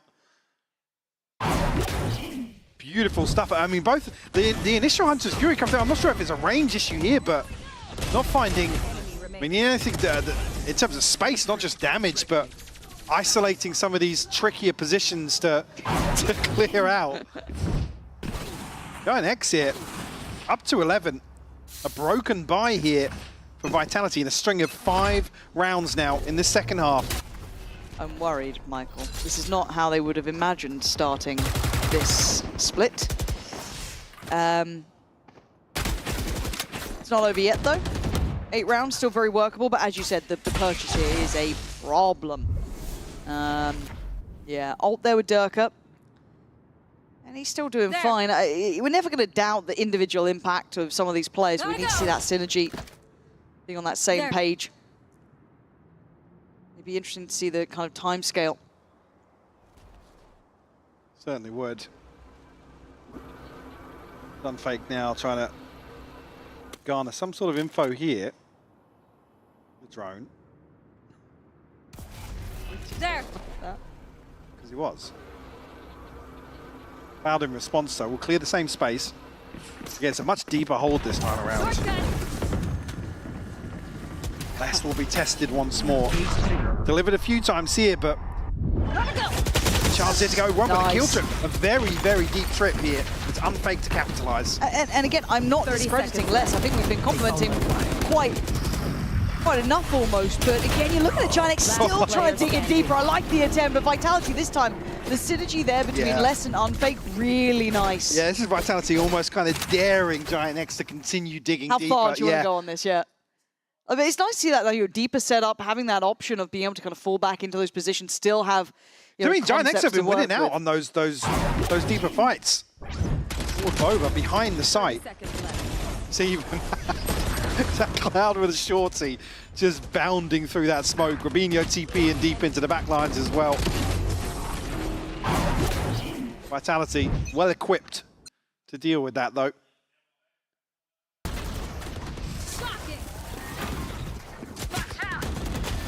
Exchange back and forth here, but Ara isolated way ahead of the curve here. Yeah, no one can really help him on that. But again, you've got to keep your focus in even scorelines like this. Yeah, it could be yours, but there's a lot of pedigree on this Vitality team that won't feel pressure until they see that final round, that final kill. So let's see if Giant X can get across the finish line, because a close game is not a win. Some weird trips. Les is getting creative, and Westside is baffled. He's like, where is he? Where's he gone? Leaves the deeper trip. Still in market, so still, I guess, some comfort to Les in terms of posting up this deep. He's really punching up there, Laurent. Not rewarded.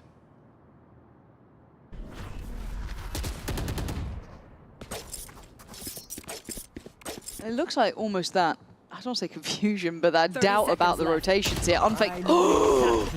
Oh, mate, that's a horrible feeling. Westside so sharp with it. And now Vitality drawn back to this almost standardized hold, but a man now down. Plant's going to be in play, but you look at the HP. Cloud on 6, Westside on 12. There's a big chance here for Vitality. They get the ball rolling. Can't give away another kill. Forward, though. It's the only one who sits really healthy, barring Flickless. Now, Kovac's fallen. Cloud's found Durka as well. Get out of here. Come on, man. It's a 3v2 now. Les and Kick slowly and cautiously taken towards the side, but we can see the positions. It's rough. This isn't going to be what they expect, potentially. Les does really diligent work, though. Every corner checked, but look at Westside's HP. 12 HP, but this was his site before, and it's his site again. 12 rounds for Giant X. A third found here. Would have needed a 2v4 here from Vitality. It's just not there. Need to at least afford a purchase there or thereabouts for the final round, but there's Grabinho to continue applying pressure so deep on this B site once more. Where are you going, bro? Not giving Vitality any room to breathe here. And the confidence for Vitality will not be off to the races. It's something I do want to consider with this team. They could have done with a good start. Put up a couple of good numbers and a nice map to begin with. Their choice here. As it stands, they trail. As you said, though, still a buy here. Still an operator in the hands of Durka. With his ult, that's been there for, I think, a round now. Unless I missed one cycle of it, but here we go. Durka just going to be staying posted on this. We do have Util on the other side. Cloud's still got the Owl drone. We've still got Flickless with all of his. Paranoia for Grabinho. Plenty. Oh, the double walkout and almost the double death. Ara down so low. Durka's not really wanting to back from this. He's not fallen all the way back here, but a commitment on the TP. That's audacious stuff, and it's dealt with. Now Durka's still, as I said, unrelenting and unwilling to give this away. Fights hard and fights back. An in-zone flawless, and 10 now achieved. You can understand the commitment to the TP, but I guess the spacing maybe not there maybe reading this as potentially a body lighter on this A site hold.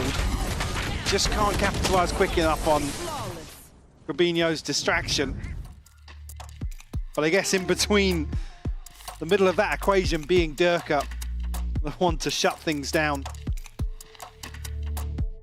Lots to consider here for Giant X. On the brink of their first map here back in Berlin. How do you feel back in Berlin? Pretty, yeah. I mean, a weird day today weather-wise. It has been, didn't know I wanted to Yeah. did it. Really Oh, we're good. so old. Yeah. It's the top of any list, any discussion topic, weather. I mean, it was sunshine, it's been rain, all sorts. I mean, all things considered today, I mean, we've had, what, 3 mapper in the first series, Sork Road. Yeah. I'd like to cast a bit of Corrode. Yeah, I was a little bit, we did the show jealous. match. Yeah, yeah. Not finalist casters, but show match casters, we know. I need to reel it in. It's day one, mate. You need to remember we're back at work. Well, how dare you drop that? You can't drop that at round 23, map 1. But I'm still hopeful here, Giant X. Nah, they're going to crumble, mate. What do you mean? No. They close out here. No, it's OT. Go, go, go! Feeling really good about it. Writing that down. Called it at 12 to 10. Maybe not this round. 13-11, if anything. Okay. You don't believe in him this round? I mean, Cloud's got a share if anything's possible. That's true. Rubinho's got a stinger. Yeah? He's upgraded. You doubted him. You doubted him. Upgraded. Oh dear, Dirk's dead. Oh dear. Oh dear. This is not how it's meant to go, Michael. This is not meant to be the round. 13-11. It very well could be. I mean, Ara now with the operator in hand could really solidify this post plant. Here we go. Now, getting past Ara is really the main hurdle if they even make it that far. There's still plenty of hurdles in front of that almost. Unfake. Oh dear, here we go. Paranoia not going to affect Rubinho, so he's still good on this. Avoids just a moment or two of respite before swinging on the flash. It's nice, and it's not nice enough. It's all on Kovac, and it's a absolute disaster of a start for Vitality. But for Giant X, Mike, this is dreamy stuff. Absolutely how you want to kick off stage 2 here, if you're Giant X. Especially with some of the newcomers, still call them newcomers, into this roster. Certainly excited now for the next map of Bind, which we'll see coming back after the break.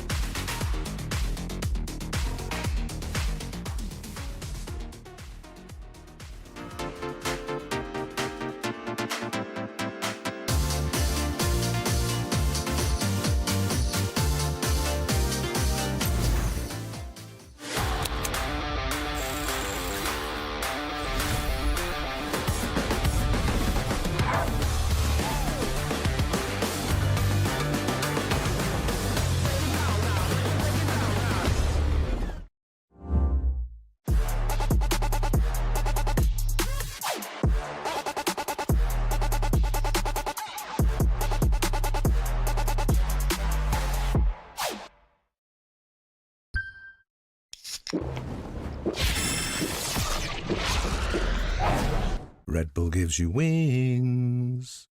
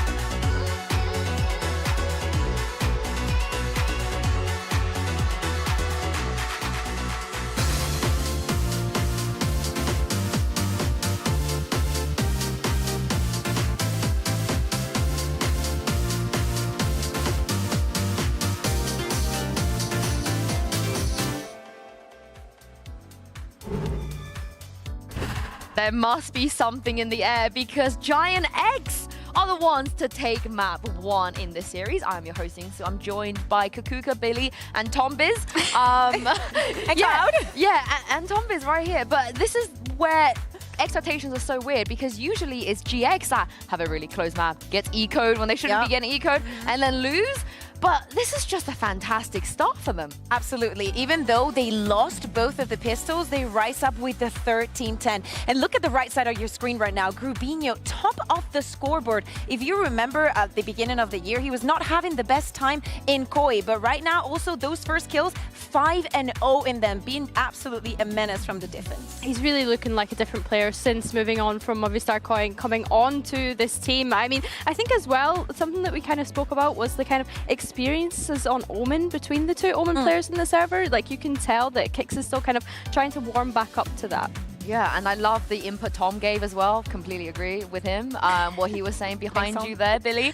But the defense, let's talk about this. GX, very diligent, Kakuka, very disciplined, and it just looks like they're having fun as well. Yeah, I really like that. I like some of the things that they were putting on the board, like being a little bit aggressive here and there, especially on mid, trying to condition a lot of what Vitality was putting on the board. From right from the get-go, we could see it from the pistol round. And even though in some of these rounds they did not win, that did not stop them from getting on the board and looking for a secondary plan. So to me, it's not only that they had these ideas, that they were very varied and very different, not only in the pistol round, we also saw it later in the game through mid, but how they were being consequent with it. Vitality took a little bit of time to adjust to it. It doesn't matter that, they could get here, a kill here and there, because obviously Vitality was also trying to win this map very fondly. Yeah. But I like the fact that Giant X were thinking about something out of the box to do with this map. Yeah, it was this round in particular, Bale, that I think we really see it in round 7 as well, where you could see, like you say, in the early rounds that they were testing the main pressures, seeing what they could find,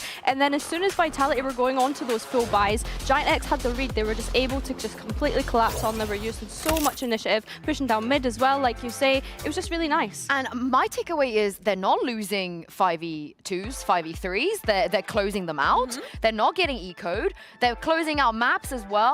Billy, this is the GX that we've been praying for, I think, for the last 3 years. They're closing out maps that isn't even their map pick. They didn't run out of time. It wasn't even their map pick, and now we're about to move on to Bind, which of course is their map pick. So this could be the first time this year that Giant X actually end up beating Vitality.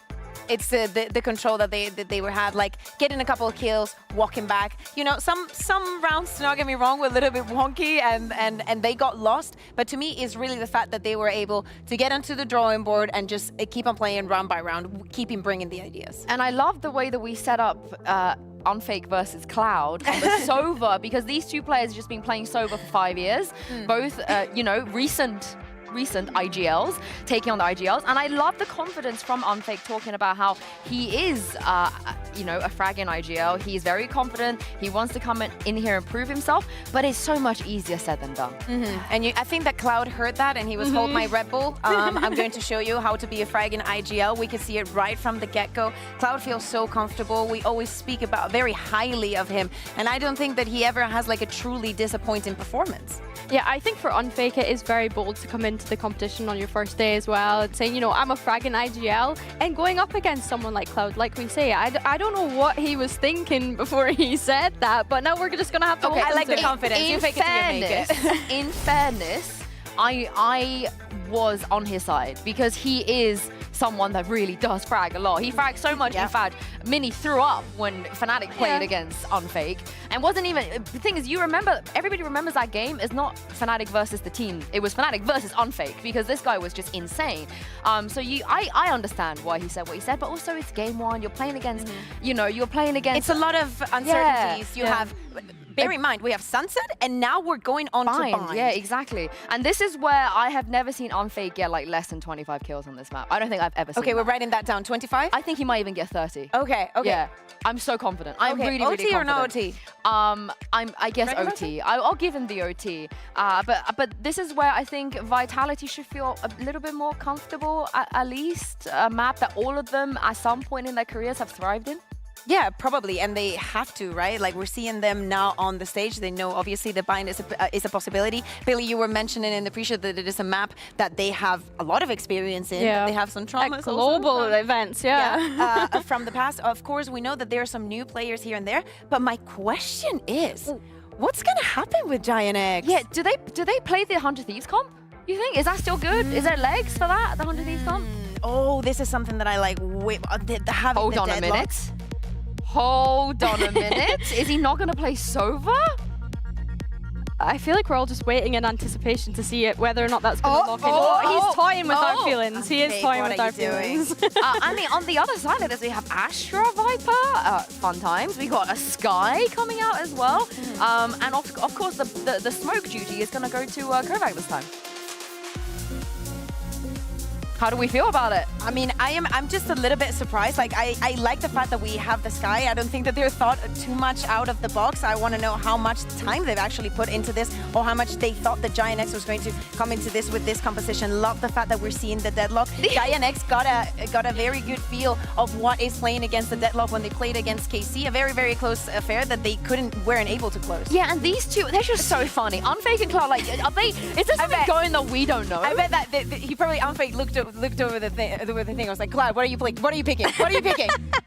Oh, that's so funny. No, I do want to revert back to that Kovac on Brimstone. So, like you were saying, I'm slightly confused by it. I think that in that last map, as much as they didn't manage to pull it over the line, I think part of seeing Derka play so well throughout that sunset was a lot of the supportive utility that Kovac was able to set up with him on that breach. I think that they looked really, really great. So yeah, him playing Brimstone is interesting. And I do like the deadlock. I've already said today that I am a deadlock enjoyer, so I'm intrigued to see how they set this up on Bind. Less on the Viper comfort picks, I would say, from most of the side of Vitality. Not very different from what they were running. They remove the Tejo, and they just put Kovac on the Brimstone. That's why I think that we still have some questions on how much these compositions are prepared and thought through and adapted to the new meta, or like the new wave, or this new stage. We still have to yet to see and to decide which is the strongest composition that you can play on this map. But again, bringing back KC and that home grab that they had to the entirety of kickoff that made it so strong and they were completely flawless on, had that deadlock in. And we get to see Derek on that raise again as well. I know that that's something that Mini was quite keen to see, but I think the question for me at the moment is, did Team Vitality expect to come into this today and play Bind? When I look at this composition, I want to see how prepared is it. Of course, Corrode, they definitely wanted to get rid of going into it. So yeah, I think Bind, I want to see how prepped they really are to play it. I hope they are, because they have had 60 days to prep for this. So let's jump into it and throw this back to your casters, Pansy and Hybok. Well, thank you very much. And Sky in 2025, Michael. I can't believe my eyes. Pinch me. When was the last time we casted Sky? It's been a hot minute. It's been a minute. It has. I like a bit of Sky. I've always been, you know, I've always been a little bit of a fan. But just to add on to that, I really like Giant X's comp. Why do you like it, Michael? What's thrilling about Deadlock? Absolutely nothing, and that is why I'm excited to see it. No, because it's the fun police. The fun Yes. police are here. No fast hits, guys. Better get ready to crouch. Woo! It is time for Deadlock indeed. Billy and Michael, absolutely. The only two people Foaming at the excited for the second map here. And look at that. The main man on the screen right now, Westside. This is truly his story on the Deadlock now. Yeah, we'll see how it looks. I mean, yeah, it's solid for a reason, but we're going to find out, because map one already a bit of a surprise to most people, but right off the rip, it's pacey here. Vitality, no secrets about this on the way in. Themselves into sight very early on, but a lack of short control. Giant X will capitalise. But Reno didn't stand a chance. Yeah. This is, it's just Dirk's playground. That was the one win condition here in the post plant, really, for not Giant X to rely on. Flickless and Westside up. Last player Yeah, standing. no. Here we go, the MVP, the man of the hour. Deadlock enjoys now, wait with bated breath. Clearing through. 1v4. Frenzy's out. Bim Steekens over towards Shower. Nice shot on the first. Barrier deployed. Nah, couldn't even get past Wingman. So Durka, good start there for him. pace to kick things off here on the second map. Potentially just catching Giant X off guard, although almost looked like a rehearsed setup here to prioritize short. But then the real question mark being leaving Gravino. And that's no, he's always going to get overwhelmed. If you don't get this contact on short, you've got to read. That hit's coming elsewhere. With the amount of util, like I said, no secrets on the way in. And we did just catch it out. Yeah. A 29% pistol round win rate for Vitality, so certainly a positive to potentially build upon here in the first half. And maybe this is a better test or judgment of Vitality. You know, this is the strength of them when they get the map veto they need. So we're still learning what their map veto is going to look like as well, right? We don't know much about this team yet. Obviously, they had to go do all the trialing and get everything ready, how far they've been there. Dude, Les is so calm. Les was almost going to play with that a little bit. Yeah. But nah, it's nice to see. It's good to see. And again, this might be the better test, right? This could be the one where we can look a little bit heavier at Vitality.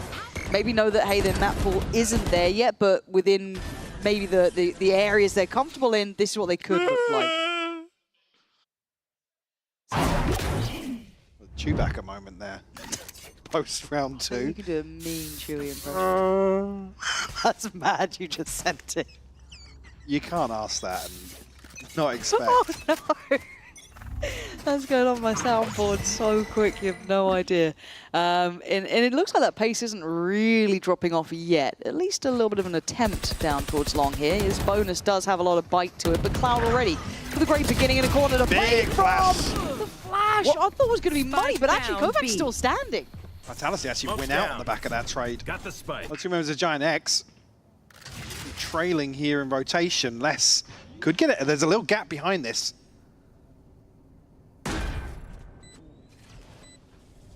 Hello. Oh, Last player standing. And sadly for Flickless, he's only on 5 HP. Kovac does win out in the HP battle. Certainly with the regen as well. Excuse me? What are we doing? Completely misreading that situation. So just the 5 HP, all it takes for Giant X to find the first round here on Bind. Almost looked teed up there to convert. I'm a little bit confused, but it's a good replay, that one. Tension builder. It is, less looking focused. All good.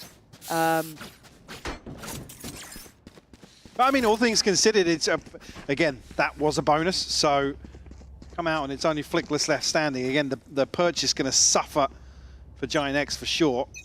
Durka actually bringing a scope into this one. One away from the showstopper. So if he does find a pick on one of these light shields, actually only the regen on Flickless as well. So certainly an opportunity Right there.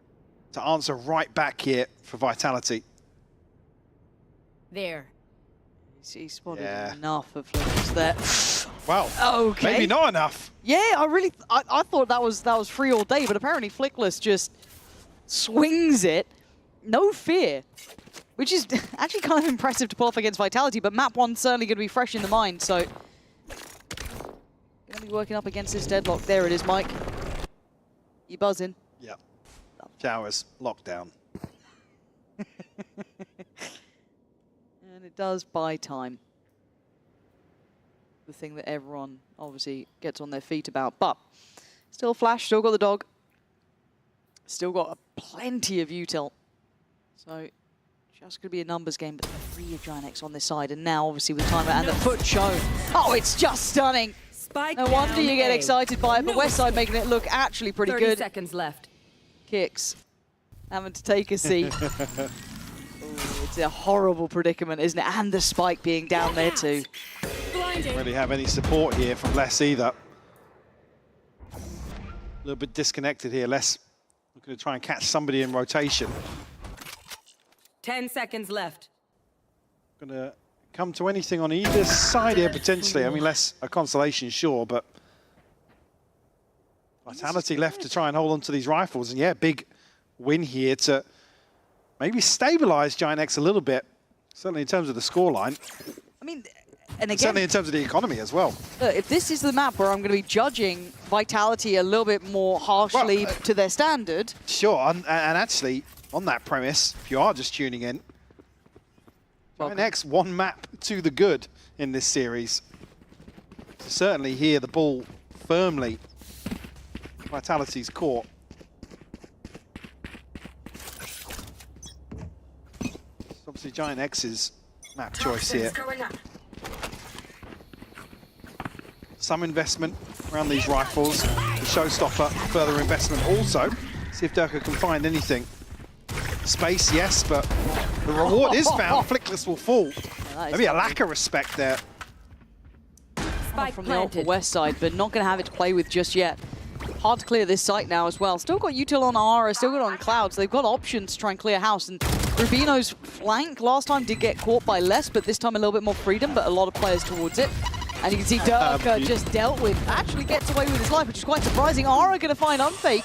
It ain't over yet. 3v4 now, getting a little bit tense. Durka forced to fight back in, does get West side, but now starting to dwindle in numbers. Starting to see that timer being an issue, seeing the layering of the utility. It's not quite a checkmate, but that one pretty much seals it. And Ara, I think it's time to back away. Yeah, doesn't want to mess with that at all. So Vitality, on the back of that investment, will find themselves a third. Really get their foot in the door here in terms of this attacking half. Durka does really well here to get out of the trap in lamps, also then find a kill with the Stinger. Potentially even a second there if he dealt with the first a little quicker, but job done. Job done. Also, still got Aras here, and now has West Sides to play with too, so that's going to be in hand. Other side, 2 away for less, and nothing really otherwise close by. And again, you're looking at these little set plays coming out, and it's Kovac the one to send them back. Already going to deal with the players trying to push down through and out of B. TP. A little curious, actually. And this now looks scrambled, but Cloud's rewarded. Oh my god, what is this deathmatch we're seeing? Very bizarre. And then Unfake caught on the backside here. Still advantage for Vitality. So the TP gonna suit them down to a T as well. Actually, yeah, an awkward plant for Giant X to deal with in the retake as well, but Kicks misses the pass on the first. Last player standing. Don't necessarily know about the second play on short either just yet. Well, there you go. Yeah, all good in the end. Durka there. Look, again, this guy, even in the losses, still looking solid as a rock. Here, going to get them up to that 4-2 scoreline. And again, you talk about the capability of this guy who barely made it into the top 10 of, I believe it's Plat Chat's, you know, all-timers. Yeah, wild stuff. I think Sliggy had him in like 17th, which is mad, right? That's I'm lying. diabolical. I'm lying. That is diabolical. I just like throwing people under the bus with just reckless He's lies. like, Sliggy. Yeah, well, yes, after what he did recently, it's actually, if anything, gotten worse. No further need for conversation about that one. No Sheriffs are out, and just a stinger for Flickless. So this should be a safe round. Unless Giant X can find a couple of ways in, but you can see the caution already being shown. Look at the positioning coming out from Vitality, very aware. Certainly almost reading into the possibility. Playing a little deeper on this, less still rewarded though. Cloud will fall, and Ara actually gets the better of him. Oh, not bad. Okay. You take a trade in a round like this for sure. No upgrade to be found though. Kicks policing that weapon. But I quite like this reposition as well. Trying to get in towards showers, do something with it. Yara gets lucky. Maybe. You're hoping for someone being a little bit lazy on the way back through or losing that focus of possibility. And his Kicks on the other side, who's going to get caught, brought down, and that is a recoverable weapon. Plant, though, looks like it is going to be in. So now, advantage to Giant X, but still, rifles in hand for Vitality. I love that. Unfake taking a bold step forward. Yeah, because it doesn't even really slow things down either. No.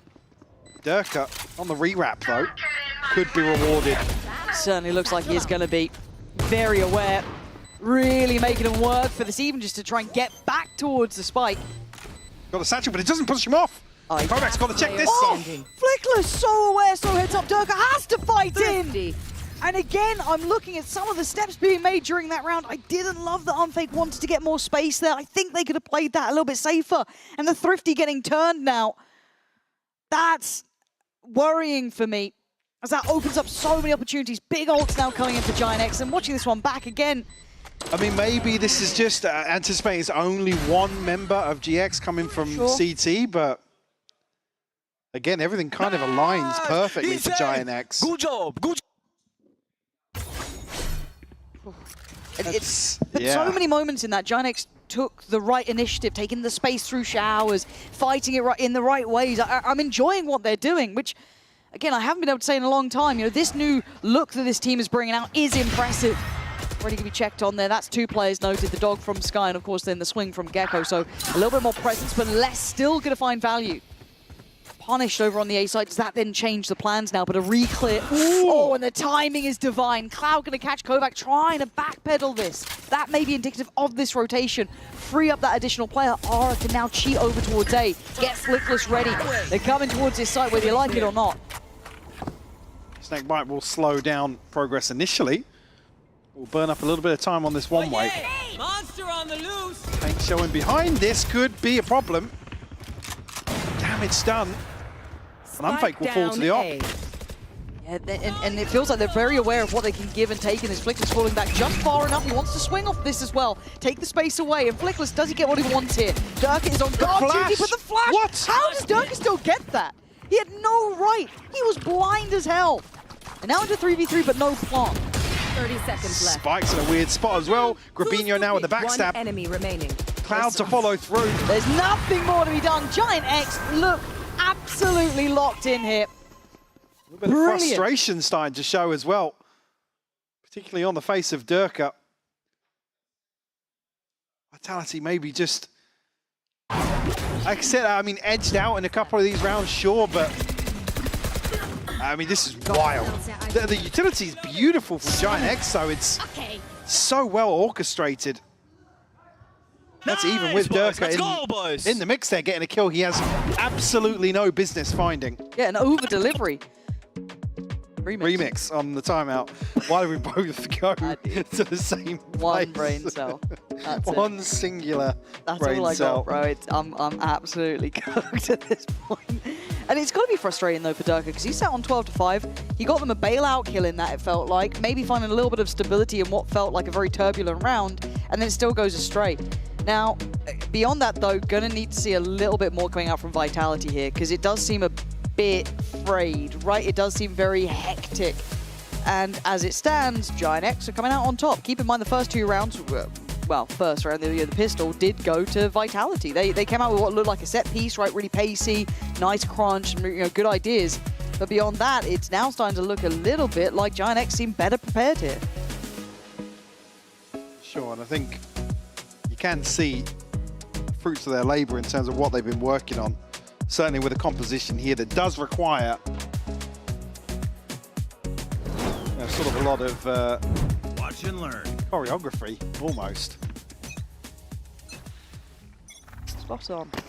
In terms of some of the util setups and the way to find value with this composition. Smoke. Well, they know their win cons. They know them damn well, apparently, at this point. Here we go. Right, so you've got less still on the Vandal. Aside from that, it is the Sheriffs.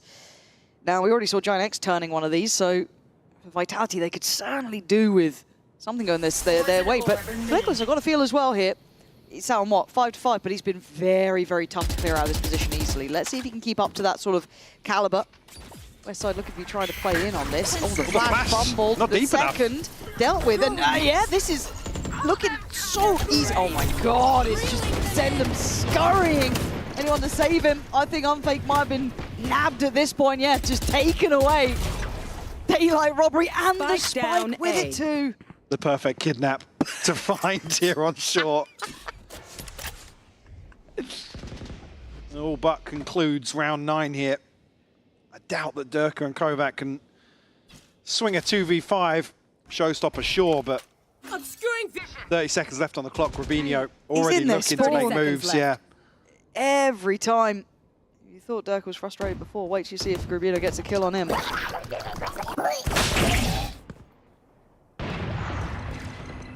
on. I mean, Dirk is not looking this way. He's looking towards short, so a freebie found for Rubinho. 10 Just 10 seconds left. So when's the voiceover coming, Mike? Ooh, when's the kill coming? Flawless. West Side. He's making wingman noises. Hey, you can do the announcement. I'll just do a wingman cover. That's it. Yeah. Mate. Vitality, I'm a bit worried. Thought this was going to be the redemption arc. Oh, I mean... Oh, it's not a good PRV to watch that at all. There we go. And just a freebie on the way out. They seem so prepared for that too.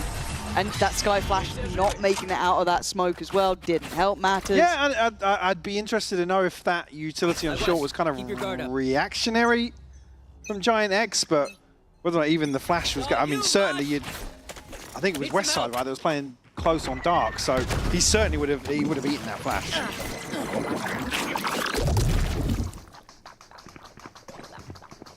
Entire kit of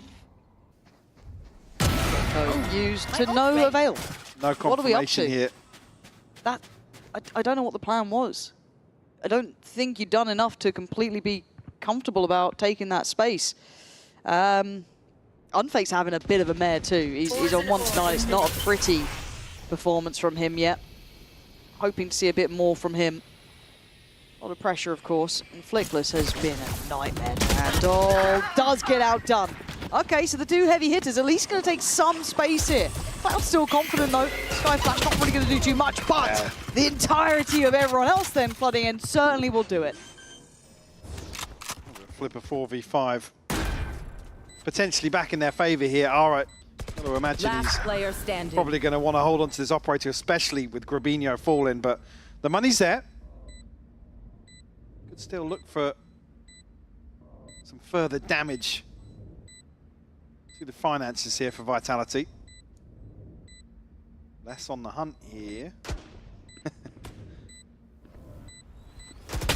Maybe senses something up, but finds the timing and finds a 4th. To tie things up 5 apiece here on Bind. Certainly a chance here for Vitality to catch a breath, it feels like.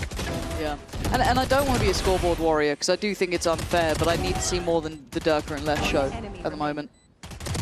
Even if it's just through utility, if it's just through comfort, if it's through taking space. It doesn't have to be kills numerically, but I think just the impact alone, I'd like to see a little bit more. Again, this is first showing on the big stages for some of these guys, so I get it. You know, there is a pinch of salt with that. Just want to see a little bit beyond what we're seeing now. So it doesn't have to just be the kills, but let's see how they look now on this site take. Sure, to play devil's advocate there, Vitality aren't even really getting close to some of these site hits. Been a few times that got over the first hurdle. Durka looking to pop here, but caught, slowed down a little bit on the way in. Flickless will find it. Flickless' spacing, he's got a really good sense of finding those moments. And again, Cloud swings in. The synergy here is just off the charts. You're not getting fair fights. You're not getting the 1v1s you want. Giant X firmly in control. Les now stuck in a lurk. It's going to feel excruciating in terms of the time that will pass here. Rubinho going to get past the first. Les shut down. Giant X on 6. I think, yeah, as soon as this composition can shine on the back of that contact, all of this util is just so overwhelming. Yep. I love these little counter swings. You can't get. Oh yeah, I'm talking about on map 1. Giant X fundamentally looking drilled. A cut above where they have been previously. Nice. Let's go, boys. I think that's probably one of the positives you talk about with such an experienced coaching staff behind this team. Yes. So when you get not necessarily youngsters or newcomers, but I guess inexperienced players, those are things that are very, very easy to work on.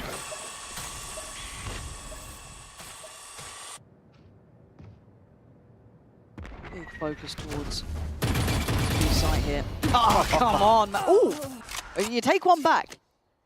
Okay, at least it gets the trade and they take down the deadlock, so it could open up some opportunities towards the site at this point, but still See the rotation coming in, and I like what we're seeing again. Grubino is being so greedy almost, but in the right way. He's taking space away. They've got no threats through showers unless the TP gets taken, but he's in a very unorthodox position. It frees up the rest of the team to rotate. Ara can now go and support. And it is the right call so far. Now, obviously, they haven't had any further confirmation, right? They haven't seen any util yet. It was just that early exchange, but the right read here.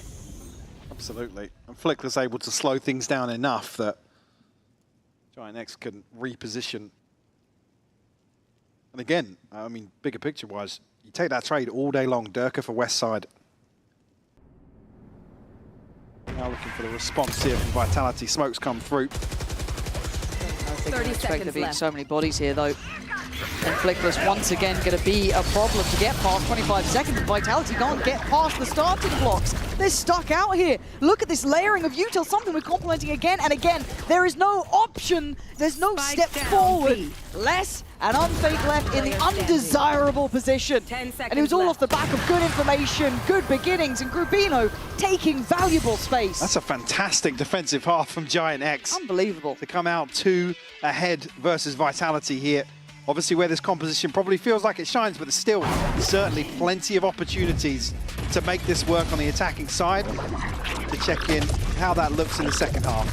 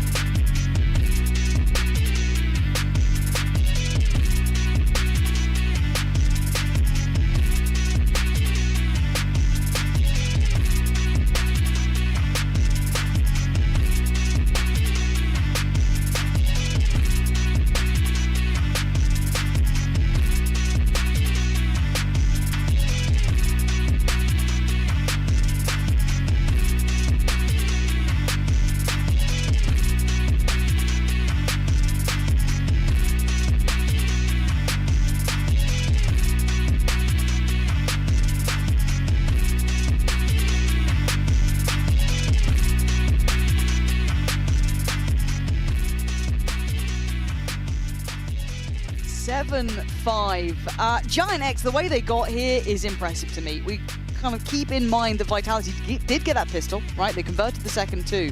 Take those away. I'm a bit worried about this team because of it's not they've been over-ambitious and it's fallen short. It's just those fundamental synergies don't look in place yet. And again, I don't know how much time they've had, and maybe there's an interview, maybe there's someone out there discussing it, but they don't look like they're on the same page at all. No. Again, certain allowance to be made, obviously with it's a big change to bring the Unfake and Kovac into this roster. I mean, let's call a spade a spade. There were problems before, obviously with Safe and Sieve offshore, but yeah, there is a certain allowance to be made. Giant X certainly capitalizing on that very fact. The chance here potentially to close out a 2-0. Confirmation of aggression towards B long here. Orb retrieved here by Durka. Not necessarily spurring anything on in terms of this default that was spread pretty thin. Concern will be now if on the other extremity Giant X can find a kill. Vitality haven't ducked away from this. They are now exploring. Unfake has found Cloud. Okay, full roll. Ooh. I thought that was West Side. I mean, it doesn't really matter where it came from. Durka, though, nice. Good damage. I don't think he can get out for free. I think he can. And they're willing to fight on this one, too. Yeah, certainly now. He's a prized possession. Ooh, nice from West Side. And now Kix has got to be a little bit more cautious, doesn't he? Yeah, falls away from that. Fighting enough to get the spike back in hand. And I'm looking once again now at this point towards Grubino, right? He's been brilliant at taking that kind of mid-round space. Here he's being kept in check by Kovac on the other side, who's got the kill. Bit of a trade coming through, and now down to just Kicks really in this position. Doesn't need to outdo anything now. Play his life, play calm. Barrier deployed. This side has the work to be done. 15 seconds, he's got to make a choice. It's kind of egging a peek out of Kicks here, but it just doesn't come through. Spike planted. Will be respected here, but Kovac probably going to try and close the gap between him and his teammate. 13 HP. It's going to be the prime target here for West Side. Please play together.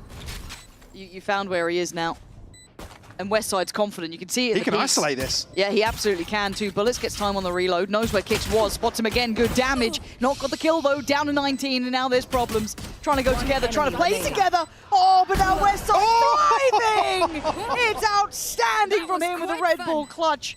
And that's where the heartbreak could begin here for Vitality. A great map 1 performance and a fantastic pistol round to open up the second half here on Bind. To put Giant X firmly in control of this series now.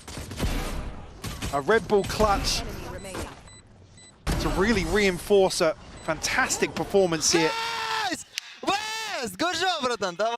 In their first series of Stage 2. I'm enjoying this new Giant X. I really am, and I didn't expect to see it, but they look different. They again, it's revitalized. They do. Individually, they look more punchy. The way they're playing together looks fantastic. I'm really, really impressed, and I hope we see more of this as the season goes on here. Obviously, for Vitality, maybe too early in the day so far, but as it stands, it's going to be spectators, it looks like, in this round. Plants coming in. That might get denied here. Actually, all good to go.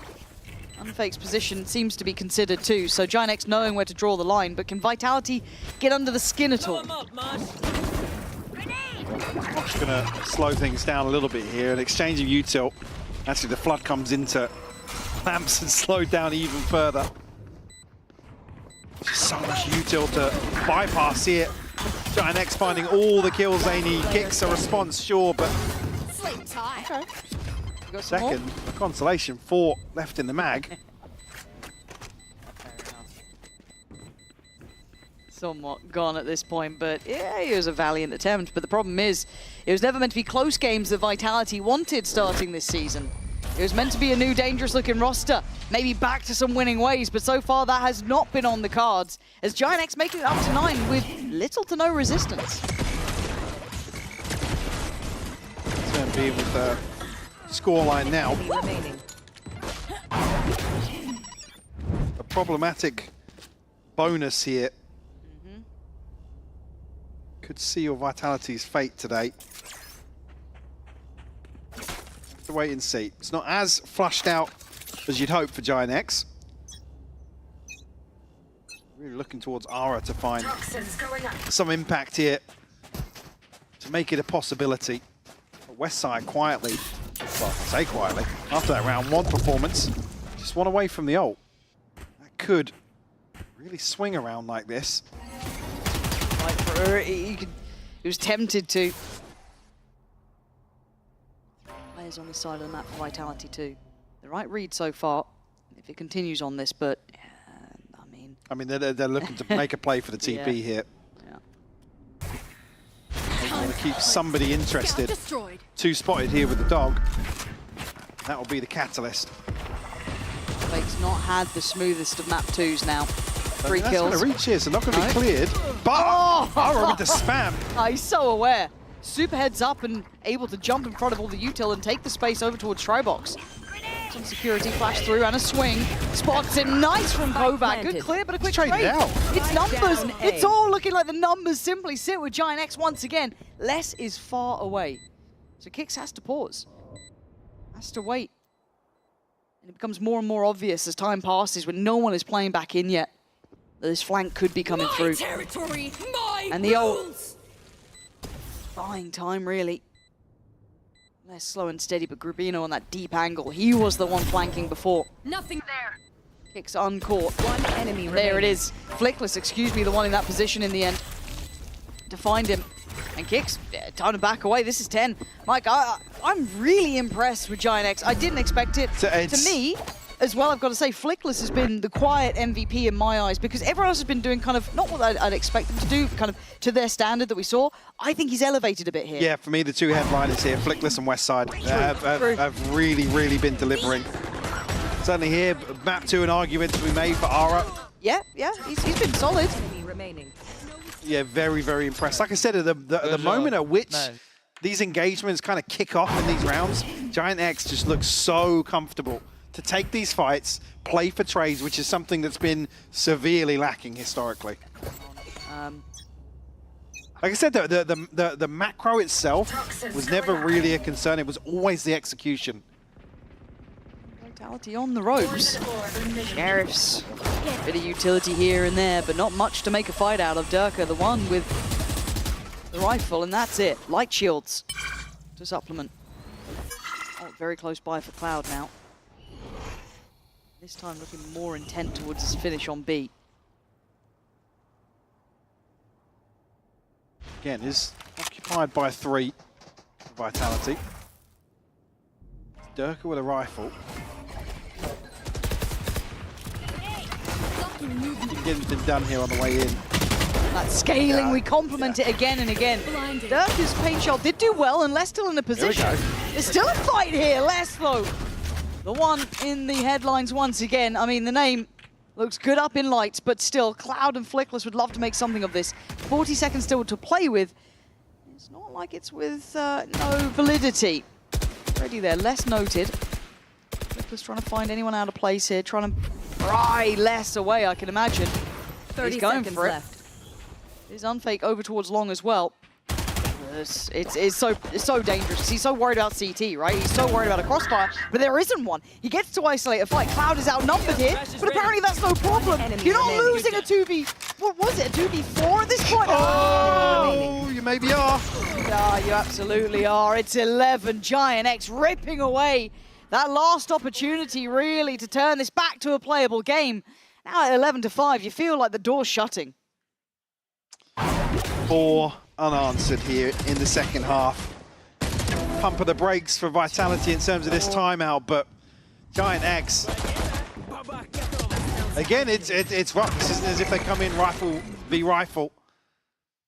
Certainly here, Giant X, a course correction in round 16 could be just what the doctor ordered here. I'm just thinking about that round, Mike. I mean, you could see how hesitant Flickless was to try and close down towards Les. And Yeah, right, but so that swing just never came to Vitality. Yeah, where was the support? Nothing came to. I'm not saying it's not black and white. It's not like they can bail Les out in that situation, but that's the opportunity in that round. If someone's so hungrily trying to clear him, surely you're going to try and capitalize on that. It looked like they tried to double down the value of elbow. Yeah, the isolation towards Cloud potentially, because we saw 2 players stacked up there, but when that door kind of closes, it's then, it plays right back into Cloud's hands. He can slowly creep onto these angles and really dissect that setup towards elbow. Very, very tough start to the second half here for Vitality. Operator in hand, showstopper here. Obviously, this first ult cycle just about coming online as we enter round 17, but certainly not coming in here if, well, when you'd argue this is the must-win round for Vitality. Let's do what we do. It's only the showstopper available. Go. Light shields, actually, a couple of gaps in utility. Still solid. Still being good. Just not enough to change the outcome of these rounds. Monster on the loose. It's going to be dedicated towards this angle. There. No wrap into showers either of the Thresh, so just going to post. Oh. Does he find Grabinho close? Yeah, he does. Kicks on the TP crunch as well, so a 4v3 now. Not looking like it's over yet. They're still in this one. Ara and Westside.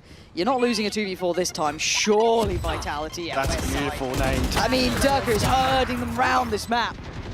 Ara, last man standing, a 1v3. Confidence to work on this, but time. He's not going to find it. Not in time. Unfake played that well as well. Working around Durka, but again, Durka controlling space there, Mike. It felt like a classic round from him. Fuse here talking about this old cycle, so Seekers available here on the back of the defuse. Unfake as well. Will have his ultimate.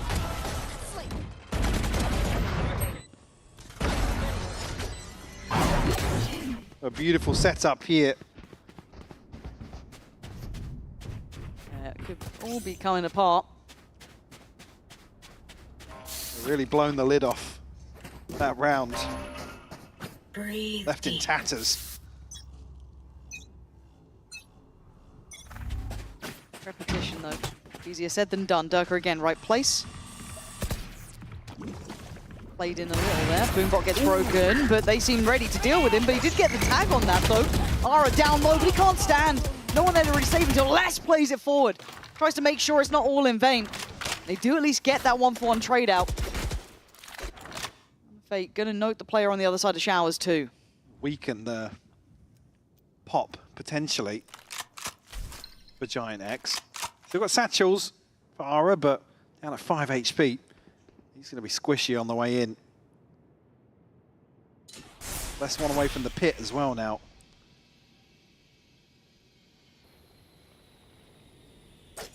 Slow creep up short from Giant X. Steps will reveal their intentions though.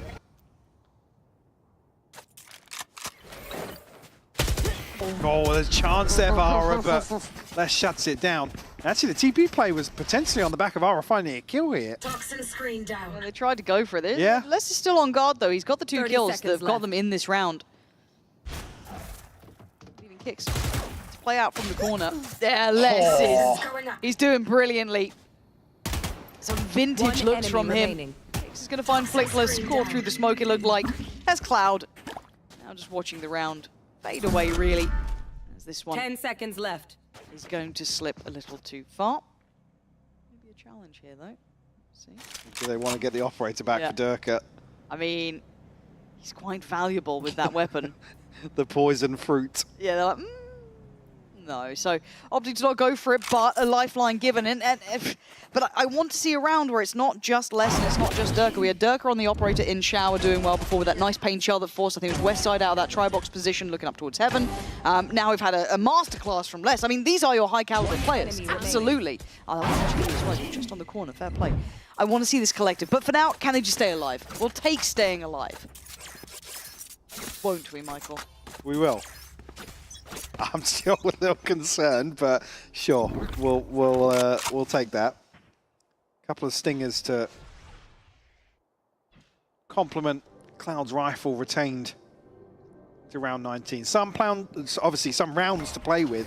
Sorry, some pounds to ray with. It's been a minute.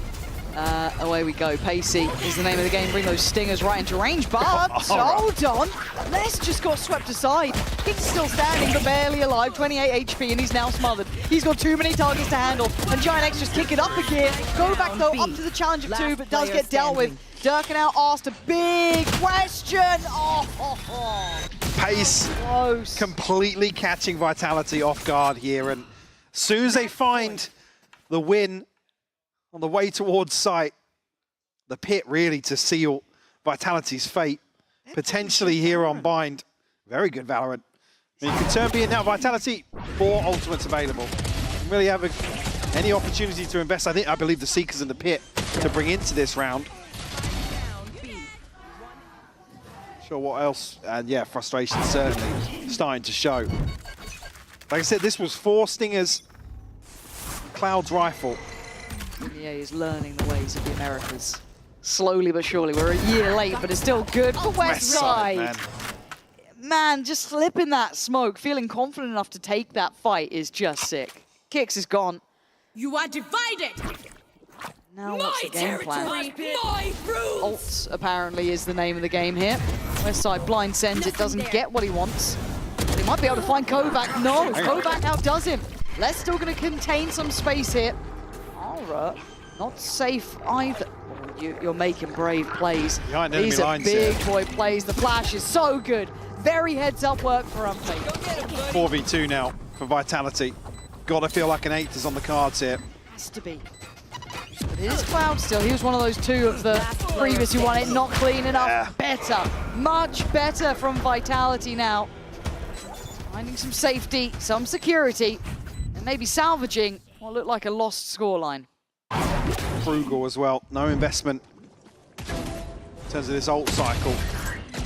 It looked as if Giant X was certainly going to find the upper hand here, but to be honest, the kill onto Ara is what's really, really crucial here. Heads up play from Unfake to read that situation. So a response is found, but can Vitality build upon that? I was worried. I was really. I didn't Music see... cuts and yeah, it was just I'm silence. like, okay. We don't have tech borders anymore. They're a thing of the past. Just more laugh.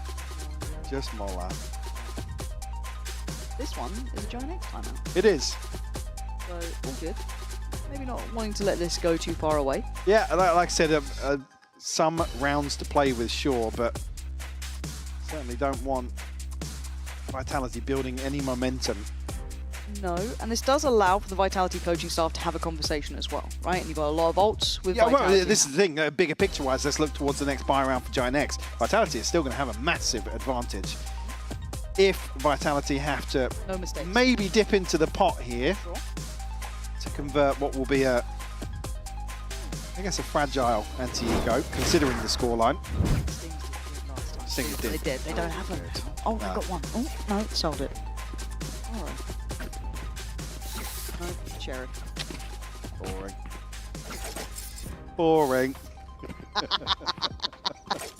We've lost our filter, bro. This is actually so dangerous. So still, we'll pack a little punch here in terms of the purchase for Giant X.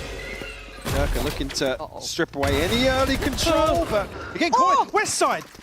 What? How's Unfake gone down there as well? What was the spacing? I'd love it to see it from West Side's perspective, because taking down Durka was job done. I thought that was good, but Unfake going down too. Again, they're just caught off guard in the early round, where they feel they're probably going to feel pretty good about themselves in terms of an operator here, plenty of ultimates to rely upon. It's pacey from Giant X to isolate the opener and a follow-up for West Side. West Side's kind of nuts. I'm gonna be honest, the guy is kind of nuts. I'm on board. Look, I kind of like Flickless too. I'm kind of on board. I'm peeled up. Here. Let's go. Yeah. Oh, well, wasn't the dizzy of your dreams, but kicks from the side, from the corner, sprays, prays, and gets what he wanted. Kovac as well, unable to move, but he's still holding on here. But West Side, come on, make me a bigger fan. Nah, that's fine. You did good. You did good anyway. Fantastic recovery. Yeah, from Vitality. Genuinely kicks. That was a nice look from him there. And the crunch coming through just at the right time. Oh, God damn, that was pretty nice. No more bite. As well. Seekers, you can throw it into a round here where it's maybe, like I said, a little concerning to concede like that.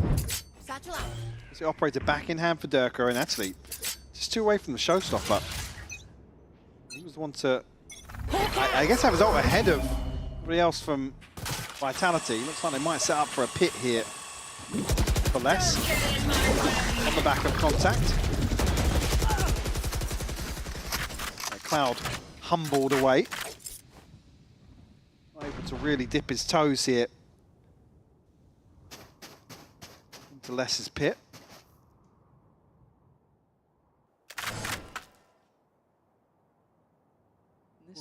But still, actually, a third player committed towards the B-side hold. I was gonna say, you're Durka finally making moves. Leaving it to Kovac and Unfake here. I want to see a bit more support with them. Left in the dark as the wall goes up, but Durka wants to check behind that. Not what we were after, but the Molly going to come down. Flickless plays it forward. Nice from Kovac. Find security in all of that chaos. Maintaining showers control as well. Grabinho has to do something to answer back. Now the plant looks like it's on. Grabinho, look at the challenger space here. Try and maybe pressure that line a little bit. They don't have much place to play this post plant. That's far too many P's in a sentence. Now Vitality have opportunities. And, We are seeing the ult coming out from Cloud. That's going to be an issue. Ara swings off. It doesn't get what he needs on the follow-up, at least. Oh, but Cloud! Absolutely clotheslining Durka, but the defuse going to be denied as well. Drawn away from this, but Vitality clearing house. Grubino is going to have to go nuclear. It's a valiant attempt. Another bullet, another chance. Kovac is just holding his breath. I was curious of when that smoke was actually going to expire there, but the timing played to perfection. They've survived, by the skin of their teeth. We'll find a 10th. Actually, probably back in control now of this map. Still trailing by 2. Giant X still with a purchase. Still with a showstopper. This is probably the... I like Coach Camps. Yes. Oh, Vitality. This is mad. This is mad. Okay, it's a 1-for-1 trade. What do we have here? Dirk is so good. Wait. They have no idea. Didn't quite get to bend the bullet, but apparently they won the entirety of the map. Suddenly... Unfake's delivered as well. Yeah. Where'd this confidence come from? Barrier deployed. Oh, no. Not reading the short aggression coming back in here. Last player standing. But it looks like the plan's all out the window. Flickless in a 1v4. The door got left open and Vitality taking steps here. Back in the game at 12-11. That's a gutsy play to pull out here in round 23. Force Giant X back down on a rough purchase, but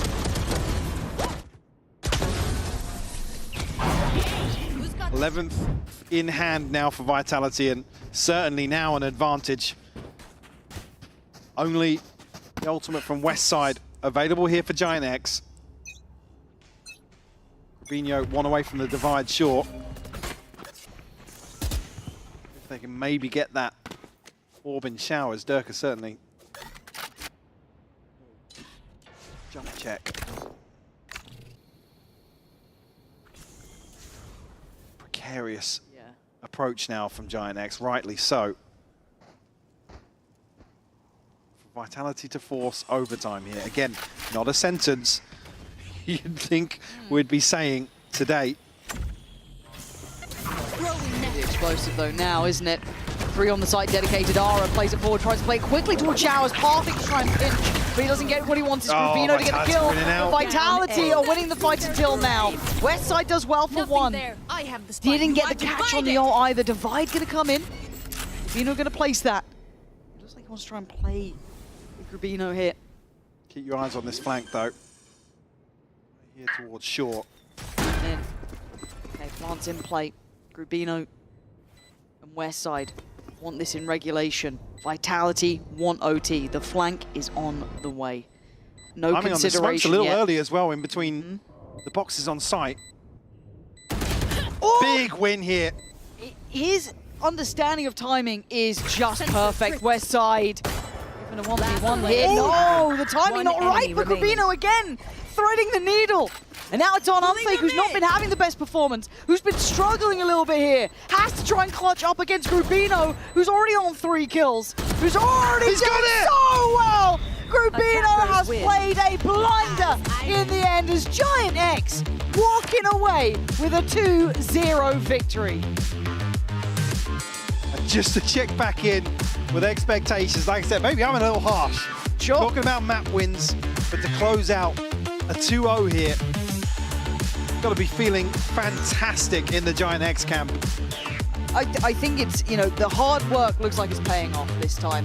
They've hit the ground running, they've looked solid, and it's really visible, tangible changes in the ways that we've been asking for this roster for a while, and the newer players looking brilliant too. Yeah, like I said, that adjustment period, I guess, towards the end of stage 1, certainly now paying off because you're almost a week or 2 ahead of other teams that have had to make changes. So certainly here, but again, Vitality, certainly positives here, but maybe first showing something for us to come back and review, but certainly here for Giant X, a big victory to kick off stage 2.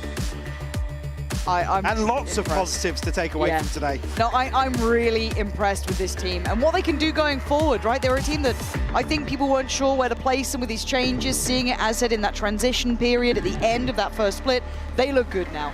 They look dangerous, genuinely a scary team to come up against because they're not going to be in that same position as they were before. I mean, we've never been in the situation to say, let's see Giant X build upon some of these positives, right? Where can they go with this? Yes. What's the next step?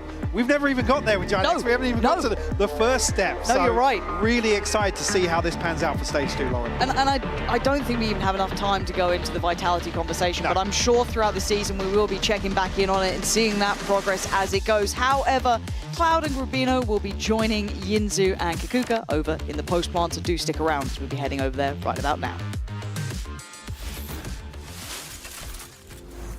And welcome to the first post-plant of Stage 2. We will be joined by Cloud and Grabinho in just a moment. But for now, Kakuka, Pansy was saying that they didn't have enough time to chat about the Vitality situation. So let's talk about it real quick before we have the GX boys joining us. How worried should we be?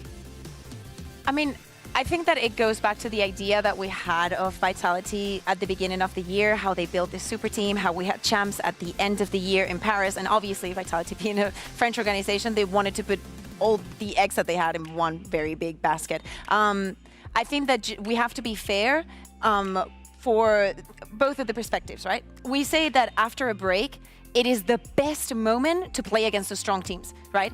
And it is when the underdogs or the people that have struggled the most can bring out a surprise. And today, we have seen a Giant X that has overcome a lot of their demons. Not throwing certain rounds, winning ecos. Those are the things that we were always like, guys, why are you doing this? Like, we know you can win. It's like you're doing this to yourself, right? So I think that to me today is more about the highlight of that than to focus on all the things that Vitality did wrong. Because Vitality is a team that has already throughout the year suffered so many changes that most of them were not expected, were not desired.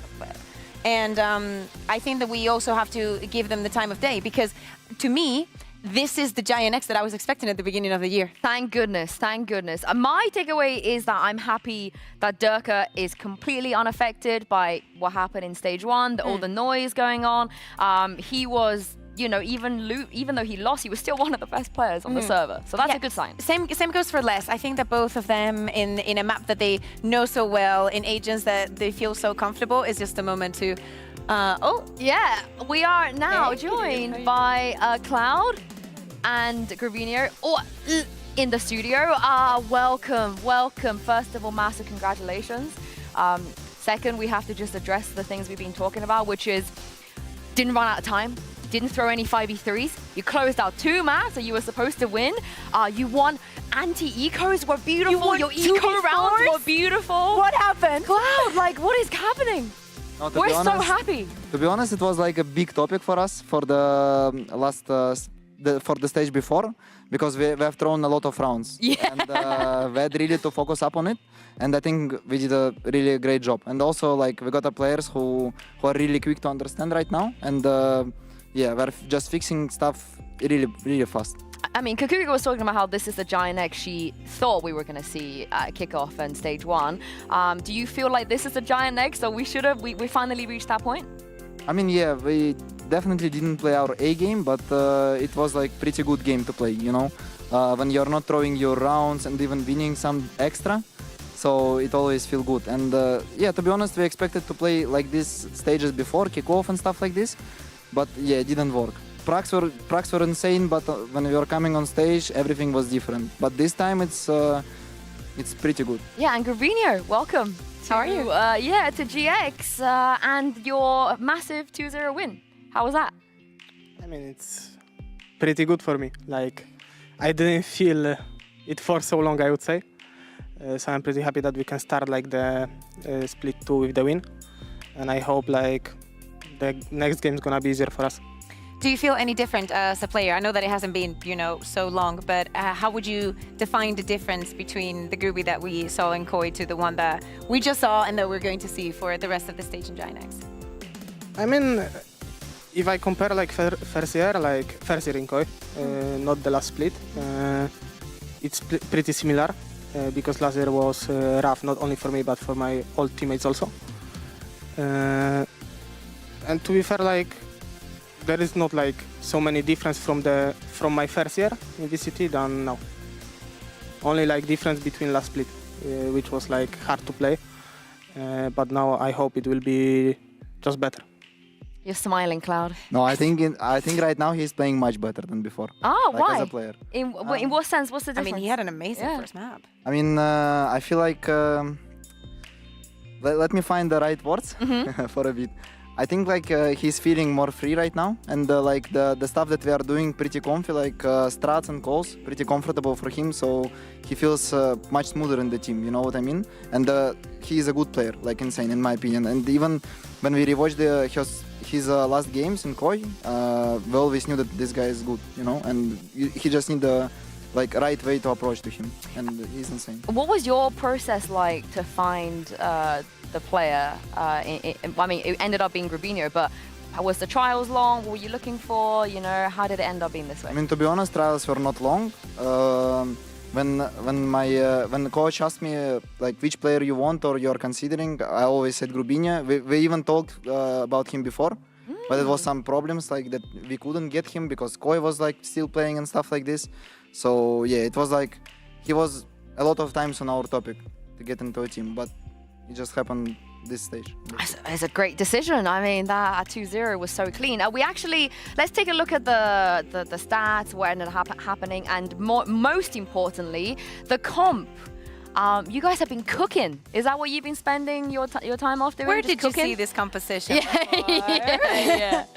Yeah. What was the inspiration? I mean, to be honest, we were just like, okay, Deadlock is pretty strong. To be honest, when Deadlock came out and I was running around on Ranked with this stance to TPs, I felt like it's insane for this map, to be honest. This crouch nade also, like, this buff takes a lot of space. Like, full garden, full lamps if you want to take. So it's pretty strong, and for defense as well. So this kind of combo in defense, Viper plus Deadlock looks insane, you know? Have fun to And also Astra instead of Brill. Yeah. But you know, you speak about how good it works for the defense. What happened on the attack? A win is a win. Yeah, a win is a win, but still, you know, I feel like, I think that especially when we've had Pips and when we've had you guys, you've been like in the moment very critical of like, you've really known what has gone wrong, what has been difficult, because you were very close to not closing the map. Yeah, I agree. But to be honest, I think I did not the right calls on bind when we were executing gate because they were always playing for the right side of side, for showers and triple. And I think from the beginning we needed to crunch them instantly. So I think that was our problem. And they were playing around showers. We needed to find this solution. In the last round I called like the showers crunch, but Tara like didn't kill him, or I don't know what happened there. But I think that was the problem on A, to be honest. And on B side, we were mostly winning any round. I'm telling you, the GX that we used to know would have gone to OT. Pipson would have, you know, smashed a desk or two. We would have not be sitting here right now. So we love progress. We love progress. And for you, Grubinho, because we're seeing, you know, a trend of players who aren't controllers moving to controllers, you know, maybe in between splits, maybe teams that don't necessarily have a smokes player, a dedicated smokes player, but you've been playing smokes for a while now. So how valuable do you think that is for you to join a new team and already understand this role? I mean, like, I played for quite long already, so it's like when you join like new team, like it's not also new team because you've been like with core like kinda already. You played like 2 games before, like in split, like at the end of the split 1. So if you join like with a lot of hours played on this role already, it's like easy to like understand what your like coach, your IGL want you to do. So it's just like easier like to learn even like new stuff that they want me to do, and I think that's only it. I think it goes back to like people have been saying, coaches and teams, that it's difficult to find like good smokers. Do you think that that is like people don't like playing the role? Is it more difficult than the rest? What do you think? I mean, it depends because I know some people like maybe they don't like this role because I heard this stuff that like they feel they baiting the team or something, you know. But like it's sometimes like this that you're gonna be the last one or something because you're just like operating your smokes. Yeah. But I think maybe people just don't want to play it because it's a bit boring maybe for some people, I would say. Do you like it? You enjoy it? I enjoy. Yeah? I played like for already like 2 years. Do you have a favorite agent out of the controllers? I would say Omen. Omen is. Oh. Omen is, I think, the best. Yeah, buff glove. How's it? Oh, Oh yeah, yeah. I like. Fair. Yeah, I'm okay with that. What are your views on Harbor? Harbor. Mm-hmm. I mean, I didn't play it for so long. But if they buff it maybe somehow, maybe we're gonna find out the way to play it. Carl was Maybe. like, no, I don't want to put him on the Harbor. But do you know what was a good choice? The West Side Deadlock. I mean, just in fact, I think West Side in general has been, you know, very, very good.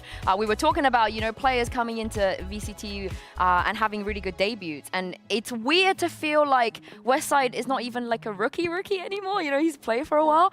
So talk me through this decision, putting him on the Deadlock, and also how's he doing, you know? To be honest, we played first prag, the nades were awful. No, he was throwing his bricks, no? He was throwing bricks. He was throwing some weird lineups, he wasn't hitting it, it was like super hard for him. Oh no! But then after he just got used to it, plays a couple of rankeds, and he adapted pretty fast. You know, we didn't play for a long time bind, but he did really well, in my opinion. But was he reluctant to do it? Like when you went to him being like, listen, I feel like we want to put you on Deadlock. Was he like down for the challenge, or is it like he played one time, he was like, man, I cannot do this, I am so bad at this. Oh no, he was like, yeah, I really want to play Deadlock. It's, I mean, super fun. Yeah, for him it's super fun, he really enjoyed to play Deadlock. So it was the right decision. That's good to know. I mean, like I said, he's been developing a lot. So how's, I guess, everyone's sort of confidence? How are you guys feeling right now? I mean, we're feeling pretty good, to be honest. Like in terms of team, comms, our like confidence is good. I'm overall. not used to seeing the happiness. Them sitting in post play. No, just like everything's going so well. It's so it's weird. infectious. I'm feeling like it. a month ago, it wasn't this. It's so weird. I don't know if I was ever there, but maybe it's my first time. No, it's fine. It's fine. Just work pays off, and that's it. And you can see the results like on stage and stuff like this. Should we start believing? Would you advise that we, you know, we No, take? it's better to put us in Black Horse still. Yeah, Okay, that's what I said. I Yeah, said Dark Horse, but I think after that, because you beat Vitality. Yeah, I wanted to ask you about that. What did you expect coming into today? What did you think of Vitality? How did you think, like, did it match the expectations that you had coming into the season and starting off with Vitality? I mean, to be honest, they have some players that are really good on stage always. Like, for example, Derek, Elias, who are playing for a while in VCT. So you never, coming to the stage against them, you never know what they can pull off, you know? And you just play the game and enjoy it. That's it. You do your stuff that you have done on practice. And if it works, it's good for you. If not, you have to adapt. What were your feelings about? Because Unfake, obviously, you know him. You know, everybody knows him at this point. Who are the as in tier 2. He's not some like 18-year-old kid that you've never heard of. He's been playing this game for a long time. We had an interview with him. He was talking about the importance of being a frag in IGL. And I think he has caused a lot of trauma for other players he's played against in the past, because he's always been very good with his shooting. So did you feel, what was that like playing against a Vitality with a different IGL? Did they do anything differently? And same for you as well, Grabinho. Was his presence felt, you feel like? I mean, I felt like they were not having that freedom, like with a proper IGL. Probably they were trying to do proper things most of the times, like proper splits, proper executes, like, and you could read them pretty well, to be honest, because it's not like crazy things that they could do before, like picking some Versol and stuff like this. But right now they're playing pretty structured, in my opinion. And a lot of the times we knew, like on Sunset, for example, in our defense, even though we played 6-6, but most of the times we knew where they're going, and we were stuck towards this side. Do you think that they're going to do well in this play? Do you see them making it to playoffs? I mean, you have to respond as well. You cannot dodge questions. Maybe I will. Like for me, I think they played still like really good, and I think it was also first game for Unfake on stage. So maybe he had some rough times, like playing also. And I still think they're playing good, and they will win the next games. Well, I mean, let's take a look at the champs point update, because as you guys know, there's a couple of teams that will make champs based off of making a final here, stage 2. But there's also teams that could qualify by just having enough points right now. We're in like a weird situation where nobody's going to be locked on points until probably quite late in the season, and there's potentially upsets coming in. I mean, I think Fnatic needs 4 points. Liquid are also in there as well. But they also like depend on how Liquid and Vitality are doing. Yeah. Yeah, and you guys obviously, you know, wasn't the most points you could have picked up at stage 1, but this is an amazing start for you. You can still start getting those points on the board, but doubled your points. Yeah, and looking at the rest, you should just say doubled your point. And looking at the rest of your opponents, because obviously you will have to play Heretics, Mates, Foot, and BBL too. And I think all of 2 of those teams made changes. How do you feel about going up against, you know, Foot with CNED back in the mix? I'll just go team by team. Let's start with Foot. I mean, Foot, I feel like, to be honest, is downgrade. Because switching from Jet to Omen player, like, controller is pretty hard role, to be honest, in the game. Like, you have to throw smokes properly, be ready, like, in any situation to do crazy move, and at the same time you need to play passive sometimes to have smokes. So I think it's downgrade, but you never know how they're gonna play. They're all good shooters, even, like, in my opinion, Mr. Fallen is insane on IGL. Always top fragging. Like, he's playing really good. So I think they're good. All right, Gravini, I'll give you BBL. Because I think everyone's very hyped about BBL right now. You're playing them next week. Yeah. Yeah, I mean, I would say, in my opinion, like BBL gonna be the hardest opponent for us. Like maybe on first place with Heretics, but I think BBL gonna be the hardest because of the playstyle they have. Because they are like really good like as a solo players. They like to do these moves like solo walk summer or something. They are not scared of it, and they're shooting hard also. And this team will be pretty hard for us to play. I think I agree. I feel like, you know, they've been doing pretty well. What about Heretics? I mean, you mentioned already a little bit on par, Cloud, Heretics? I mean, Heretics, I mean, they're having some like downfall. But they are back now, no? Then they're back again, so you never know what to expect, to be honest, against them. It feels like they're either on a S game and at the same time D game, you know? Can happen both in a game day, but we're playing them last, I think. Yeah. So what do you think they'll be then? S or D? They might have S actually. Then we'll see. I mean, they always make playoffs, right? They're kind of as of late a playoffs team for sure. And Gentlemates, the other team that made the changes coming into this. Grubino, what do you think about them? Like we will see after their first game. Like they have good roster, good coach also, and. Like, I don't know what to expect from this roster. And how they will play, we will see on the stage. Cloud? Any scrim bucks? I guess you don't scrim against the teams in your group, right? But nope. I mean, I think we scrimmed them a long time ago, but to be honest, with the time everything can change. They could change comps and fix a lot of stuff. So. Do you guys like Corrode? Yeah, insane map actually. I really like Me when I lie. Me when I... actually, Oh, really no? good map. No, I like it. Really? I like it a lot, yes. Okay. You like it, Guri?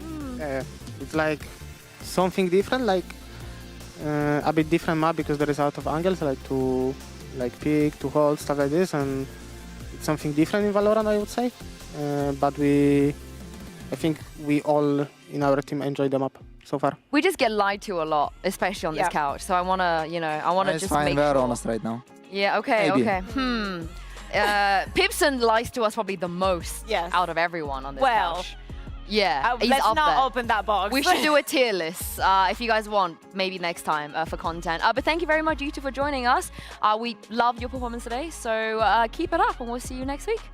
Thank you so much. All Thank you everyone for support. Let's go. Let's go. Let's go, GX. Sick video. I absolutely love that video. Yeah, it was a great video. You guys should definitely go check it out. But we will be back with more action tomorrow, of course, here in VCT EMEA. So make sure you all have a lovely evening, and please enjoy the Herman Miller Gaming end of day highlights, and we'll see you tomorrow.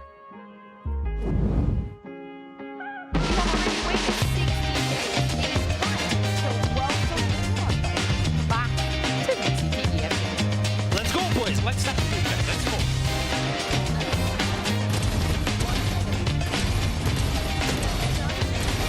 Nice kills, Hero. Well done, brother. Bro, oh my god. A firing squad waiting and put to bed early, 10-2. The game's barely started, but it's looking like it might be over. Hero, 13 health. They need to wipe them out in a second. Oh, I took it. No. What have I just seen? An unbelievable map from Navi.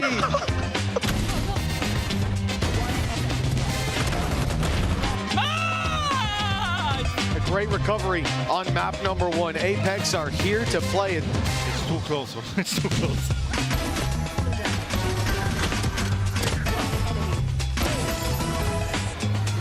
It's beautiful, beautiful, bro. We get a treat. We're heading to Corot. All the way to map 3. Bro, I deleted them. New map, new things.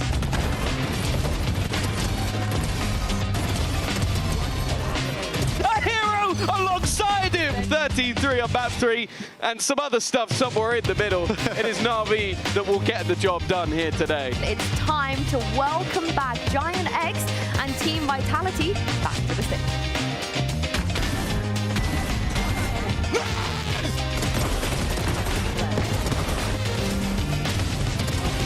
Nice, boys. Let's go. So the trade's looking really, really clean here.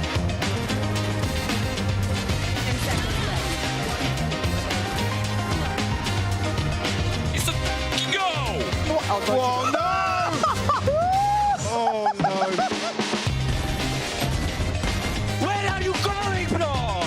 It's all on Kovac, and it's an absolute disaster of a start for Vitality.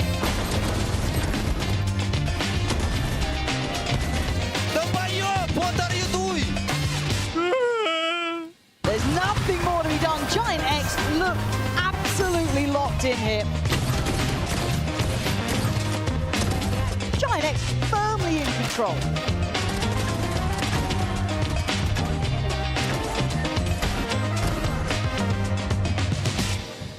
Nice. It's 11. Giant X ripping away. What are you doing? He's already done it so well. Grubino has played a blinder in the end as Giant X walking away with a 2-0 victory.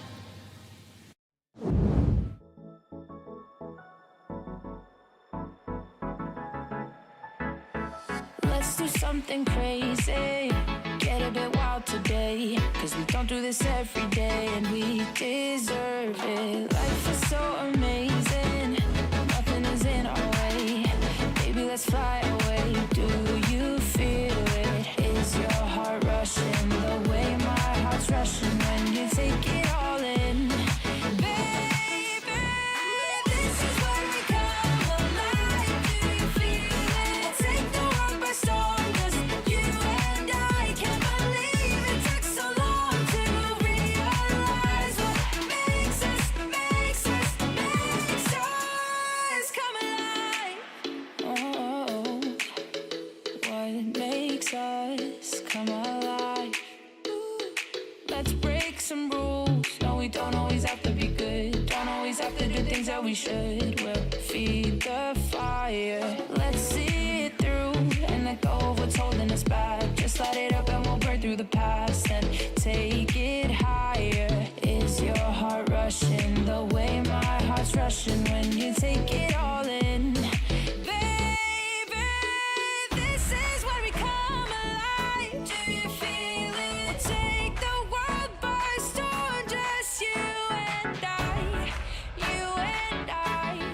Can't believe it took so long to realize. This is where we come alive. Do you feel it? Take the world by storm. Just you and I. Can't believe it took so long to realize what makes us. This is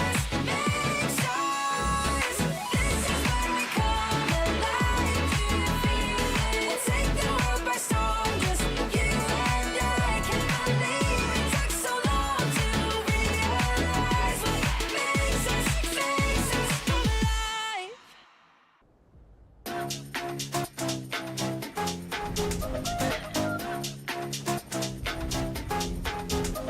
나의 속도가 돈이라면 Vans